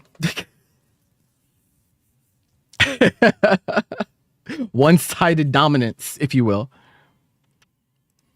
We've improved the downward hitboxes for jumping H and U, adjusted jumping U to now hit 3 times, improving its cross-up utility. I wonder, surely they don't keep them all overheads, right?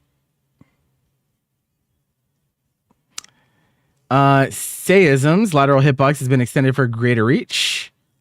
Sayism, that's 5U, right? What do you mean you've extended for greater reach? Didn't it hit full screen anyway? Did it not go all the way full screen?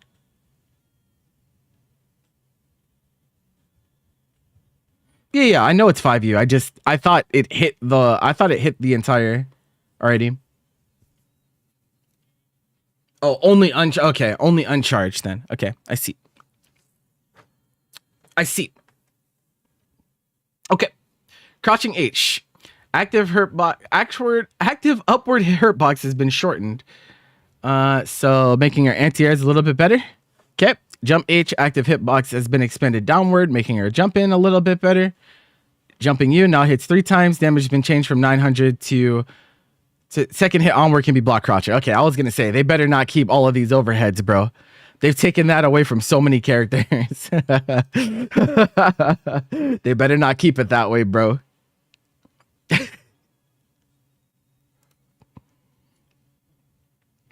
Dash H. Hitbox has been expanded backwards. Hitbox has been expanded upwards when hitting foe at height. Hitbox expanded upwards when hitting foe at height. Oh, okay. That's actually really funny. Eh? They're trying to remove some of the ambiguity on hit whenever it happens. Sayism. Lateral hitbox has been expanded. We talked about that. Okay. Loane still has it. Loane's a goofy guy, bro. He's supposed to have bullshit, right? Surely. Sayism charge now causes crumple state even when hitting with a meteorite. Oh, wow. That's... I wonder how often you were hit charge meteorite. That'd be a lot of damage if it's crumple state, because that means crumple state generally means that you also get a crouch confirm afterwards. I don't know if her crouch routes are any different, if her routing changes at all on crouch confirm, but seems like it could be a lot of damage if you hit that as a starter, perhaps. L Will of Earth. Is this Claw? I'm looking.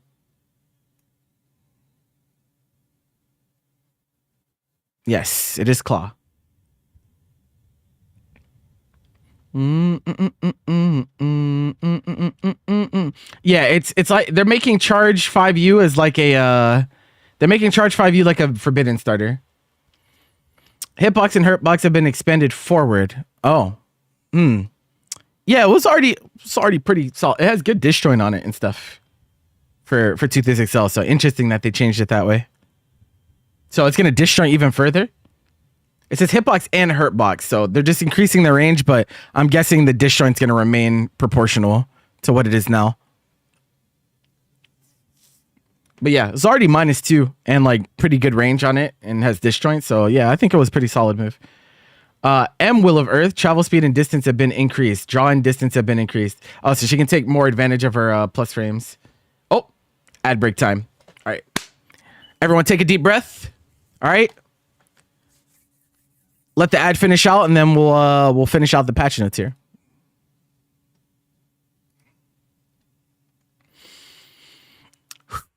All right, let me check on something real quick because I have a lot of DMs. Who's DMing me?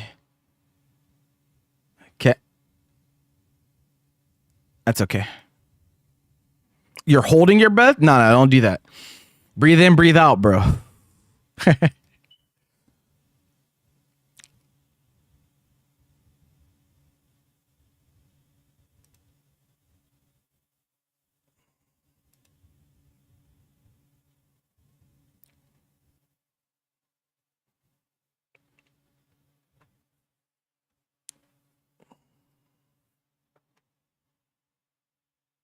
Yo, hold. That's what's up. That's what's up, bro. That's what's up.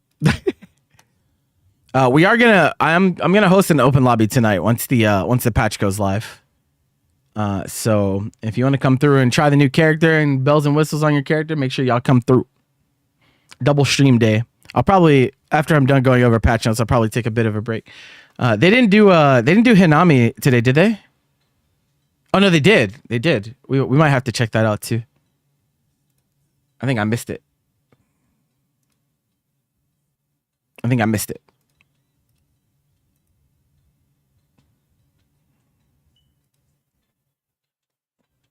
Hinami is on. It started half an hour ago. Okay.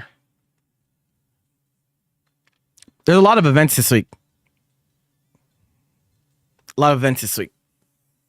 because you got Trouble in Taffer Town and stuff, and like the Hunger Games and all that this week. And the next week, y'all get Parade's Lust for Europe. I'm not talking about NA events because y'all are fucking spoiled, bro. Also coming tomorrow. It should be tonight because of time zones. Should be tonight after maintenance, depending on where you're at.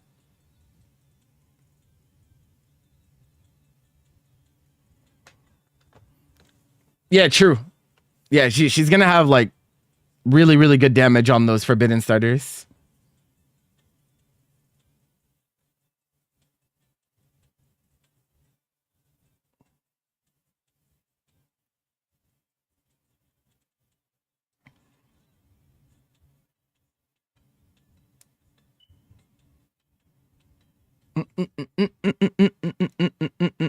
Ten seconds. 10 seconds. Generally, it's usually around like 9 p.m. Eastern. It's usually when they end up happening.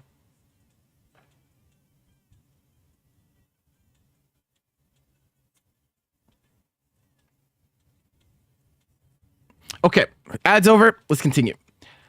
More Galleon things. So yeah, she can take more advantage of her plus frames. 236M, which is pretty solid because +4. So like being closer to her is definitely good. Travel speed and distance increase. I want to see how long it vacuums you from. This move is already like pretty large. This move is already pretty large. So I'm very curious as to how long. Yeah. Ads should be all done. Hopefully nobody is cooked by ads anymore. We're continuing. This M change seems good. The L1 is kind of awkward. Not awkward, but like I don't think like that move was having any issues, but okay. Fuck it. No changes to H version. They're like, nah, bro, H is good enough already. Y'all gotta hold that.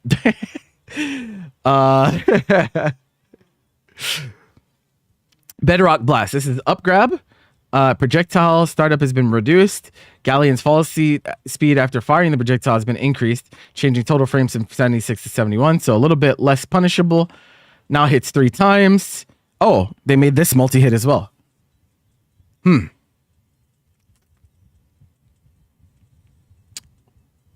Now forces crouching state. They're giving her a bunch of crouch state, a bunch of multi-hits and a bunch of crouch states, bro. They're giving her a bunch of multi-hits and crouch states, bro. I'm sensing a trend, chat. I was like, I'm sensing a trend. You wonder if it forces crouch state on block? No, that's not a thing. You can't force someone into a state on block. It's only on hit.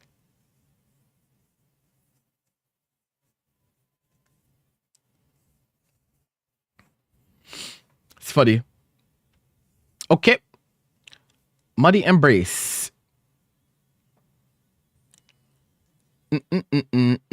Now tracks the foes when used at a close range. Tracks? The fuck do you mean tracks? Now this move was kind of, her air grabs are kind of yikes. I don't know if I want to see how strong the tracking is, because like whenever they say something's gonna track, you never know just how good it is until you actually like see it, you know? Like, because there's weak tracking and then there's like extremely strong tracking. So I'm trying to see what type of tracking we're talking about here. So yeah, they change all of them to track. Travel speed, max travel speed is unchanged, so they're still pretty slow, all things considered. Maybe better for combo consistency, perhaps. I know that she does use this for like Ender sometimes, right? So maybe it'll drop less. I have seen Galleons lose matches for dropping the command grab Ender or the Muddy Embrace Ender. Yeah. Maybe that's what that's for. Okay, Meteorite all versions. Summoning now reduces it by 2. Max level is 3 or higher. Is max level 4 or 5 on this? It's 4, right? Okay.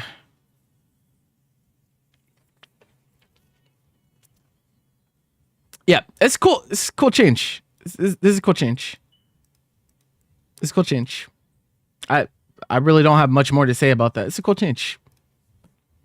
L meteorite can now be charged. Charge version has 48 total.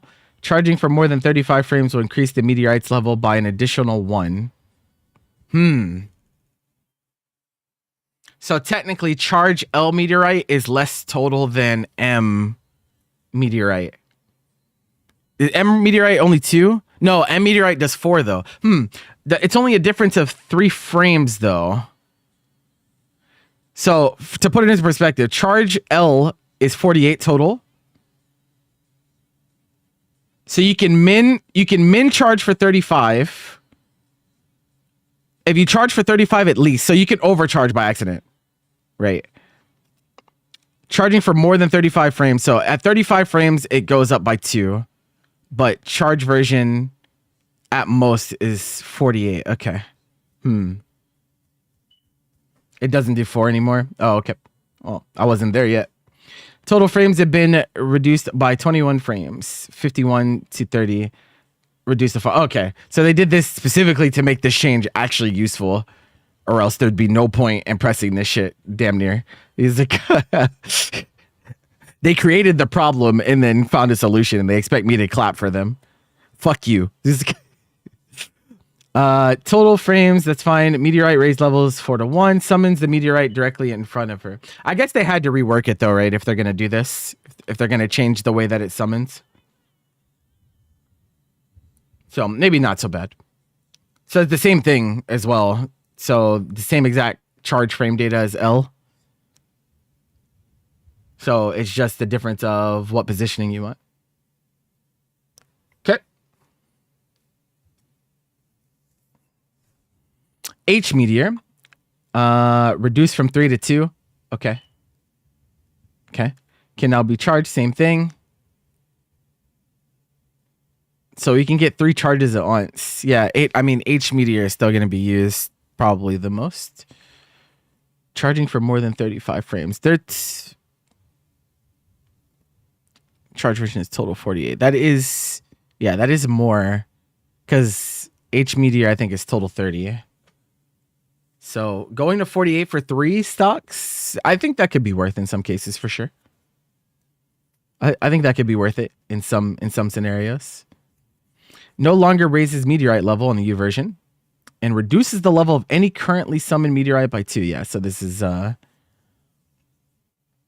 oh, you no longer raises. Oh, so you have no okay. So she has no way to go to 4 immediately then, right? No longer? If you want to get to 4, you have to do it manually.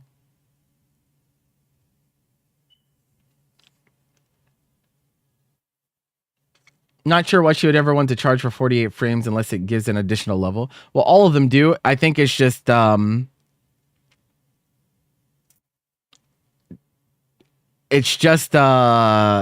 kind of programmed in error, I think.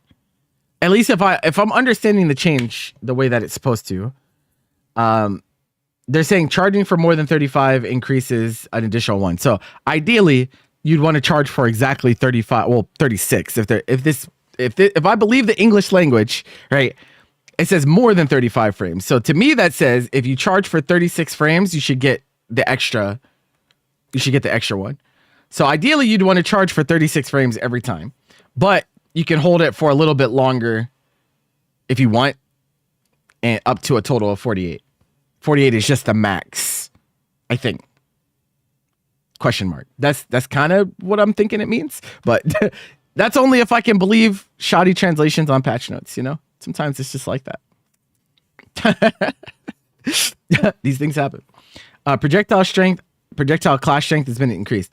This is a dog shit patch note, all right?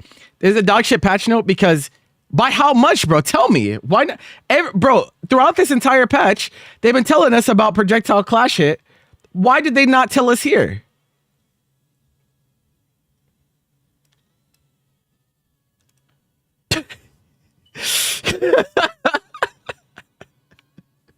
I don't. Bruh. What do you mean? Tell me the number, bro. The only reason that the only way that this would make sense is if it was already the highest level -1. So if it was next to highest, what was his projectile clash level before? I don't know. What level was projectile clash level? Does anyone know? Because like I don't think it was one short of max. I think it would have been much stronger if it was one short of max, but I don't think it was.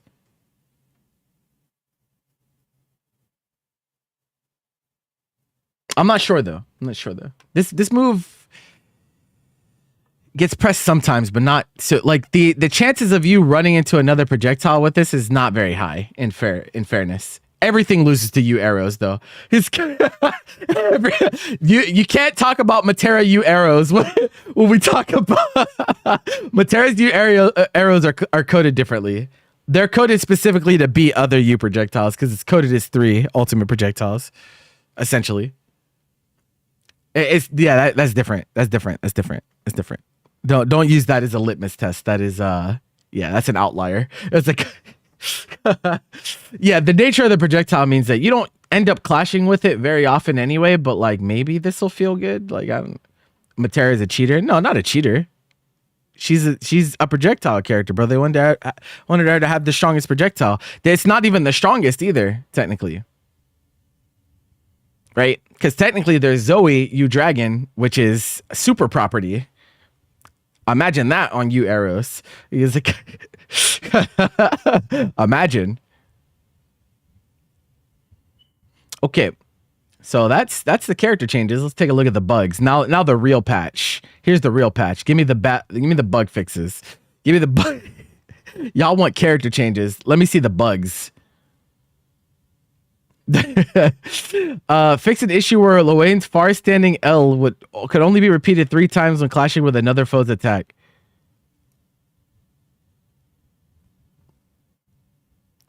You know, I'm honestly surprised we don't run into this more.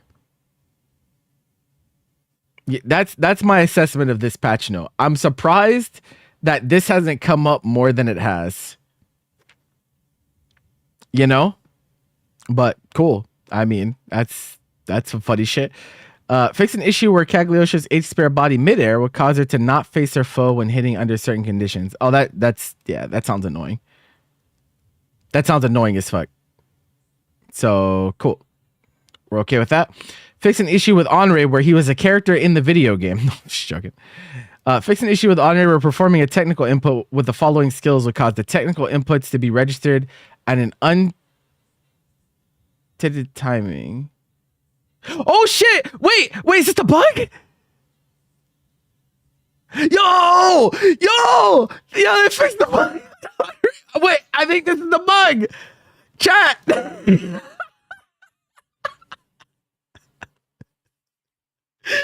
Chat. They fixed the bug.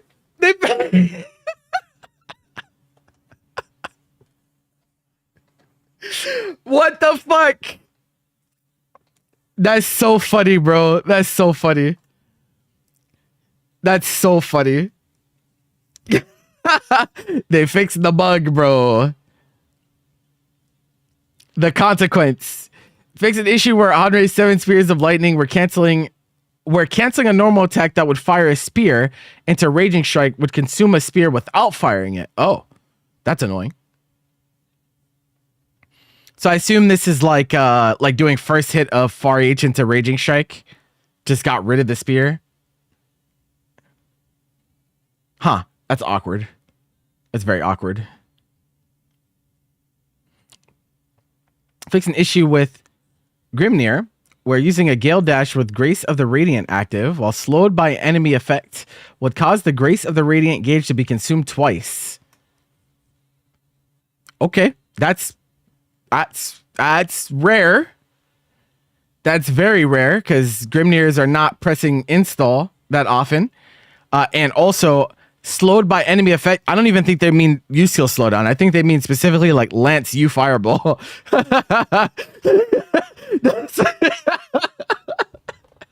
I think they're specifically talking about slowed down by Lance's Fireball while in install, which is really funny. That's so hyper specific. All right. Fixed an issue with Vakala's U marching teeth, where the second hit would behave erratically if the foe moved a large distance between the first and second hits. Oh, yeah, okay. I could see that being a problem. Okay.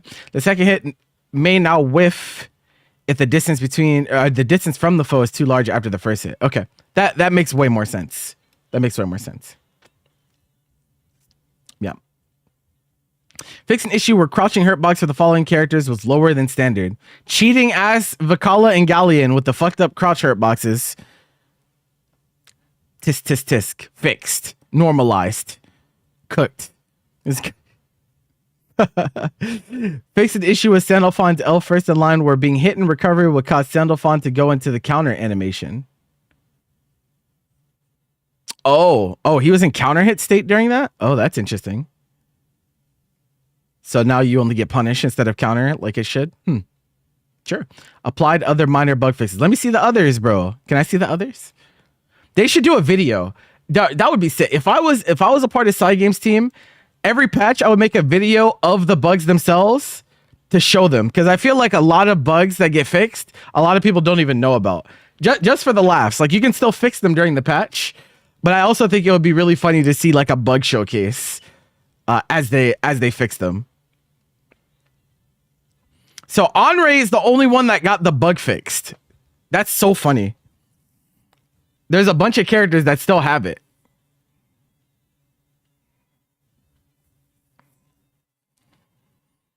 Why are they bug fixing Grimnir install versus Lance U Fireball instead of lobby room bugs? It's because the room bug is very low impact, I think. Like if you're talking about the rank thing, nobody gives a fuck about that, bro. That's why they're not spending dev time on fixing that. The desync thing, they probably don't know about. They probably don't know about the Vakala desync. It's not widespread enough for them to know, is what I'm guessing. They did fix a decent amount of like online lobby bugs, but I don't know how many more still exist afterwards. Someone on the Side Games team got bodied by an Honor recently. It'd be like that. No. It's not about widespread and known. It's about what they actually know. So like, yes, while I don't think it happened very often, what likely happened is some person on the actual dev team witnessed it happen or tested it and found it themselves, and then they just fixed it.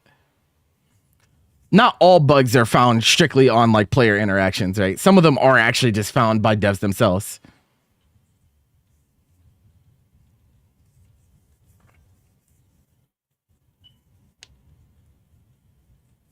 But the lobby bug, like they're definitely just like, bro, it doesn't matter, bro. So what that someone's rank displays as F, hold that shit.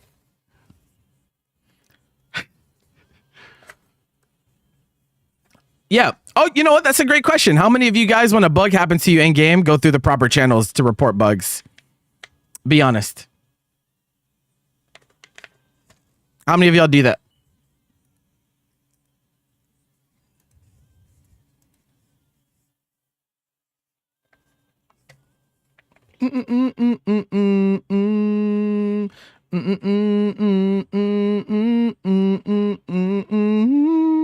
I feel like if you're a dev yourself, then you're more likely to do bug reports, but I think the average consumer does not go through the trouble, bro. They view it as a waste of time. So like, yeah. I do bug report some things. I don't bug report every single thing, but I do bug report some things. As a content creator, it makes more sense for me to make a video on said bug and let it reach them that way. Like the Henri bug, except they didn't change it for the other characters, so I don't know. He's the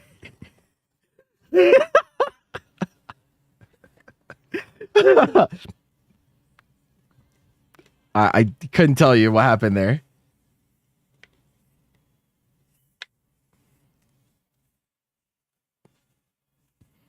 On the multi-hits retaining counter hit property, G to M Rekka did it first. Oh, yeah. No, you're right. Yeah, true. It just feels really inconsistent. Am I wrong, Flupperich? It feels really inconsistent on what moves they decide to let stay that way and what ones they decide to. I don't know. It feels kind of like a toss up.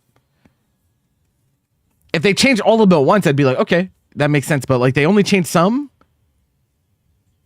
and so like yeah. Anila just got a new conversion on Close Stage 2 with it being multi-hit. Yeah, it's very weird. Very weird.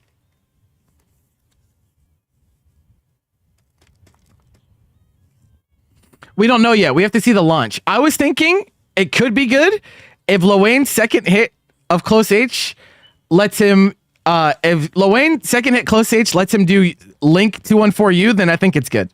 If it's not that much advantage, then they probably will just take a first hit into summon anyway. Because his routes on counter hit are pretty good already. But if he can do a Link skill, if he can just rip that shit, then it might be worth it. Maybe. I don't know. It has to be pretty significant to be worth because it launches, which means your combo limit starts, right? You can't keep them grounded like you could otherwise. So we're kind of waiting to see.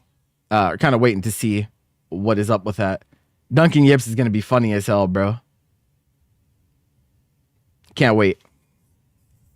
Can't wait. All right, what's your overall thoughts, chat? What are we feeling? What are we feeling, bro? I feel like I'm a little lukewarm on especially some of the changes. Really don't like the Zeta changes. I don't like the Honorary changes. Siegfried's questionable. Lucilius is questionable. But like, I think Zeta, bro, Zeta.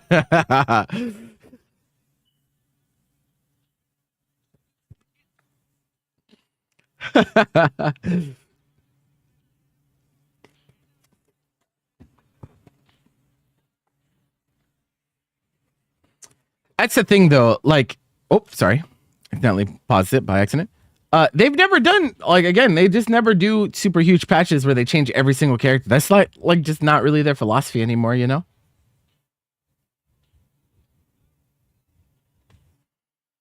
Could you summarize what happened to Zeta? Zeta's changes, she's a DBFZ character. They like, she is safer on being wrong on parry. She does more damage, has access to more wall bounces. Her U skill got changed to -4, so she can just send it. They sped up her Abare because her 2M is 8 frames. So just a much better character, but in a way that is pretty ignorant. She's pretty gorilla. Like all the Rhapsody follow-ups are much better. It's a lot. What's your opinion on Lowain's changes? Lowain's changes are fine. I like Lowain's changes generally.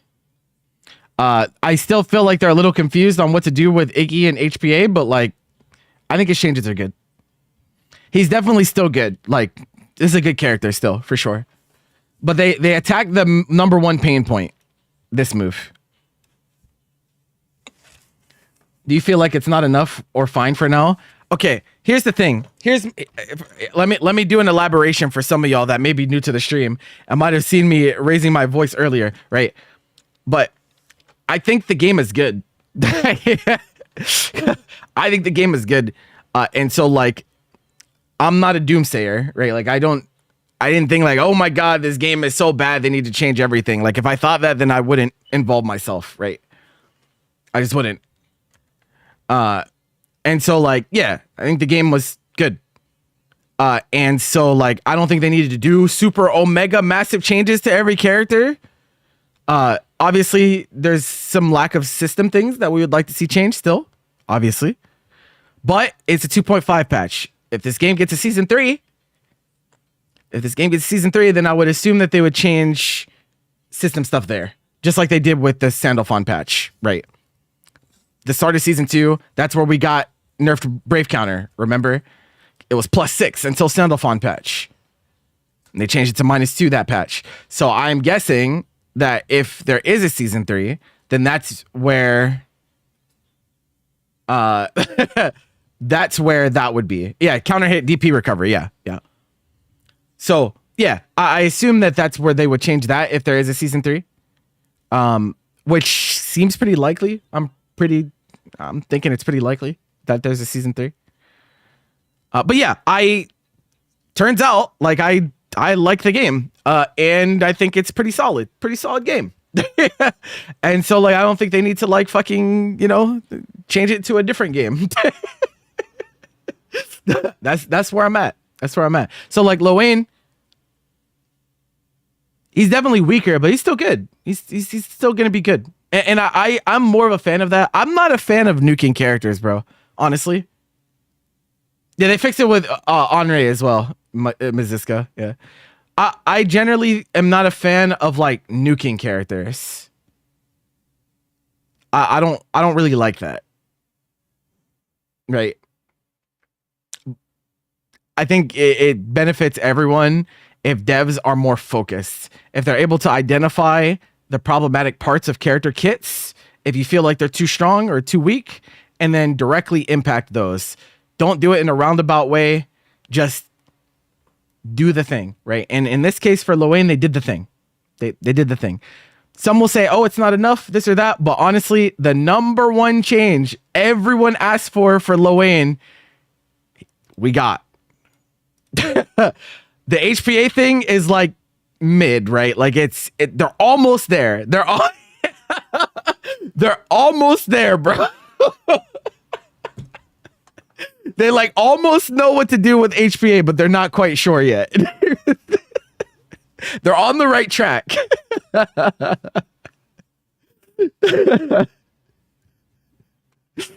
They're almost there, but yeah, I think the U wheel changes a lot, like especially with how it feels to fight him.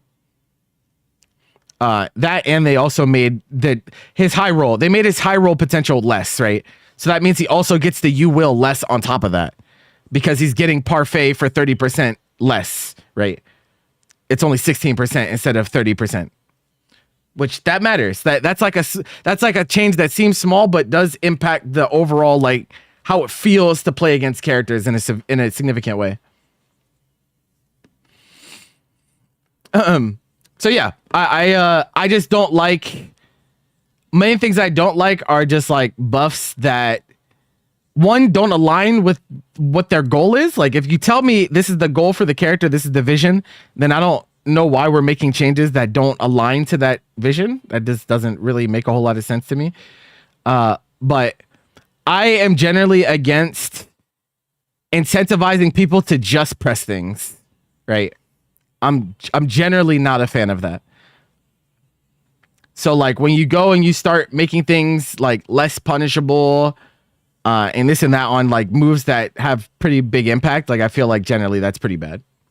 That's why I don't like Zedish changes. It's like let people suffer their consequences, right? It's important. It's important in a fighting game for when you fuck up,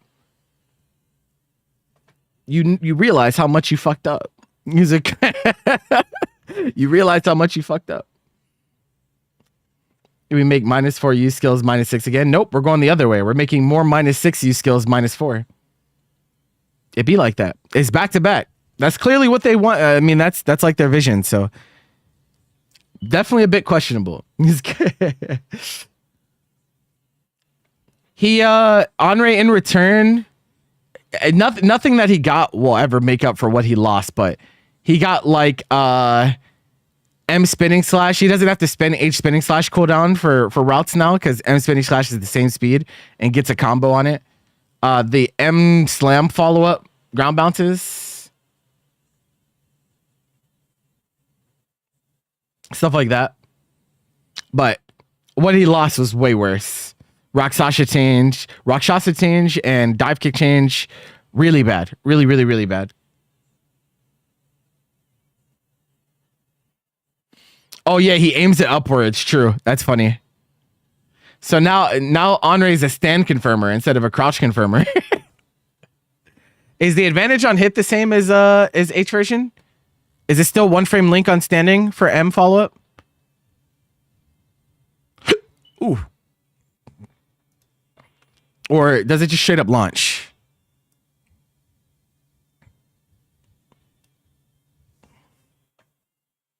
It's not? Okay. That's good at least. Okay. Well, at least there's not that, but yeah. Our Henri felt very targeted. It felt very targeted for Henri. Not sure. I would be interested to see like the vision. Yeah, catch changes. I think catch changes are fine. I'm like okay with all of this. I'm mainly just not okay with doing it before finals. Ideally, this patch would not happen until probably after, but they couldn't keep you guys waiting that long, right? And who knows? There might be another patch on the way after finals, depending on if there's a season 3 announced. So yeah,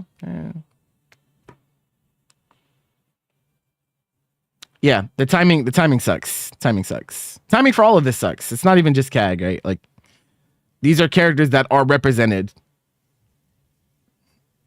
at finals. Like yes.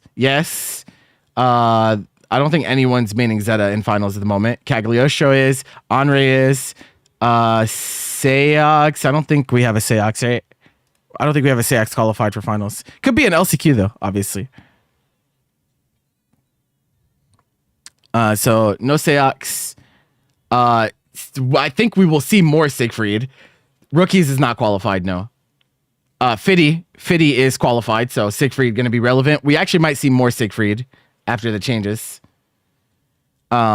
Lucy, no one's currently picking Lucy. That's qualified for finals. Nor Vakala. Sandalphon you might see. And there's no Galleons currently, but we'll see what happens in LCQ.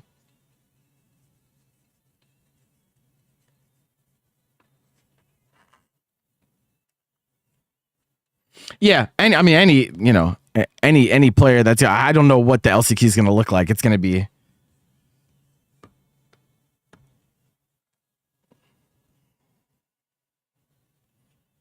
Vakala is definitely better. I just don't know if the RNG thing was the yeah. You're not sure how Sandy's changes affect him. That's a good thing. They kind of reworked him, right? I think it's natural that it feels that way. You love this opening? Ball knower. Shout out to my ball knowers, bro. Riazo's not qualified now. Probably will go to LCQ though, and has a really good chance of winning LCQ, to be honest. Gotta learn some matchups though. Shout out Riazo, bro. I feel like Riazo gets matchup checked so much, bro. I don't know. That's on set 4-5. The thing is, I don't have permission. I don't have permission from Black to restream, so I don't want to restream them without permission.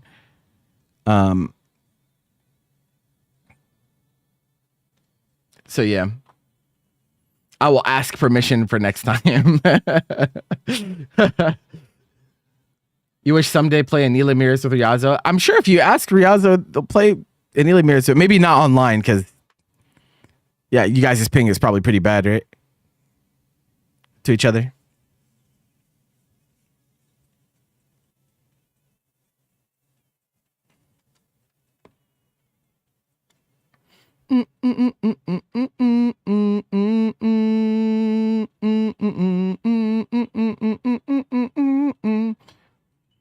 If you get permission, what will happen with Monday open lobby, since Hanami is later than Hard Edge used to be? It's also shorter. I think Hanami only does 5 sets.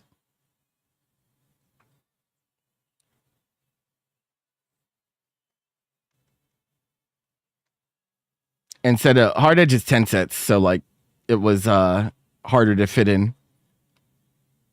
But even then, like, still usually ended up starting at like 5 or something. Tonight's open lobby is gonna be late because we can't really start until the patch goes out, right? So it will be after the patch drops. You're curious will be alternate changes you'd suggest for Zeta. It's like there's too many possibilities to change characters. Like in my opinion, right? You could change characters in literally any way, and that's like the hard part about game dev, is like you could change any character in any fucking way. I'm not sure what I would have changed about Zeta. I mean, like Zeta, I think was like she's like all right, she's a pretty solid character before the changes. I just don't agree with adding ignorance to her. That's all.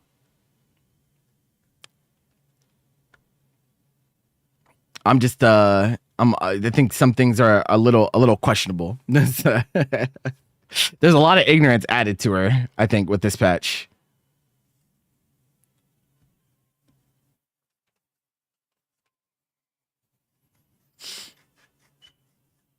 Doesn't it usually go down into like midnight? Does it? I thought it was like people were saying it's like 9. I remember it being like 9.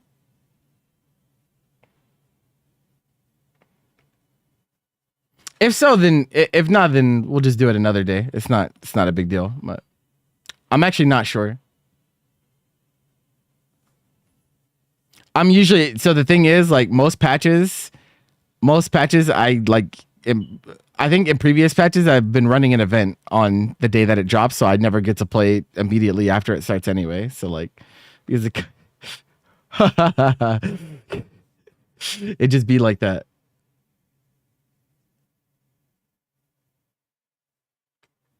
Five to 8. So that's when the game will be down. Is 5 to 8 p.m. We could still do it. We could still do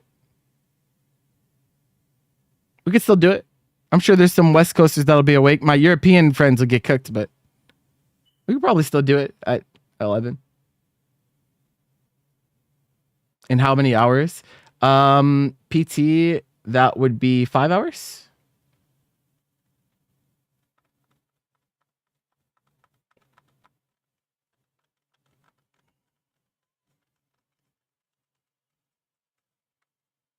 Yeah, my European homie it's very inconvenient for y'all for sure. But we could just do another one. Like, what if I do what's tomorrow? Tomorrow's Tuesday. What if I do one tonight and one tomorrow? Or do one tomorrow for the European homies. Then what? I'll boot up like midday, which will be like 6 p.m., 7 p.m. for y'all or something. But I think I'm supposed to run Grand Cypher Zone though. I gotta ask Variety about what we're doing. I do want to run Grand Cypher Zone on the new patch. That'd be kind of dope. Either way, okay. You guys want secret information? I could give you guys a little bit of an announcement. You guys like on the 21st. This is my compensation for Europe, bro. On the 21st, Europe will be getting their first War of the Azures. I have 27 of 30 players confirmed so far. And the roster is like kind of nuts, bro. I can't lie.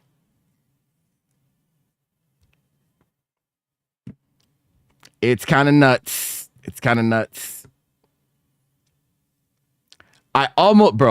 I was so close. I wanted to get Usagi to play, but she didn't want to play. I was like, bro, I was trying to get her, bro. I tried it. It didn't work. But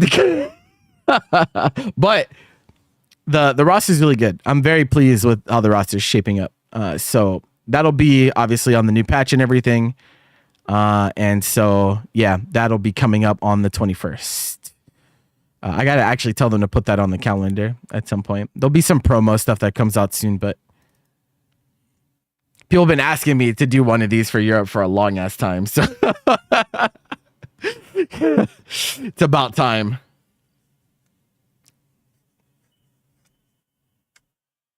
You'll be awake. You took tomorrow off so you could stay up late. Damn. This patch shit is serious. But yeah, we could boot up tonight maybe. It actually be good. I think it would actually give me a chance to double dip on streams for a partnership push maybe. So it might be good for me to just send it since I don't have a tournament to run tomorrow. So that's what I'm thinking. This VOD is long as fuck, bro. This is 5-hour VOD. Do I upload this, bro? Chat. The most annoying shit though is like on YouTube, you can't hear the on YouTube, you can't hear the music, and my local recording also doesn't have the music. So like I actually have to go and put in songs to fill up 5 hours. It'd be like that. Doesn't that nuke the YouTube algorithm? What, long videos? I mean, my videos are pretty long generally anyway, to be honest, but it's how many more do you have to do for partner? Today's stream should definitely count. I haven't looked at how many people have been in stream, but it feels like a lot. So I'm going to assume that today counts, which means we'll be at 10 or 12.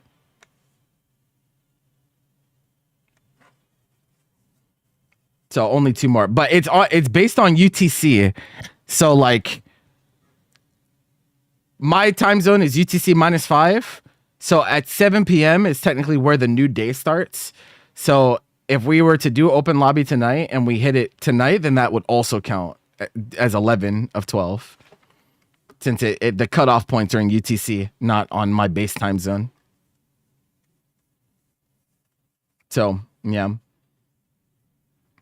It really be like that sometimes. We are going to run Paragon this Friday. I will be away, but G-Tech is going to hold it down because I was like, bro, patch week, there's no way we're not running. There's no way we're not running a Paragon on patch week. Hell no.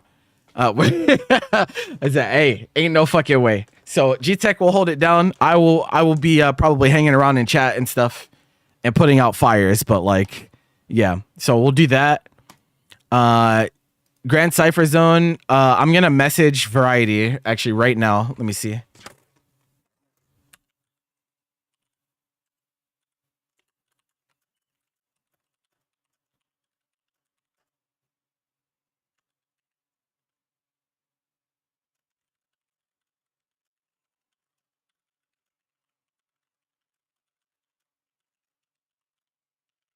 So I'm gonna ask Variety to put up signups for Grand Cypher Zone. That will be for European friends. Those are at 8 p.m. 8 p.m. France time. I think it's CET for you guys, right? I'm pretty sure it's CET. 8 p.m. CET is when we'll run Grand Cypher Zone. That'll be on the new patch. So if you want to sign up and play, I'm gonna ask Variety to put up signups. When do exhibs get uploaded? I'm gonna put those out. I should do today. So people are not distracted. Yeah, I'll put that out later today. Yeah, I haven't put them out, bro. I have so many videos, bro. There's so many videos.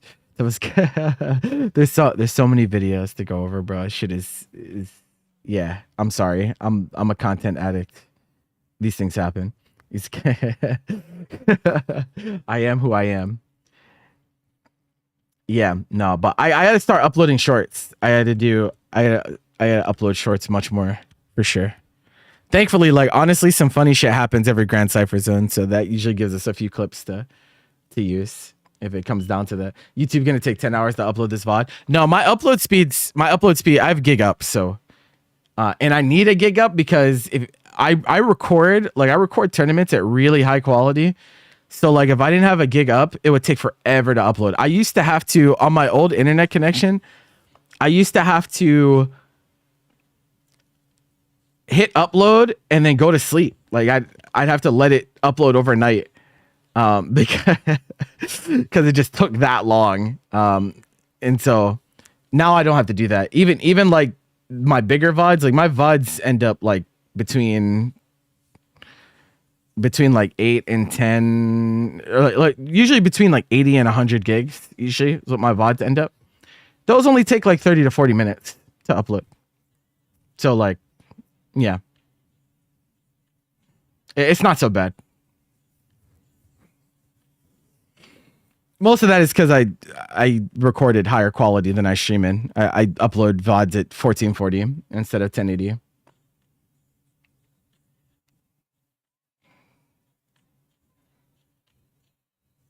Unedited, uncut.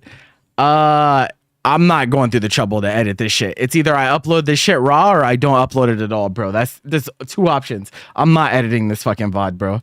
I'm not doing that. I'm not I'm not doing that. I'm not Hell no, bro. I refuse. We're getting the chat fight in the VOD. Listen, bro. Listen, man. I just don't see the point. I don't get it. I'm trying to understand. Like why people put themselves into these situations, and I can't. There's no logical conclusion for me. I just don't get it.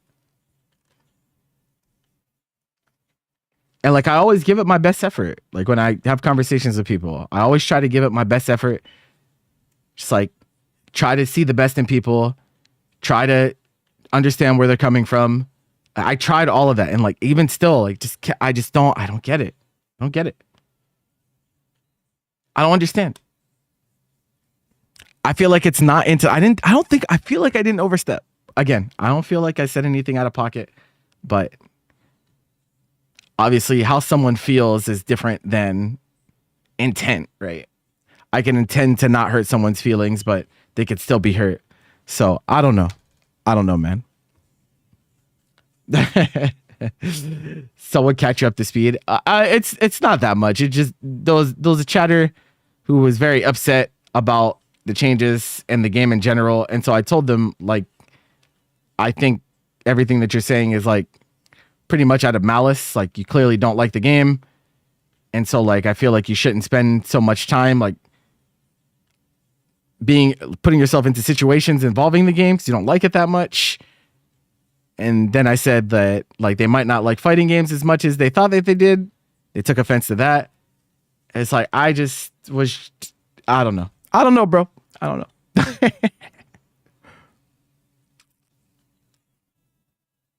I don't know.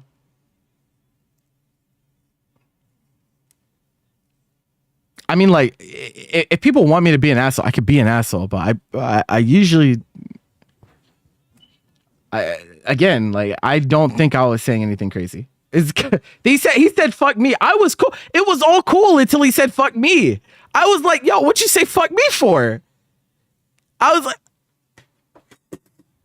like, that's crazy. That's like,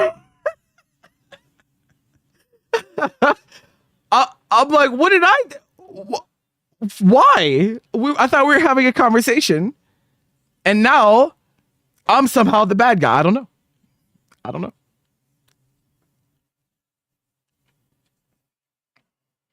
Yeah, but again, like, I feel like if you tilt it's not even supposed to be an argument, bro. I don't like having like arguments. I'm not here to have arguments, right? That's not my goal. I'm not here to argue with you guys. I'm here to talk to you guys like human beings and hope that you guys talk to me like human beings, right?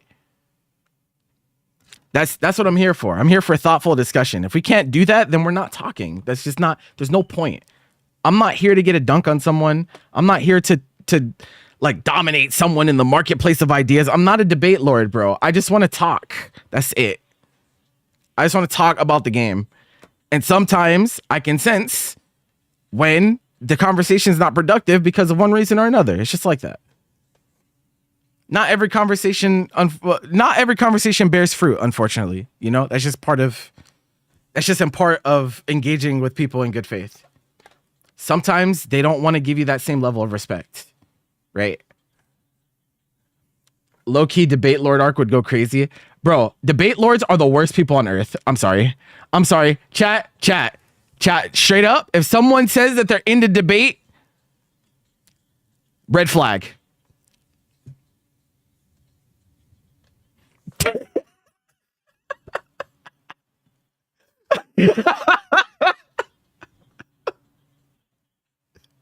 Yo, this song timing was crazy. But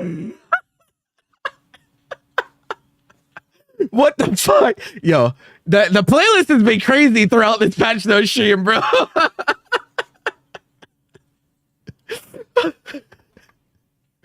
They've been snapping, bro. They've been snapping.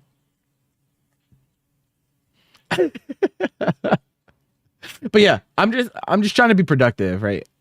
And sometimes I think the most productive thing for certain people is to take a step back from the game, bro. Contrary to popular belief, you should not boot up the game that you supposedly hate every day. You shouldn't do that. You shouldn't do that. It's unhealthy, bro. It's unhealthy. There are better uses of your time. Read YouTube comments? No. Koji fucking Coco, bro. Why is Koji motherfucking Coco here?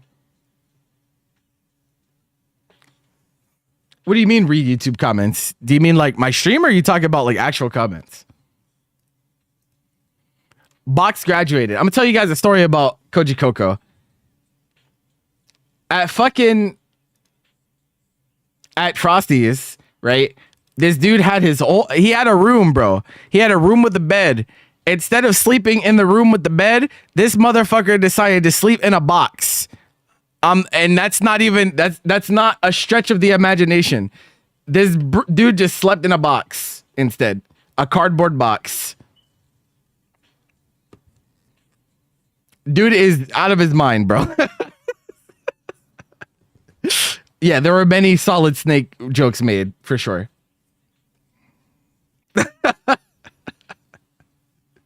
He walked through the cold he walked through the cold to sleep in a box. Dude is crazy, bro. Well, what's up, Koji? What you thinking, bro? How you feeling?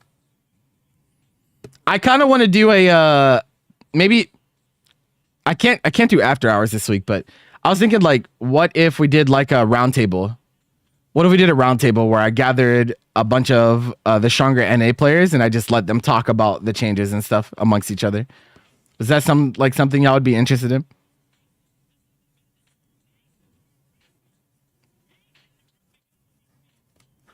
I'll just be a mediator because these people, bro, and they just we already got Yozamitsu in here earlier. I was about to say some very improper things. Yeah, I know. But the thing is, if you say heinous things on my stream, then I can get banned. So I got to be careful.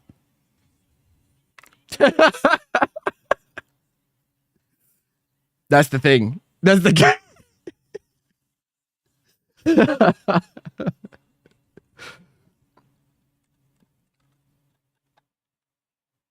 You picking up Fairy, bro? I know you were looking into Fairy.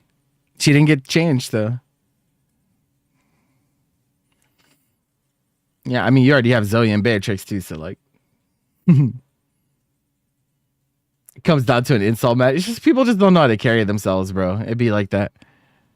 It'd be like that, bro. People act like they never been somewhere before. Y'all just got to take a deep breath and realize that this shit is, at the end of the day, yeah, it's some people's livelihoods. Yeah, you can care a lot about it, but bro, we're playing video games, bro. Things are not so bad, you know?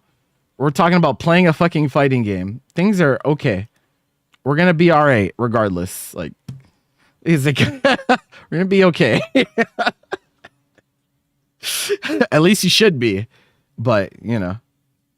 Also, I've been fucking around with it, bro. This play button. This is what they give you when your channel hasn't hit any milestones, bro. I got a Lego play button, essentially. Cagnerf's actually not that bad too. You think so? I think Bilal will be better than her. But I rate Bilal pretty highly. I think you do too, though, right? You have him like at top of high tier?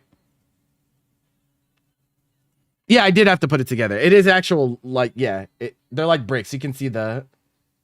If I hold it closer, you can kind of see the... Yeah, I did put it together.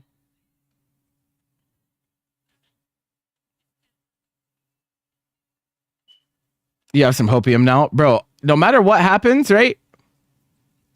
You can just be better. You can be better. And if you feel like you can't do it on whatever character you're picking, you can always pick something else. You know?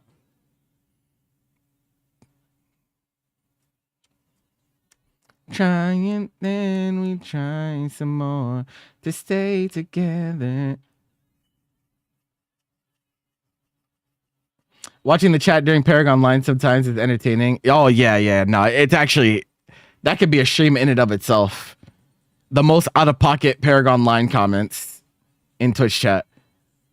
Triple platinum on YouTube. We had 2 people. Yo, if you're in the Paragon, if you're in the Paragon Line Discord, bro, 2 people were at each other's throats during 2XKO yesterday, bro. That shit was so funny. And the funniest part about it is that I know both of the players from DBFZ. And so, like, bro, that shit was so funny.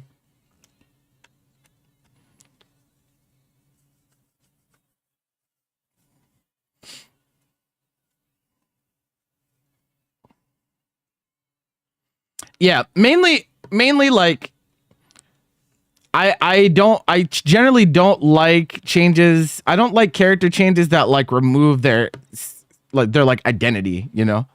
Their like specific identity. It feels like they kind of did that with Henri. So like that's probably what feels worst about him, honestly. Cagliosha dead? Nah, she'll be all right, bro. She's not ignorant. I don't think she's gonna be like dog shit or anything like that, though.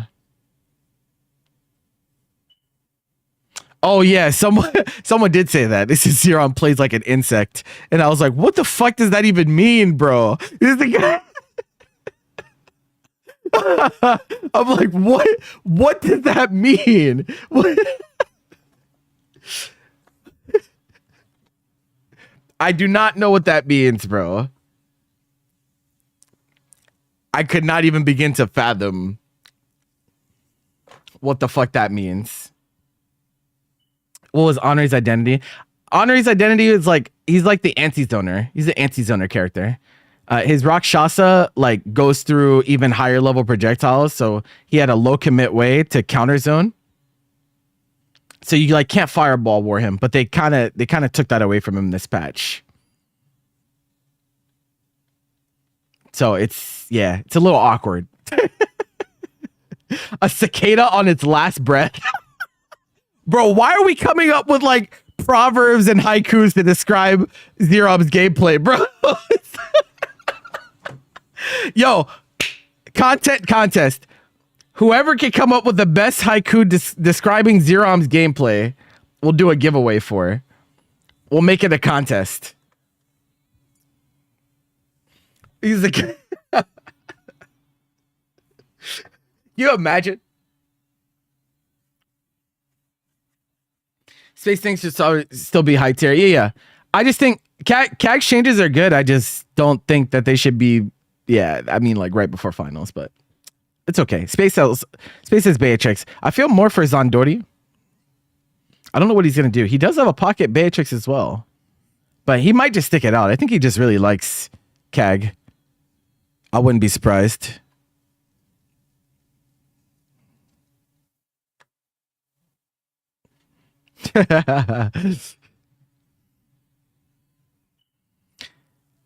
I don't know if he plays Vakala seriously. Like, I don't think he picks it in tournament.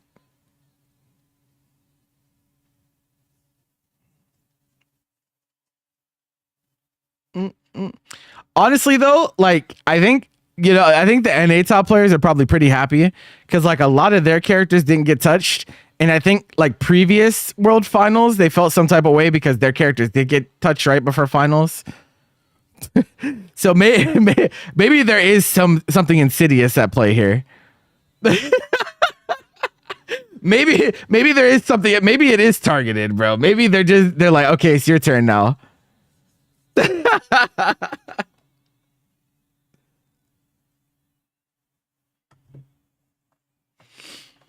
Matera was spared because Monarch's NA. Is that what it is, bro?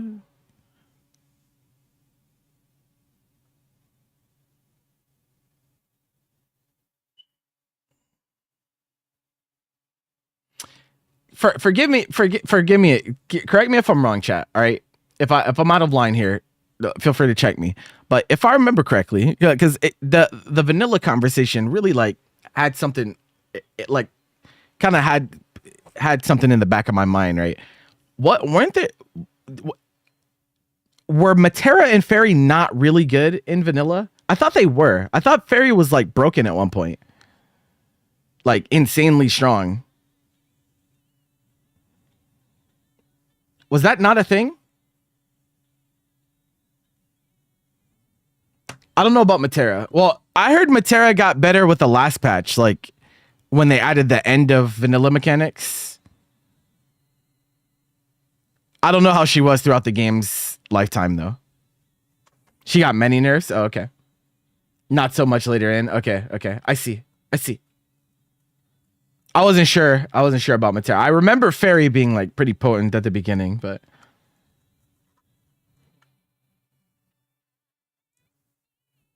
really raises the question, though. It's like, I feel like games are so boring when you only believe that certain strategies can be strong and not others. Like, I don't know. I feel like that's very uninspired, IMO. That's just how I think, though.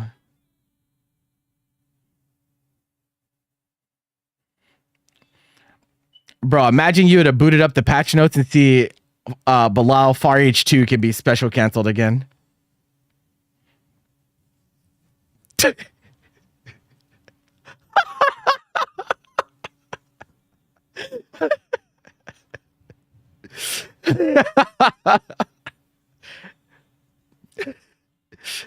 Yeah, I heard on release he could cancel both, which is like pretty crazy to think about.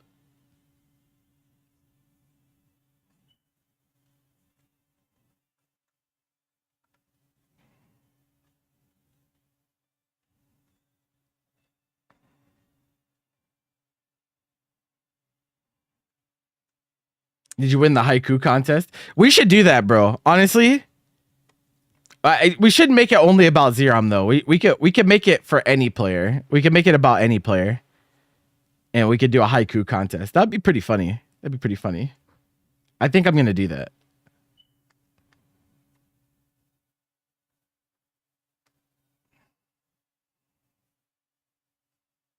Call it the Zerom Award. I don't know if that's fair because I'm pretty sure Killvens was the one that used the initial insult. I feel like we should name it the Killvens Award.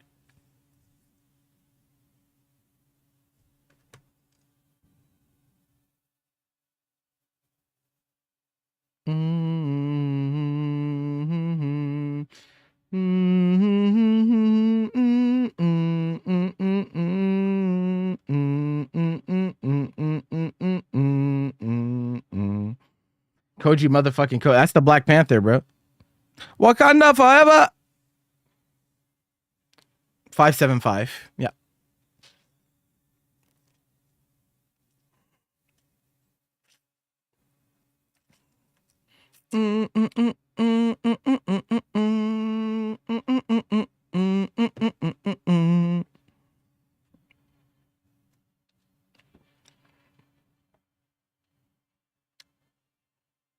Not the Dark Panther memes, bro. It's over. It's fucking over, bro.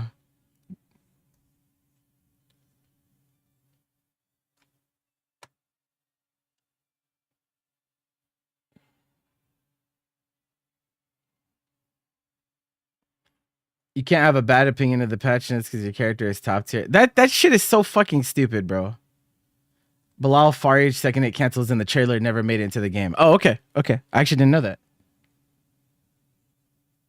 It's syllables. It's by syllables.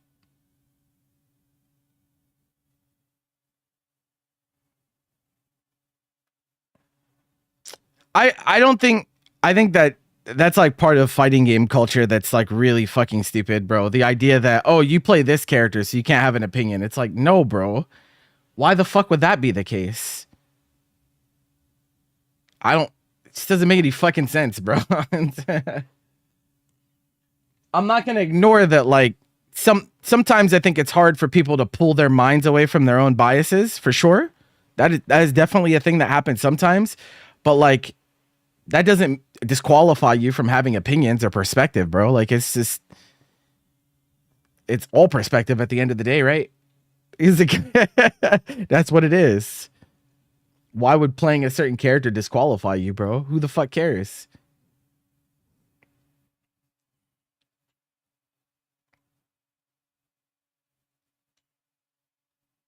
Rational conversations about patch notes. That's what we're here for, bro. Raz, what's up, bro?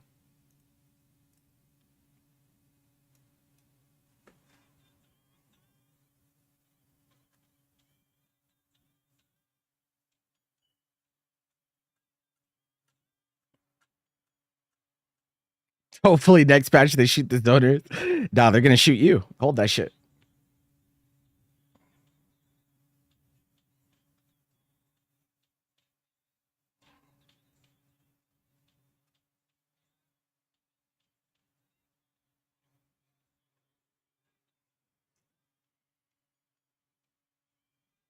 You didn't expect Bay to be missing from that list? Take those. Maybe what you won't be playing then.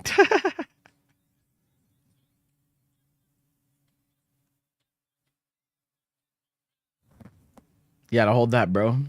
These things happen.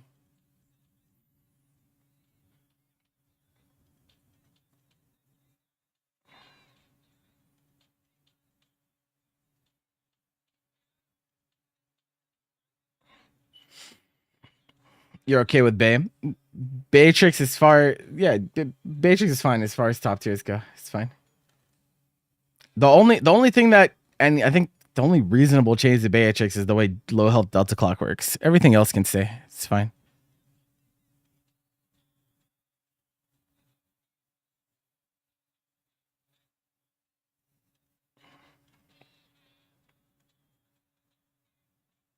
They regret adding him in the game.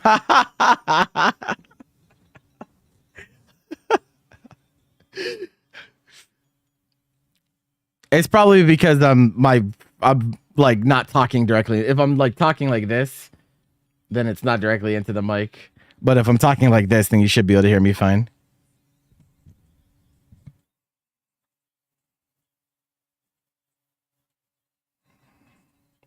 People don't fuck with Harvins, bro. Sorry to say. Grand Blue player is low-key mad racist, bro. Because a guy... Y'all are hateful as fuck.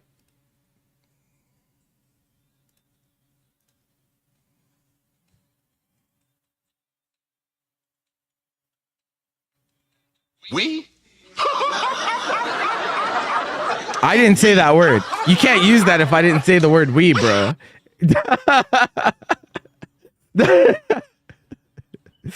That's crazy.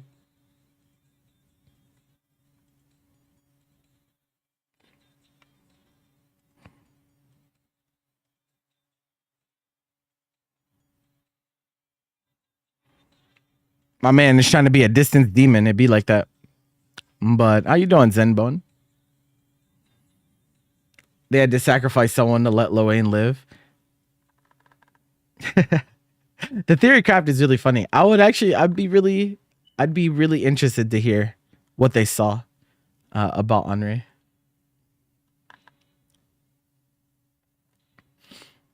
Very, very curious.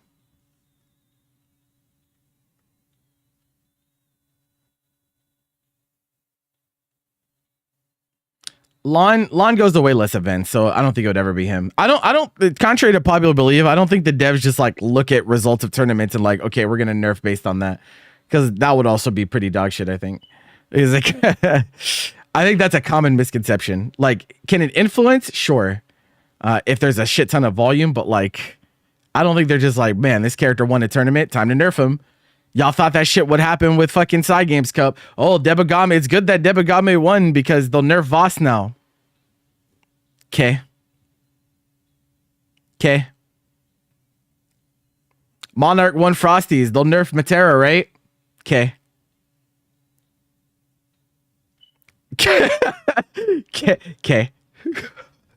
So some of it, I think some of this shit is just vibes, right? Vibes in the sense that,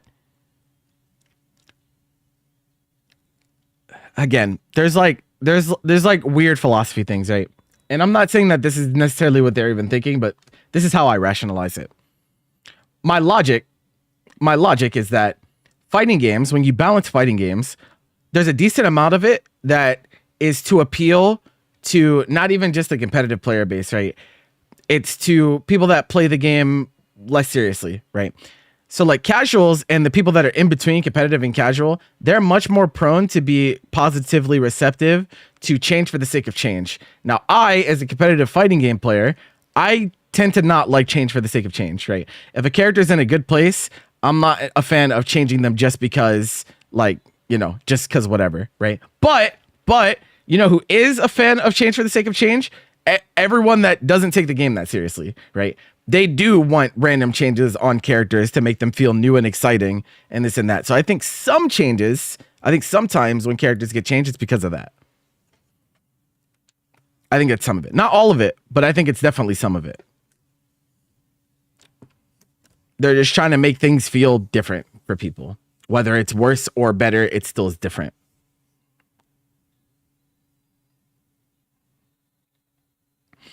I wouldn't be surprised if Henri dominated people in lower level play, to be honest, but I don't have the data on that. I was like, I want to see Henri's win rate in like low ranks. I'm trying to see.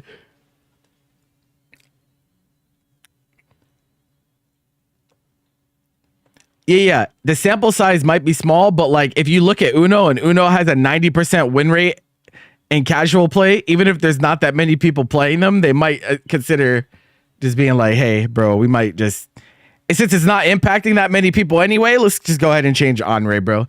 Makes the casuals feel better. The competitive scene is impacted, but not as severely as it would be with other characters. I'm playing devil's advocate here.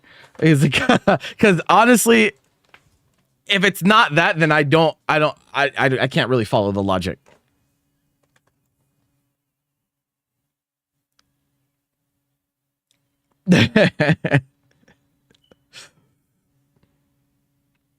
Yeah, no, I feel that. Lancelot has been good for a while now. Lancelot has been considered good since last patch.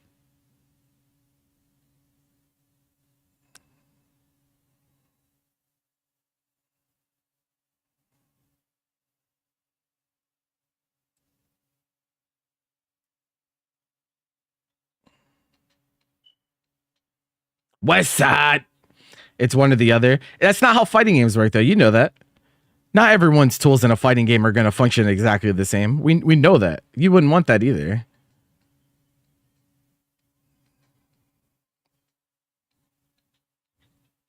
You know that's not how that works.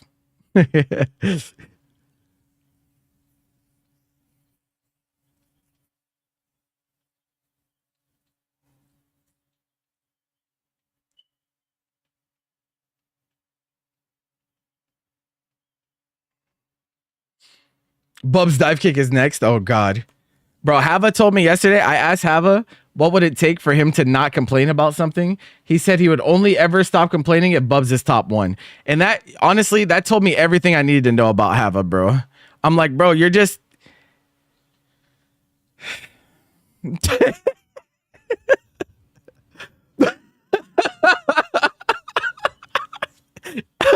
I'm like, bro.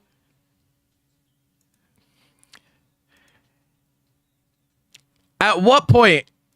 At what? No, a lot of people do actually. Like, I respect him for saying it out loud, right? But a lot of people think that way for sure.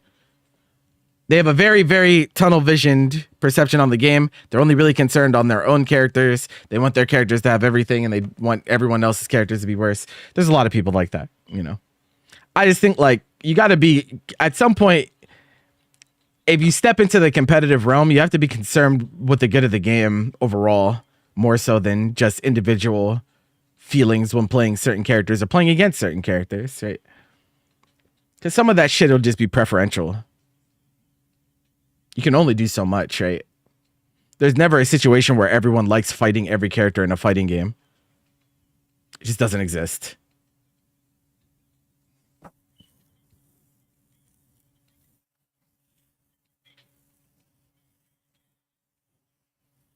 Trying to downplay his way into a major win is kind of a commitment, though. To a major win?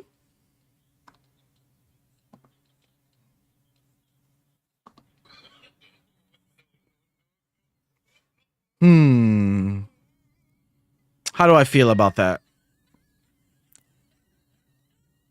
How do I feel about that? Oh, no, no, no, no.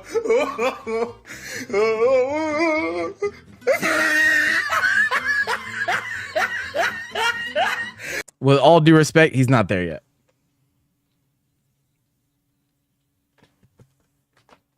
But yeah.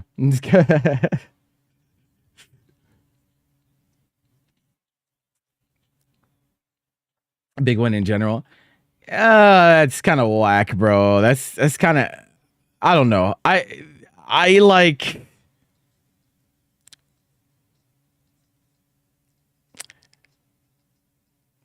it feels so uninspired, you know? I don't know. That's kind of what my mind is telling me. It just feels really uninspired.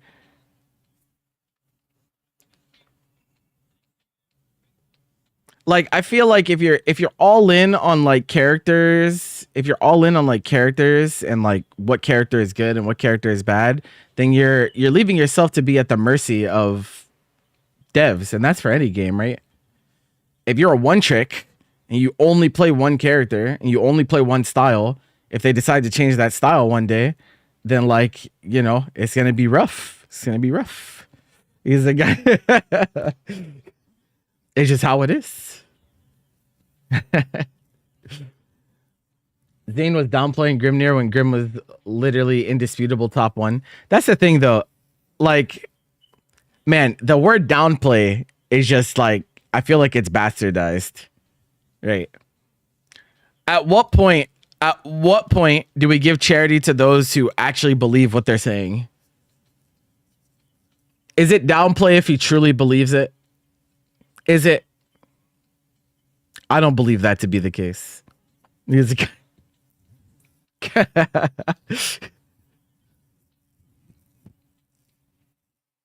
I feel like downplay is akin to lying.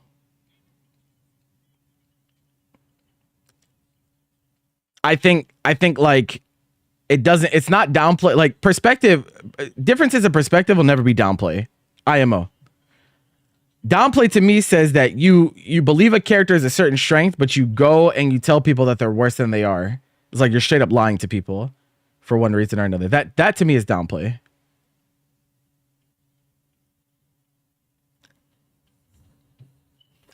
If it is a difference of if it is a difference of perspective in terms of like what tools you value versus what other people value, then like I can't really call that downplay.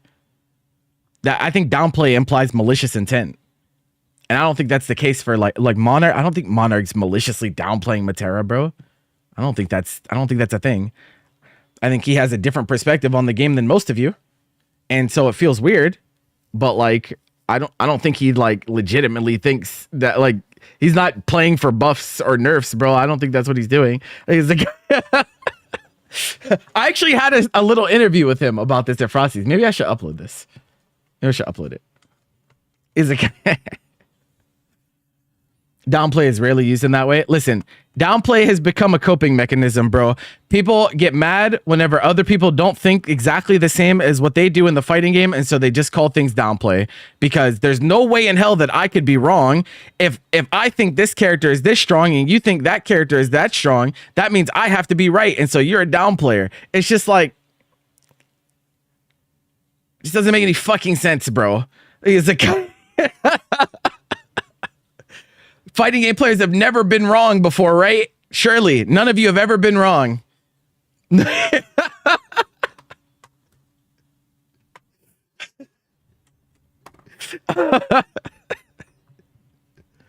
You can disagree. I think it's fine to like disagree with someone's perspective on the game. I just don't think that makes him a down player is all. And then there are the others where like sometimes the perspective is founded on incorrect information sometimes. I also don't think that that's downplay though. Like sometimes they legit don't know. Right? Sometimes there's like very small pieces of information that can change things a lot that people are missing on. That happens a lot actually. That happens a shit ton. And so like I don't really think that's downplay either. Sometimes you just lack all the info. You know? Nobody's going to know everything about every character in every matchup. You feel it's different? I mean, that's a bit. I'm not mad at Hava for the Gbvsr bit, bro. That's part of Grand Blue culture at this point, you know? It's like that's just that's just a part of it. That's not going anywhere. I think if Beelzebub was top 1, he'd still call him Beelzecuck. So like, yeah. So yeah, I just think, you know, it just be like that, you know. Yeah, this is one of the laws of the land, if you will.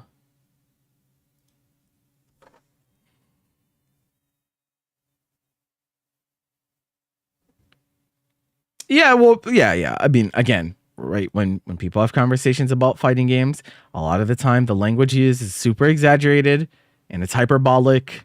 It's because most people, when they discourse during times where they're particularly frustrated about fighting certain things or this or that. And so like they're more willing to say ridiculous statements to try to get a point across and not actually engage in like a reasonable conversation.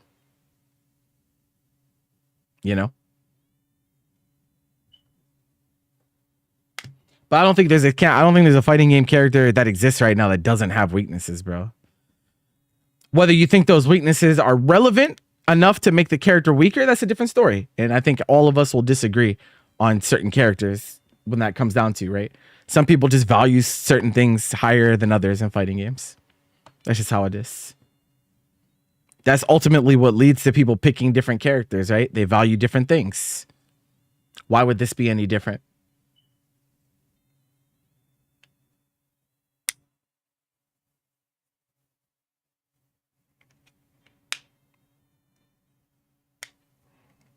Automod hit you with saying Beelzecuck and Kirigaki stream. Bro, he is a Beelzebub too. Did he set up the Automod to filter you? He's like, that's really funny. If so,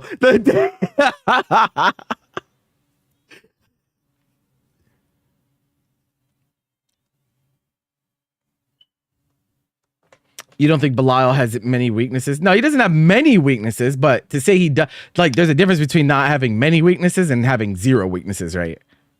But absolutely. Absolutely. I don't think he has many weaknesses either. I agree with you. At least weaknesses that are like relevant to the way the game is played, right?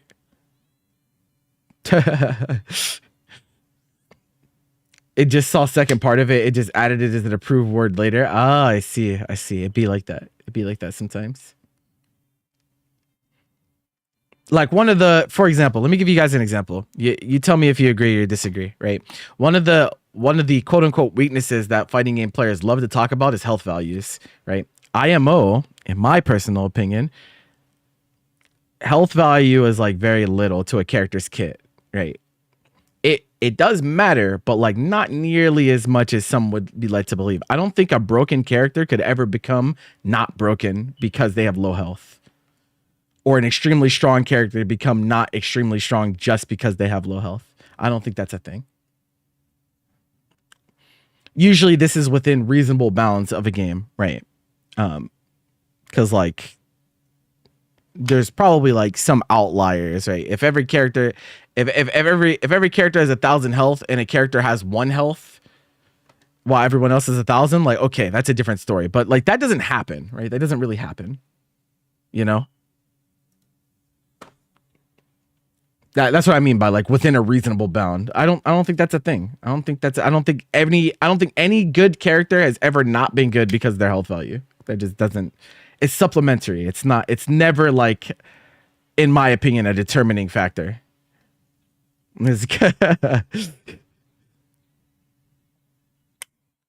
Chip Zenough, Akuma, Phoenix.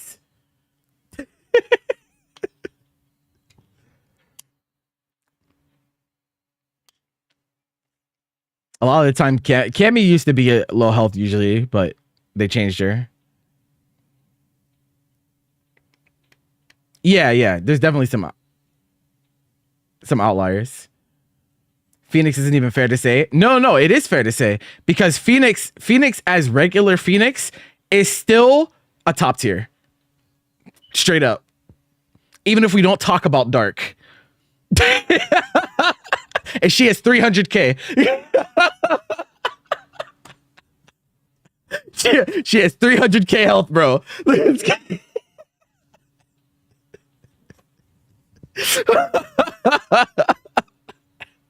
Phoenix is ridiculously fucked, bro.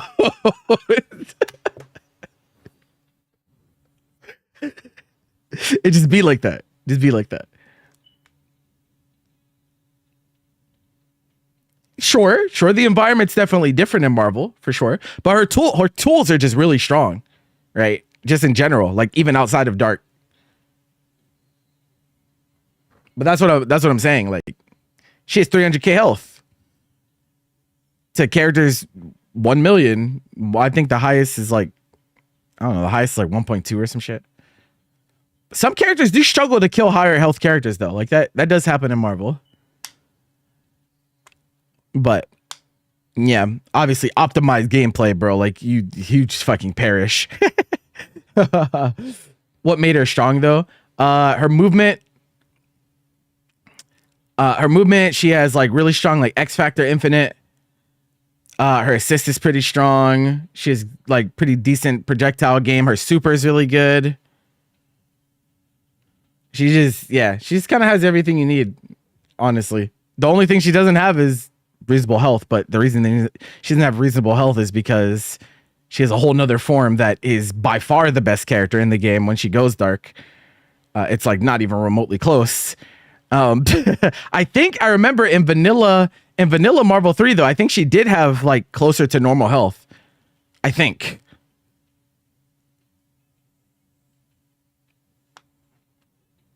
What's X Factor? It's their comeback mechanic. You hit X Factor, your character gets a damage and speed increase depending on how many characters are lost, and then also the values are different depending on character to character. You also you negate chip. You don't take chip in X Factor. You can guard cancel it, so like you can cancel your block stun into X Factor to punish some things that never were punishable before. Stuff like that. X Factor is the worst mechanic of all time. No, it's not. It's not. There are comeback mechanics way worse than X Factor. Trust me. Trust me. Believe me, bro.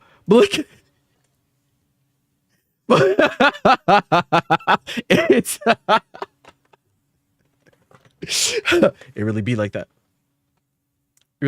Sometimes. Oh yeah. Okay. We did put up signups for Grand Cypher Zone. So if you're in Europe and you want to come play, 8 p.m. CET, go ahead and sign up. That is 7 p.m. GMT for my UK peeps out there. That will be on the new patch. We'll be hosting that here. Sign up. You NA peeps will have to fucking wait. Hold that shit. I don't know. Is Kirby running Dreamland tomorrow? I don't know if he is or not. I definitely he should.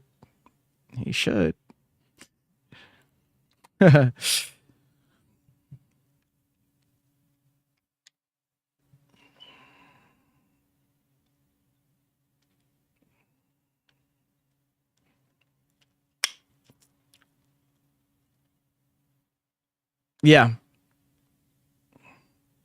But that's what I mean though. But like think about what we're talking about, chat. We're talking about a character that has all the attributes that I just talked about.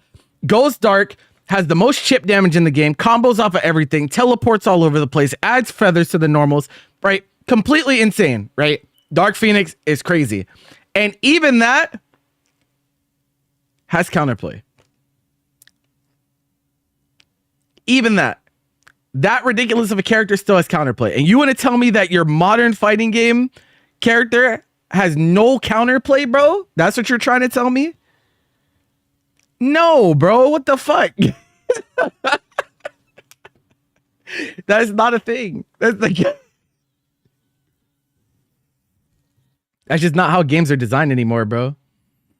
The counterplay is killer before 5 bar. You can kill her afterwards too. Some characters, well, it depends. It depends on characters for sure. But like one of the most impactful things was like Well, y'all remember the PR Balrog clip? Remember that? Remember the that was the goat. That's the goat, bro. That's the that's the fucking goat. But also, even after she pops, right? If she doesn't, so like, here's the thing: the dynamic of Phoenix matches was like actually really interesting to me because she was insane, right? But it was crazy how much weaker she was without X Factor. So like, there were a few avenues. You could put your opponent into a situation where they had to burn X Factor early. You could obviously do like a snap setup to kill her before 5 bars are there. But if she ever came in without X Factor, then also chip becomes a win condition because she has 300k and she also loses health over time, right? And so some characters could get her down to a health where she would just straight up die to chip because she just doesn't have health, right? And that also happened a decent amount as well. So like, there were some avenues. There are some avenues. I'm not saying it's easy. It's not always going to be easy. It's a really fucking strong win condition. I'm not saying it's not, but there is counterplay.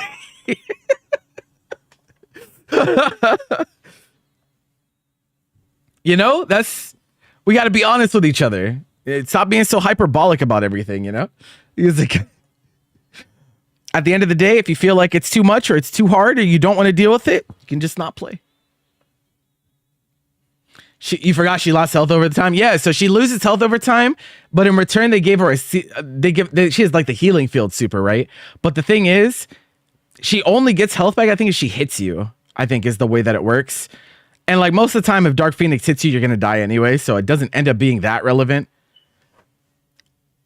So it's like, if she's on top of you, like, you're probably close to death anyway, to be real, but she did have the healing field super, but she still only has 300k. So like, even with the heal, you could still get like chipped out pretty hard. Some characters definitely better at it than others. Most of the time I saw it with like Hawkeye, and like Dormammu, stuff like that. Shout out Dormammu, bro. What a sick fucking character, bro. He's like, what a sick fucking character.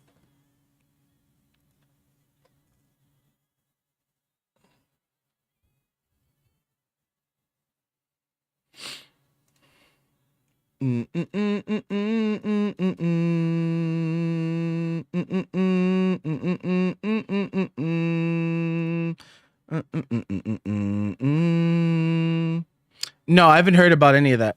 Can you give me an angle or something? Oh, yeah, no, I actually, the first thing I opened in Twitter. The size of 2XKO team is being reduced. This isn't a signal that the journey is over. Plans for the 2026 competitive series are unchanged. Continued commitment to partnering with TOs and communities already power the FTC. This sounds like a greater Riot decision, is what it sounds like. Sounds like the big dog sitting on a chairman of the board of directors was like, fuck him. That's what it sounds like.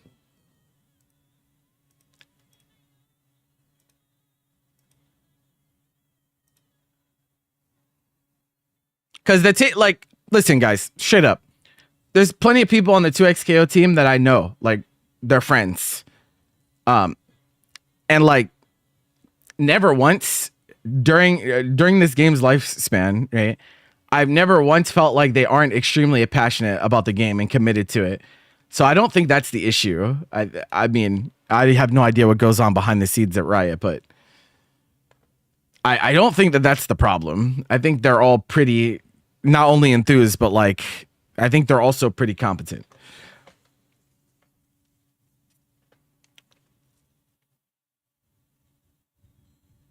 Someone that they've worked with for 10 years. Wow, someone that's been on the team for that long, huh? I wonder who all. The decision wasn't made lightly. Are you sure?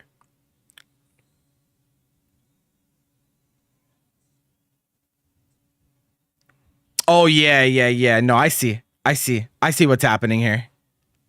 I think Riot likely had like projections. And they were like, yo, it needs to hit these metrics, and it probably fell short of that because didn't release a console at first and stuff like that. It hasn't been out on console for very long, so like I don't even know if they've let it cook for long enough, bro. Yeah, there's the bro. Okay, that was ambitious. Ambitious. Street Fighter's dynamic is just so different.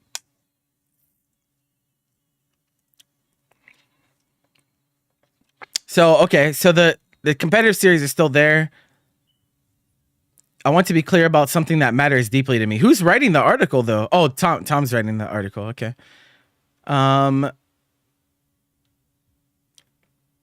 Digging into key improvements, okay, including some of the things we already heard y'all asking for. We'll share some of our plans soon, okay?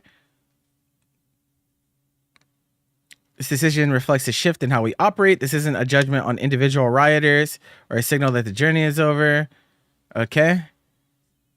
The people who helped ship 2XKO poured years of creativity, care, and belief into this game. Minimum 6 minutes. At least their severance package is not bad, but yeah, honestly, I'm reading this, and this sounds like Tom has a gun to his head, bro. It sounds like he wants to say like, bro, this was not me. It sounds like he wants to say, bro, this was not me, but he can't.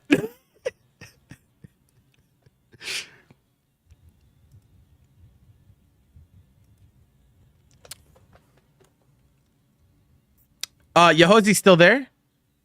Apology Man still there. All right. W's in the chat. Let me check Marlin Pie.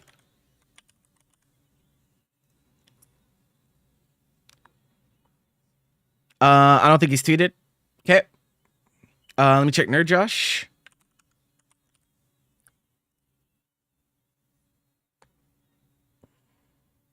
Nerd Josh is not with him anymore. So maybe focused on QA then. Nerd Josh is gone. Okay. Marlon hasn't said anything, so I'm not sure about that. That's a shame.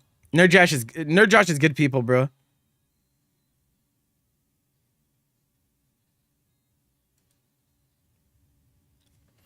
GC Yoshi, okay. Honestly, I haven't seen GC Yoshi around as much as of late. At one point, I feel like I forgot that he was on the team still. I just haven't seen him do updates very much. Let me check Clockwork. Assignment ends at the end of this month. Time to play the 20 plus Shells game that came out since Shells of the Sky. Shout out GC Yoshi, bro. He's in good spirits. Surely Clockwork's still there, right?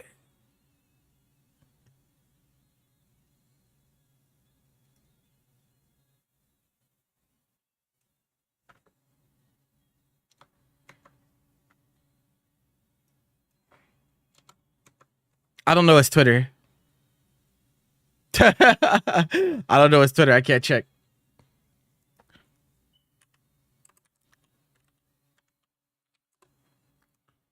I think the worst part of this, chat, off the books, right? Off the books. The worst part of this, obviously outside of people losing their jobs, like we don't like to see people lose their jobs, especially passionate people. But how insufferable people are gonna be about this, bro. How insufferable people are gonna be about shit like this. I hate resulting discourse of stuff like this, especially because people don't know how the fuck business works. I've already seen some dog shit. I assume Combo Fiend is still there.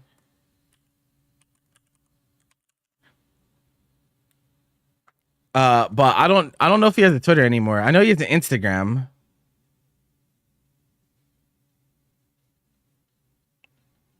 I don't know if he has a Twitter though. Oh, the Combo Fiend. Nope, we're here. Did he tweet? He did not tweet. So we don't know about him. Combo Fiend still playing. He's a designer on 2XKO. You didn't know that? He made Warwick. That's his shit. I met him at Frosty's, actually.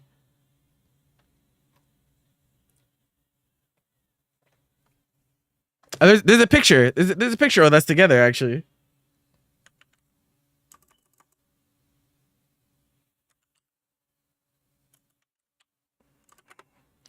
Because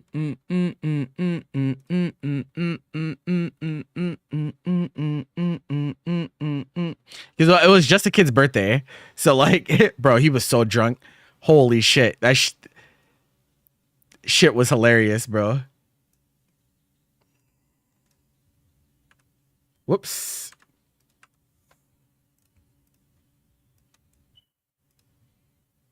Got him. That's the guy, bro. That's the guy. That's the GOAT, bro. But yeah, he still plays. He still plays. He was telling he was telling us how like he rage baits people when he plays 2xKO, bro. Like, yo, he'll do some shit to piss you off and then go into your stream to watch you mauled, bro. I'm just like, damn. You just be baiting as a designer is crazy, bro.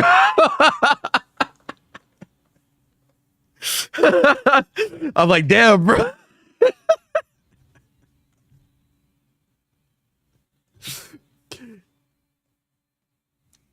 Yeah, you like almost see, you almost never see how long my hair is. Yeah, that's true.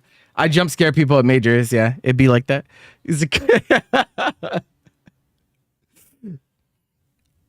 Alas.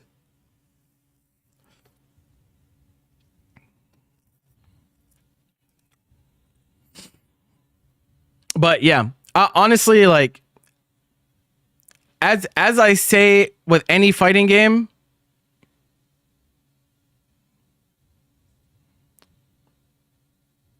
as with any fighting game, it doesn't benefit the greater community for any game to do badly. It just doesn't. Sub goal to go bald. It'd have to be a lot of subs, bro. I don't know if y'all got it like that. I feel like y'all don't. It'd have to be a lot of subs. I like my hair, bro. He's like, he thought about it. I'm just thinking the number would have to be ungodly high. Y'all don't have it like that, bro. Y'all are fighting game viewers. Y'all don't have it like that. This isn't Valorant. Y'all don't have that shit. Is it? Y'all don't got it. So I'm not gonna ask. I'm not gonna ask because I know y'all don't got it. It's all right. Name a price though, bro. It'd have to be like 2K, like 2K subs, easy. Y'all do not have it like that. It's just, yeah, that's not happening. So, you know, take a deep breath. What are my thoughts of the patch? Generally pretty good, but there are some questionable changes on some characters, as always. Every patch has questionable things. Some things that are questionable, some things that are good. But yeah, generally I think it's good. It's fine.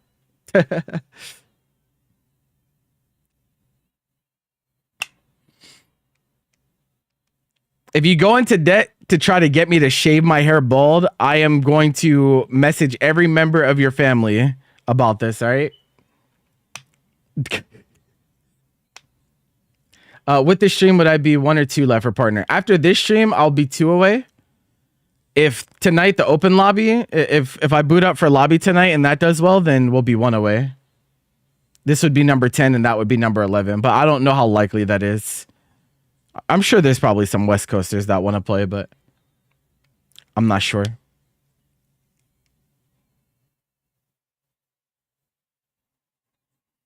No. I'm not saying, no, I said 2,000 subs. I said 2,000 subs, and subs are not $5 anymore. Subs are $6 now. So yeah, when I said y'all don't got it like that, I meant it. No.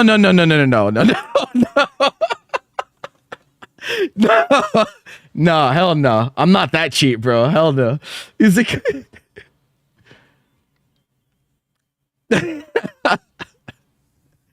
2K for the hair, 10K for the facial hair.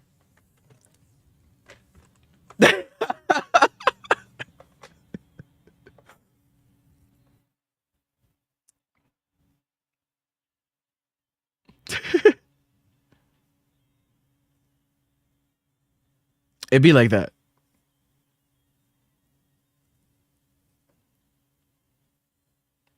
What time am I thinking about hosting the as soon as the patch goes live and maintenance is over. Apparently it's going to take from 5 to 8 Pacific, so that'll be 11 Eastern. So if you're out there and you want to come through and play, we'll be in a lobby. Hopefully we'll be able to find space because there'll be a lot of people on at once, right? That might get a little rough. We might have to have someone hold down the spot for us, bro.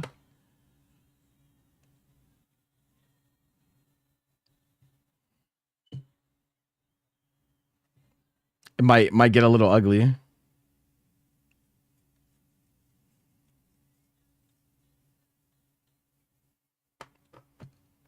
That's what was said. I don't know if did they tweet this, guys? Is it official?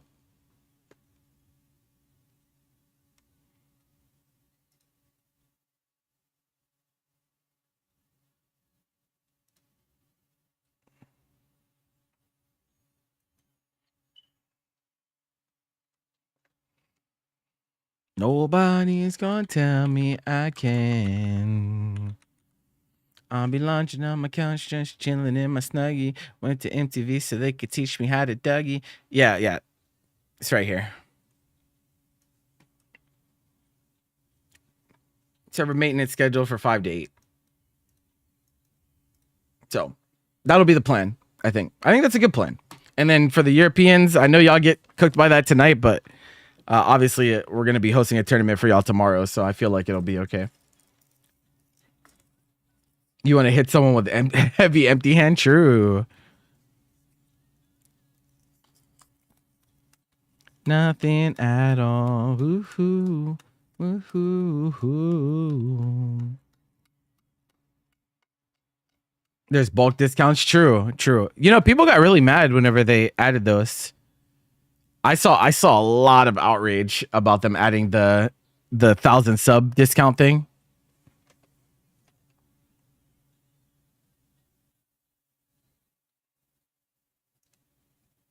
You slept most of the afternoon anyway, bro. Y'all sleep scheduler is degenerate, bro.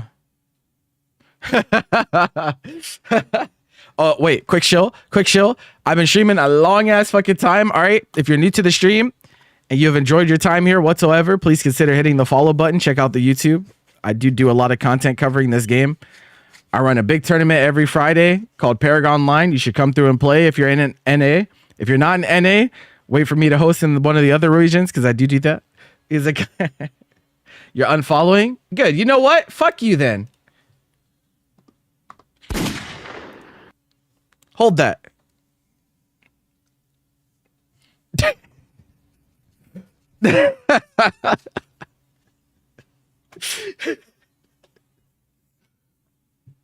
Would a big tournament scare you? They shouldn't, but I understand. But honestly, Paragon Line feels more like it's just like better ranked more so than like feeling like a tournament environment, like for a lot of people. That's why people like it so much. It's because you're just queuing in a controlled environment.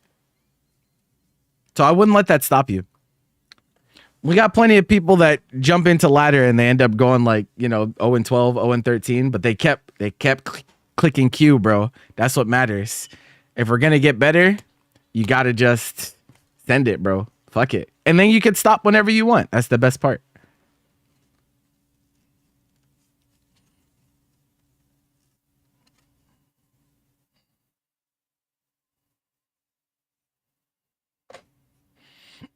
Rest in peace, Mimi, bro. Where were you when Mimi fucking died? You better not DM me either until your sentence is over. I'm just joking. He's a guy.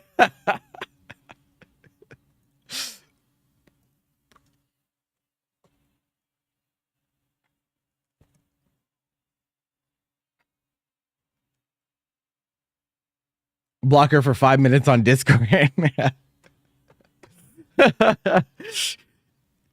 Discord blocking is so weird now, bro. They have like ignore now too, right? Like you can't just there's blocking and then there's also like soft blocking, I guess, where they don't know that they're typing to the void, but they are. I feel like ignoring is low-key better than blocking in a lot of cases. That shit is so funny.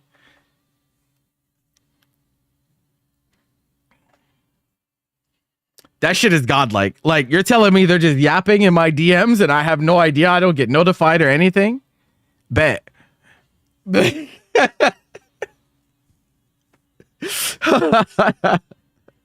Yeah, there's ignoring in Discord. Yeah.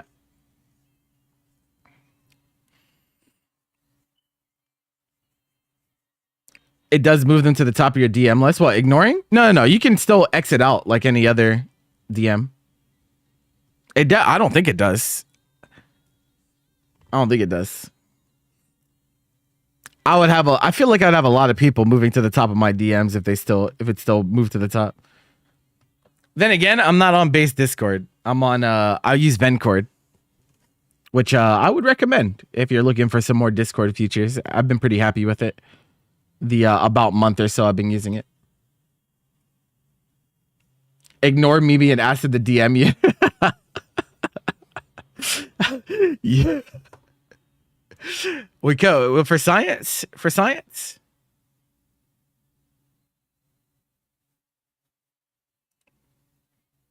Whoops. I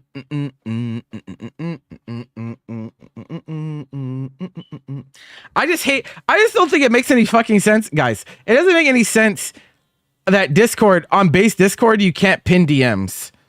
You can do it on mobile, but not on desktop based Discord. I don't understand why that's a thing. So that change alone for Vencord made it worth it for me. Cause like, bro, I have so many tournament chats. Like I have so many group DMs for like production purposes. It was really annoying to not be able to group them in the same way. And also when they would get like pushed to the bottom and stuff. So now I just have them both at the top. Well, I have 5 of them and they're all just like in a folder at the top.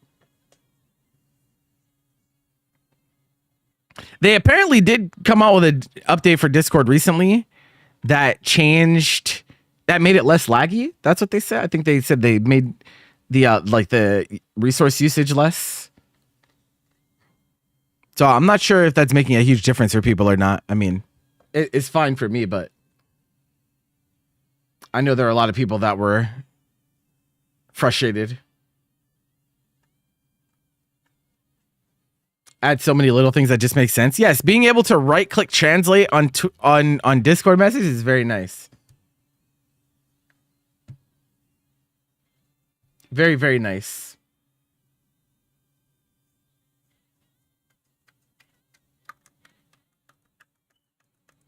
The update changed absolutely nothing. Damn, tough.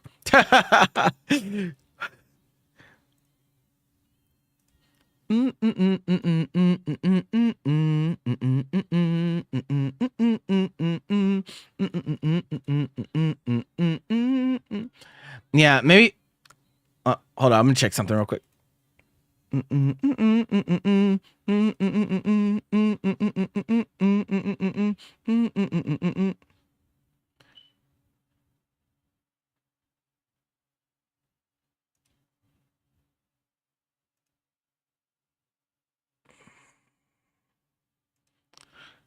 I don't know if this is real. They're saying 80 jobs got cut. That doesn't seem right. That might be like some weird AI summary bullshit.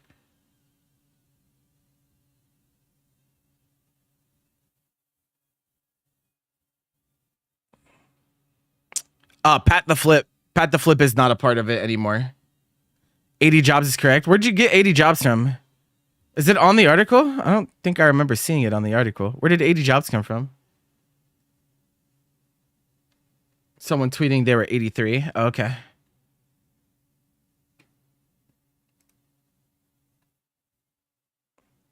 Okay, but where did they get this info from? Why am I trusting GameDeveloper.com instead of a spokesperson for Riot Games informed Game Developer? I don't know if I trust these fucking people, bro.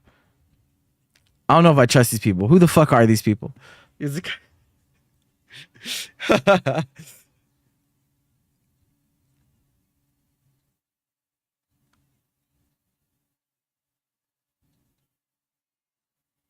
Yeah, so far as far as players that we know or like fighting game entities, we know Pat the Flip and Nerd Josh are the two that I've seen that aren't with the team anymore. Nigga trying to tippy toe through the progress, tongue tied when the truth is an object. What's the pros and the cons of this next check? One nobody round, I was independent. Jeff Cayley tweeting about this shit. Jesus.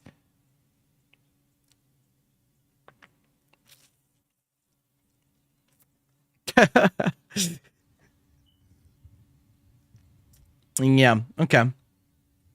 Polka Dot's still there. Okay, yeah, I don't know. I guess hard to get a full grasp of the scope because obviously not everyone will speak about what they've done. We also don't know to what capacity the people that are being laid off were involved. Like some of the names that we know, obviously, but like some of the people that aren't the bigger names, like I have no idea. I have no clue. It's sad either way, though.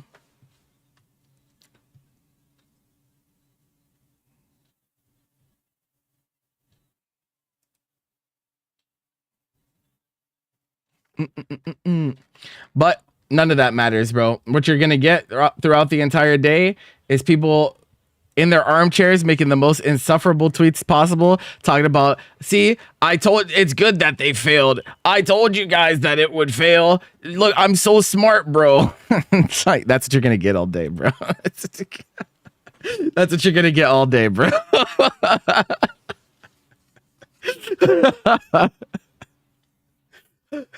They do this while failing to realize that this shit hurts all of us. It's not just them. It'd be like that. Be like that. Y'all niggas playing with me, man.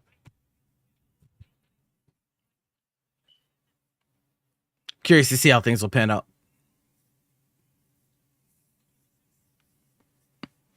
I'm not a trending topic. I'm a prophet. I entered a Metatron in Gabrielle. Bitch.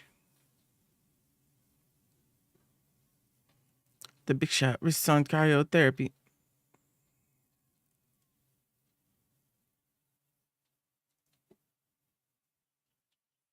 Amazing, brother. Pop off only on occasion, brother. We're just bullshitting at this point. Just talking about some relevant things. Cause yeah, once I end stream, I'm not gonna be live again until tonight for the open lobby. So I figured why not talk about it now instead of later.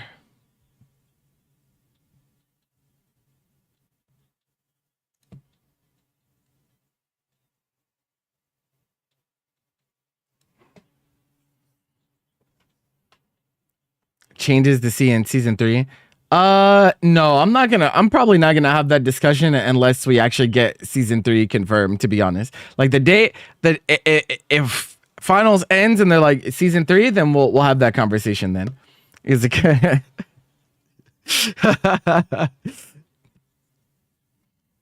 generally it's pretty small things. I don't have that many qualms with the game as it stands. There's some, but like not too big. True.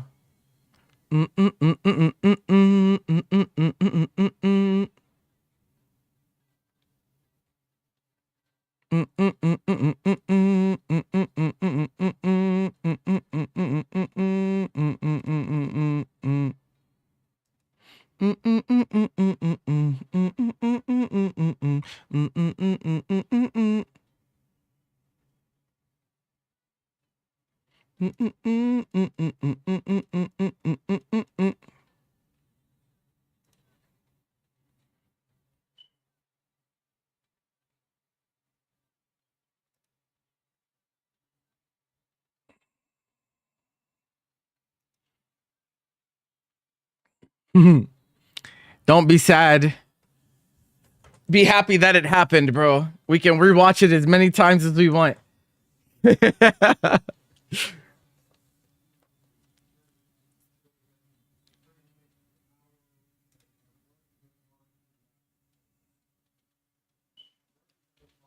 These things happen, bro. These things happen.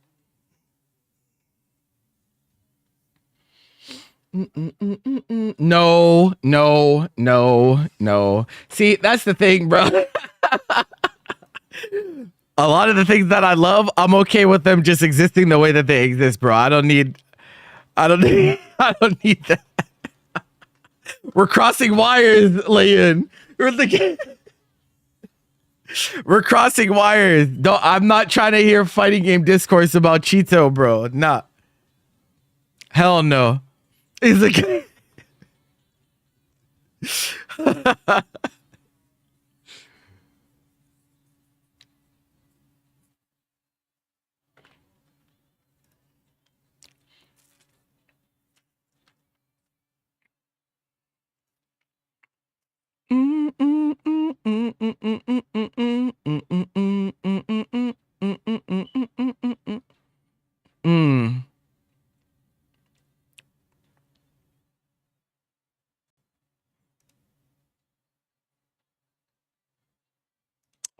that's not good. That's not good. All right, let me I can't. Near Costume 2 in season 3. Bro, you are coping. You're coping.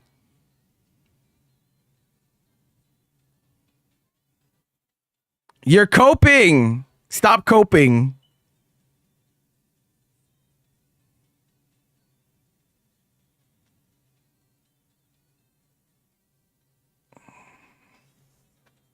The hope injection, bro. You're lucky Nier didn't get nerfed this patch, bro. Without people be talking about Nier.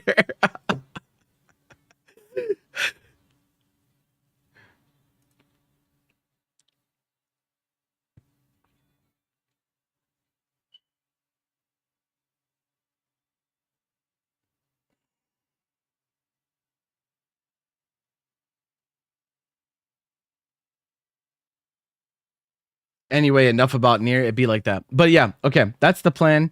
I will be live again closer to 11 Eastern for open lobby on the new patch. We'll do that for a few hours and then we'll do Grand Cypher Zone tomorrow. So I'm gonna fuck off for a few hours. Maybe finish some uploads and stuff, and then yeah, I'll see you guys then. All right. Thank you all for tuning in. If you hung out over on the YouTube side, I appreciate your patience because you guys are not even getting background music. In the future, if I do talks like these and I have music playing, I definitely suggest maybe you check out the Twitch side if you're interested. But I do appreciate y'all tuning in nonetheless. All right. Appreciate each and every one of you. Thank you guys for being cool people generally. All right. That's what makes us different from the rest of them out there. All right. Keep being amazing. I'll see you guys in a few hours. All right. Until then, goodbye, friends.